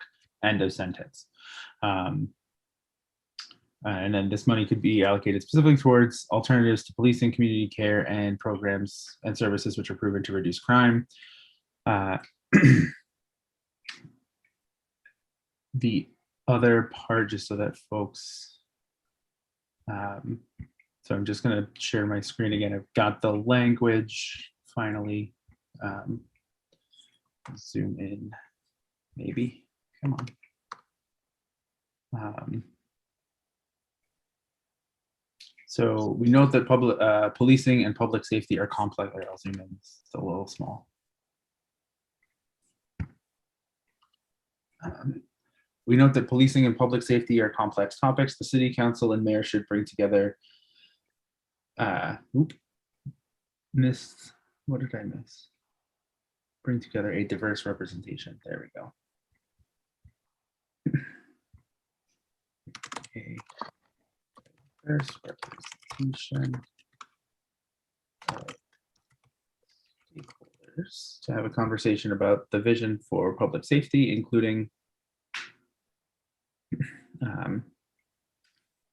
members of the public, especially those who may have had negative experiences with police or who have been historically marginalized. Stakeholders from these demographics and geographic communities will have different views. I know and lived experiences than the budget staff when it comes to the police. They will likely have different preferences for how policing and public safety services are delivered.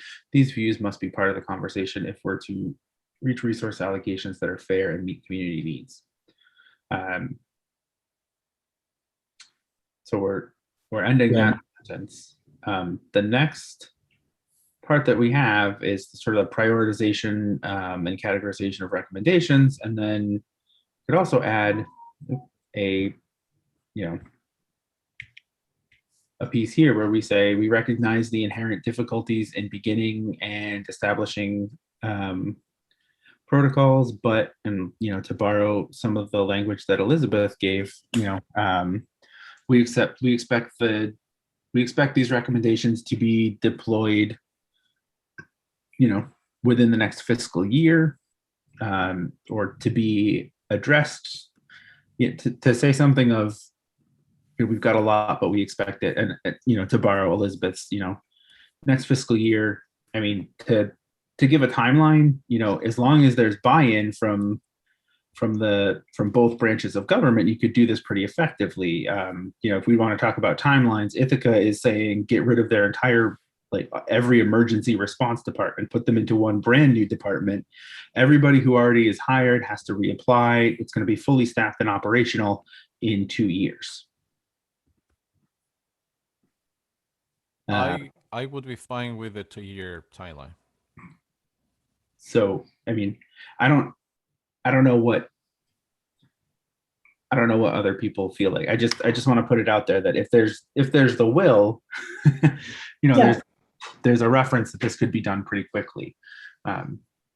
So I don't know if we want to say we would look forward to changes within the next fiscal year and give that example of programs have had 6 months to get off, especially if they're, if they're sort of limited, right? So when Rachel Bromberg was talking about, the programs in Toronto, Dasher was talking about Dashers, talked about their program, especially for those things where it's only operating at a certain amount of time. I don't know how to represent that, but just thinking about it. Dan, can I move to Elizabeth while you're thinking? Absolutely. I encourage everyone to think about it. Elizabeth? Thank you so much, Dan. I think I like that. I like the kind of distinction between saying, we expect within the next fiscal year, action to be taken, to be initiated, and that in a 2 years' time, it's stood up and fully operational, and that the basis of this timeline comes from our in-depth conversations with national and leaders and local leaders, what examples that we've referenced earlier in the document, that the basis of this timeline is rooted in a feasible expectation.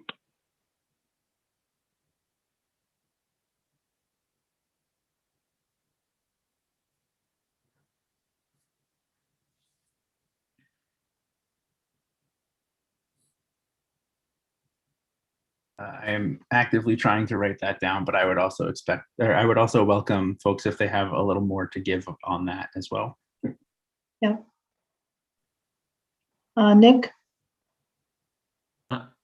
Are we not saying that our initial high priority recommendations should be part of the FY22 budget?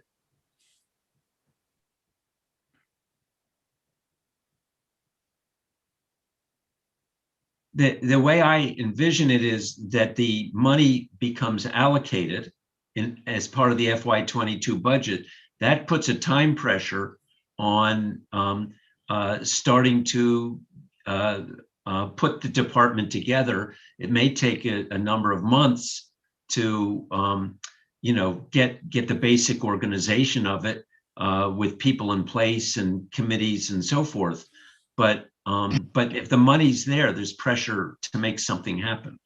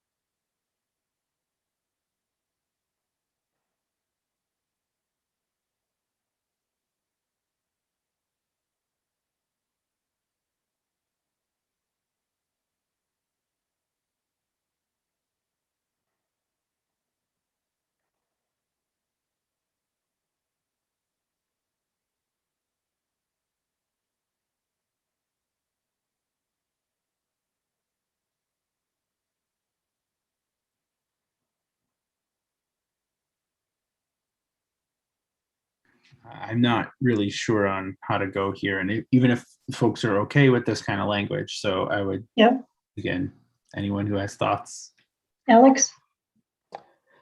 I mean, I think the executive and that's implied. Any action, the executive, almost any executive and legislative branches will need to work in tandem.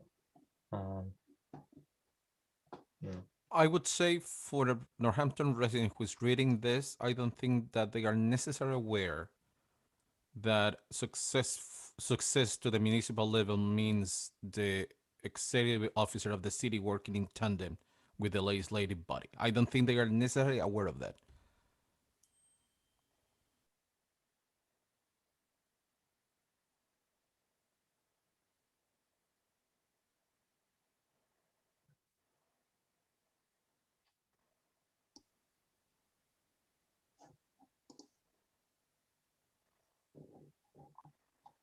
Alex, was your hand up again? I guess I just need to speak to the hour, and that these kinds of decisions are not best made when we've been in meetings for many hours. I speak from some experience, but so I just wonder how close we are, I guess, of having a sense of, do people have a whole nother list of things? Are we getting close to, or do we need to delay and schedule another meeting? Well, I think I didn't hear any things other than the budget on that list, and please, anyone correct me if I'm wrong. If we schedule another meeting, we need in advance a minimum of 2 days, I think, to get an agenda out. So that meeting couldn't happen until after the report is due.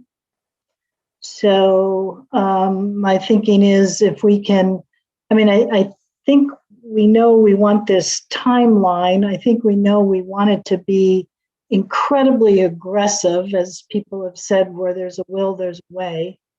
And we're willing to say, okay, it's all got to be done within 2 years. I don't know if there's, and then we have the Booker language about um, making sure the next budget isn't automatic. So I don't know if we're more concerned about, is it a recommendation or a placement? And also, should we put FY22 or FY23 on all the other recommendations that we have left? So am I characterizing this properly, or is there anything else that is on our agenda? I mean, we should vote on the final report, and I appreciate you saying it, Alex. I know we're all tired. Nick? We're coming, just to keep it simple, can we just say that our urgent recommendations are for FY22 and other recommendations would happen in FY23 or something simple like that? Whatever we recommend is at this point and around the timing of it is entirely, a recommendation. It's so we just need to come up with broad guidelines. Yep. Mm-hmm. Dan, do you have any feelings about this? I see you highlighted a section. Yeah, so got rid of the initial one, and if we say something like,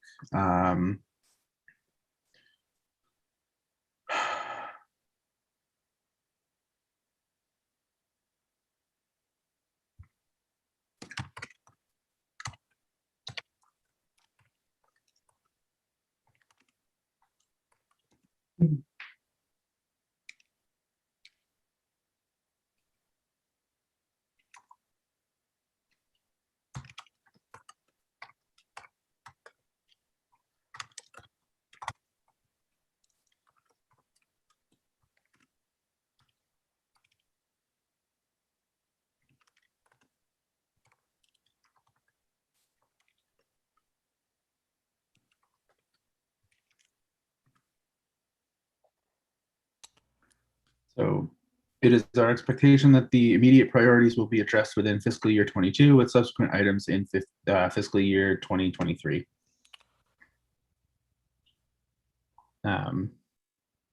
Does that give us enough?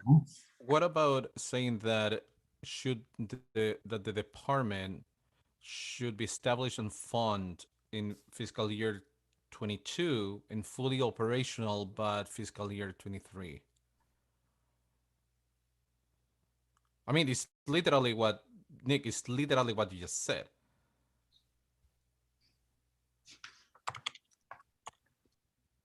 It's literally what you just said, that in the next two fiscal years that are coming are the ones who are gonna sort of set up the department.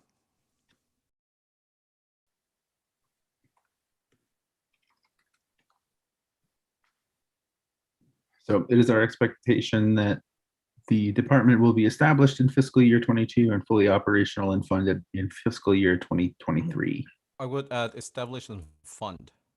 Okay, sorry. So established, sorry, I got that wrong.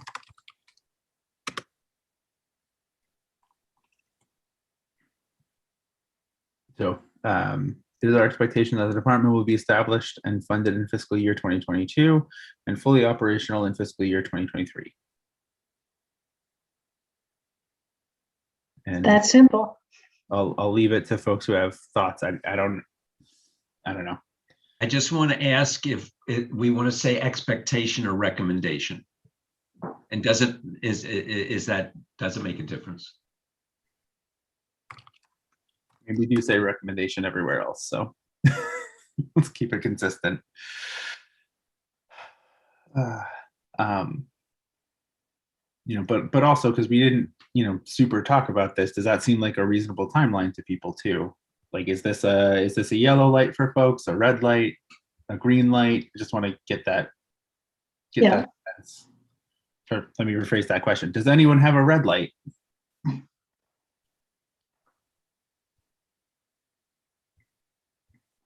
Seeing none. Can I just ask a little bit further? Does anyone have a yellow light? I have a question. Okay. Is it a question or a light?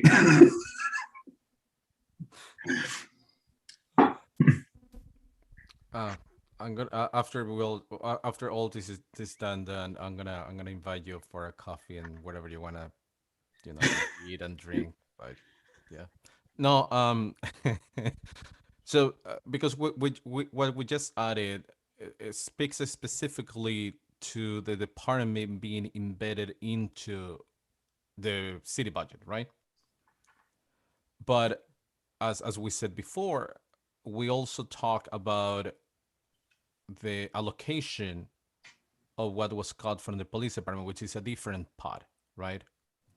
If people are okay, maybe we can add that. I mean, I feel that having that whatever amount of money that is, it's a really strong starting point and a really good reason not to have to wait to start this, right? So I just want to put it there because we talk about that being divest and reinvest into this new department, but we haven't said it again after it.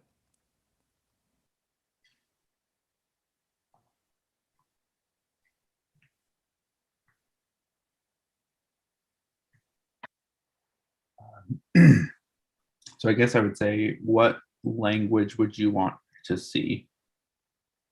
Or like in this, what would make sense to get that? And then once we have that, then maybe move to Nick to shop it too a bit. Well, with divesting and reinvesting the previous cut of the police budget with as a sort of a starting funding for the department. I mean, I think it's just that, like using that as a starting point to fund the department, because so in that way, in that case, we don't have to wait, right? Or there wouldn't be the reason to wait until June to start looking into this. With that money, you can actually move things forward. So I would say, whatever you want to phrase that, using that money, divesting and reinvesting that money into the starting process of the new department.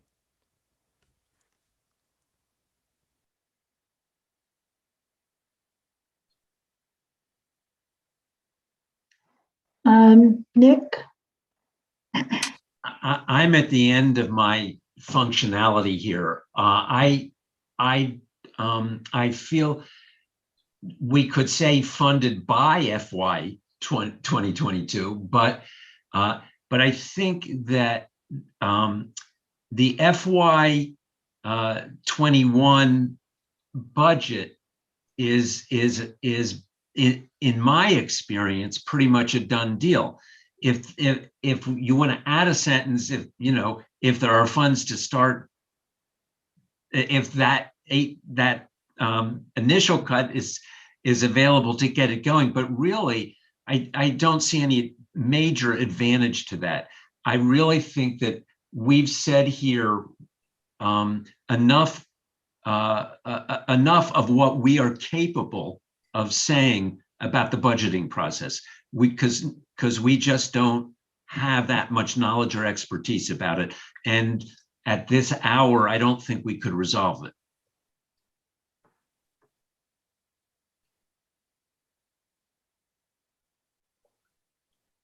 So I guess, Javier, I would ask, is it enough to say, down here we have the budget changes for fiscal year 2021 have not been reinvested directly into community safety, right? They went to something else, or they went into the stabilization fund, or they're still sitting in the general fund. It's hard to track dollar for dollar exactly where those things go. But those funds now represent an opportunity to begin the work of establishing this new set of services. Yeah, I'm fine with that. Because I don't have a sort of an updated copy here. So yeah, that sounds good. I mean, it's the same thing that I want in the other, but in a different section, which is fine with me. Yeah. Okay. Are we Thank you. Are we, can we have just looking here, can we have a motion to approve the final report with giving a license to Dan to do the Scribner edits? So moved. Seconded. Oh, okay. I didn't realize I was making that motion, but that's good. Okay. Noah, if you're still with us. Oh, I'm sorry. Is there a discussion on this motion? Yeah.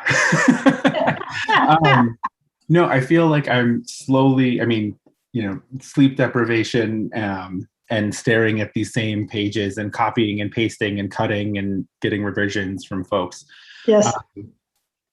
Is there a way to involve more than one person in addressing the sort of typesetting errors so that it's not just my eyes in the final part? I'm concerned that I would also miss things. And I don't want that. I'm not the best copy editor to begin with, so. You're posing a question, Dan. I'm not sure if Alex has the answer, but let's hope he does.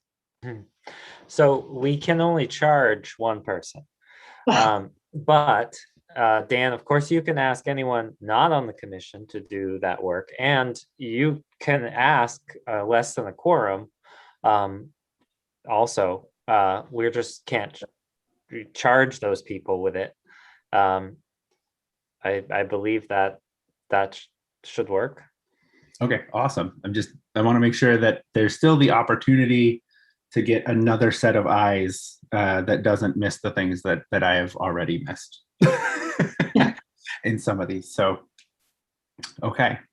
So, Dan, you have that power to do that. So, is that clear then? Yeah. Yes, I think the only other thing I wanted to make sure that I've got this. So, the Northampton has two pressing needs. The first is a day center to support individuals, and it's a quote, but it doesn't have an attribution in what I got sent. And I think it needs the resiliency hub study. I just want to make sure that's where I need to go look for that.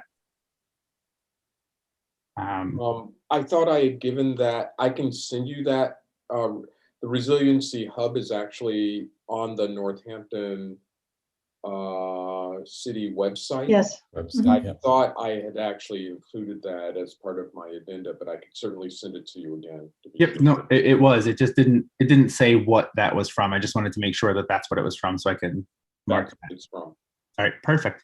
All right. Then I don't think I have any more oh no questions. So I will stop that now, and I will end my part of this discussion. Well, let me see. Thank you, Dan. Alex, did you have another point? I just wanted to express my extreme appreciation for Dan and all the work that you're doing, as Cynthia as well, and being co-chair, and then especially in taking this role of doing the final edits. Here. I want to thanks Noah for putting out with everybody and having to be there in silence judgment. You're incredible. Thank you, Javier. I appreciate you. So I can close the discussion for the motion. Just recall the motion is approving the final report with a yes, and assigning the Scribner license to Dan. And so I think we're ready, and we will also have to have a motion to close the meeting after we do this. So go for it, Noah. Okay, so what are we voting on right now? We're voting on a motion that was to approve the final report. Correct, and to give Dan license to do Scribner edits. Okay, let me just make sure I'm writing that down. Okay. Here we go. Booker. Yes. Dan. Yes. Nick. Yes. David. Somewhere. Not present. No, not There you present. go. Okay. Alex. Yes. Javier. Yes. Namdi, Yes. Michael, Yes. Josie, Yes. Cynthia, Yes. Carol, Yes. and Elizabeth. Yes. Okay. Okay, the motion is passed. And before I ask for a motion to close the meeting, reminder, March 30th. Also, if you have any more testimonies, to send them in. And I love you all. A motion to close. Just a quick discussion. Do we want to have a sort of, at some point before the 30th, a meeting to discuss what we'd like to present, say, highlight, or do for March 30th? And related to that, do we also want a debrief meeting after all of this is done? I'm fine with either. I'm not necessarily in love with the idea of more meetings. I'm kind of looking forward to sleeping and all of those things, but just putting it out there. Yes, with lots of wine. Yes, wine. That's good, Elizabeth. Or Javier and Alex. I will do whatever you guys want to do. I just want to say thank you so much. Thanks to Booker. Yeah, I mean, we're really gonna get it together for coffee. Thanks to everybody. Thanks to Alec and Michael. I mean, you guys are doing a lot of work, and you guys are vital in the city council. Not only because you have a high level of cultural competency in a town that sometimes lacks of that, but because you know what you're doing, and I really appreciate that. And you know, Carol, everybody, Namdi, Cynthia, Carol, Nick, Dan, I'm gonna start, Elizabeth, everybody, Joycey, thank you so much. Thank you, Javier. Alex? Yeah, thank you, Javier. I also probably, I have so much to say and thanks, but because of the hour, I'm not going to in this meeting, but I support us having a meeting to prepare, and then to consider a debrief, and just to remember that until our final meeting, we are still a commission and have to abide by open meeting law. Thank you for the reminder, Alex. Namdi?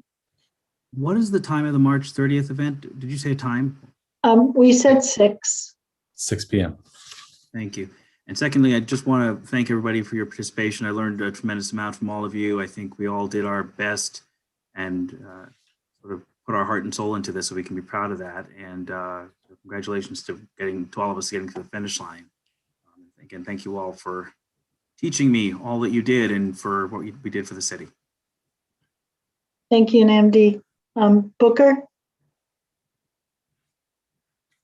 You're muted, Booker. Could I want to propose that we meet again on March 23rd, which is next Tuesday. It would be a week before the meeting. That would give us an opportunity to talk about how to highlight what we're going to do. We could also use that meeting to debrief. I think the hard part is setting limits on the meeting, because I'm not sure I'm still married when I go back upstairs when I finish these comments. So that's a proposal. I'm not ready to make a motion about it. I guess I'd like to get a little feeling about that before doing that. So Booker has a March 23rd recommendation. I don't know if we want to thumbs up or want to talk about it. Namdi, I'm not sure. Okay? No worries. I've got some thumbs up for March 23rd. Yeah, I think it's a I think we got that, Dan. So we can tentatively schedule it and see what happens. Yep. I move that we tentatively schedule a meeting that begins at 6:30 and ends at 8 p.m. on Tuesday, March 23rd. And really quick, I saw Nick's hand go up too. Is it about this? I just need to understand, when does the commission formally end? I mean, do we formally stop being commissioners? Alex, you said something about it. Yeah, I'm not entirely sure, but if I imagine we are going to. When can we have that beer, you know? Yeah, I would say after the meeting on the 30th. I don't see that there would be, I mean, maybe we have to Okay, all right. meet to approve the minutes of our previous meeting and that's it. Well, I'm fine with an hour, another meeting. We'll stick to the time, but yes, I'm fine with it. Okay, I think we're good with the meeting on the proposed date is the 23rd. Other discussion before a motion to adjourn. Booker?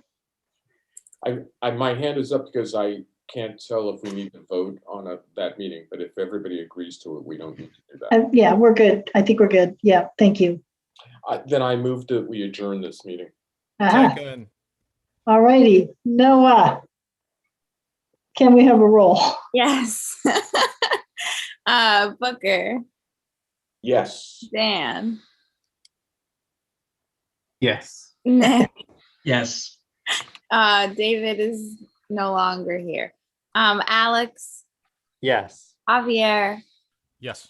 Namdi, Yes. Michael, Yes. Josie, Yes. Sophia, Yes. Carol, Yes. and Elizabeth. Yes. All right. We're adjourned, y'all. Thank you Meeting's so much. adjourned. Thank you all very much. See you in a week. Get some Everybody. sleep.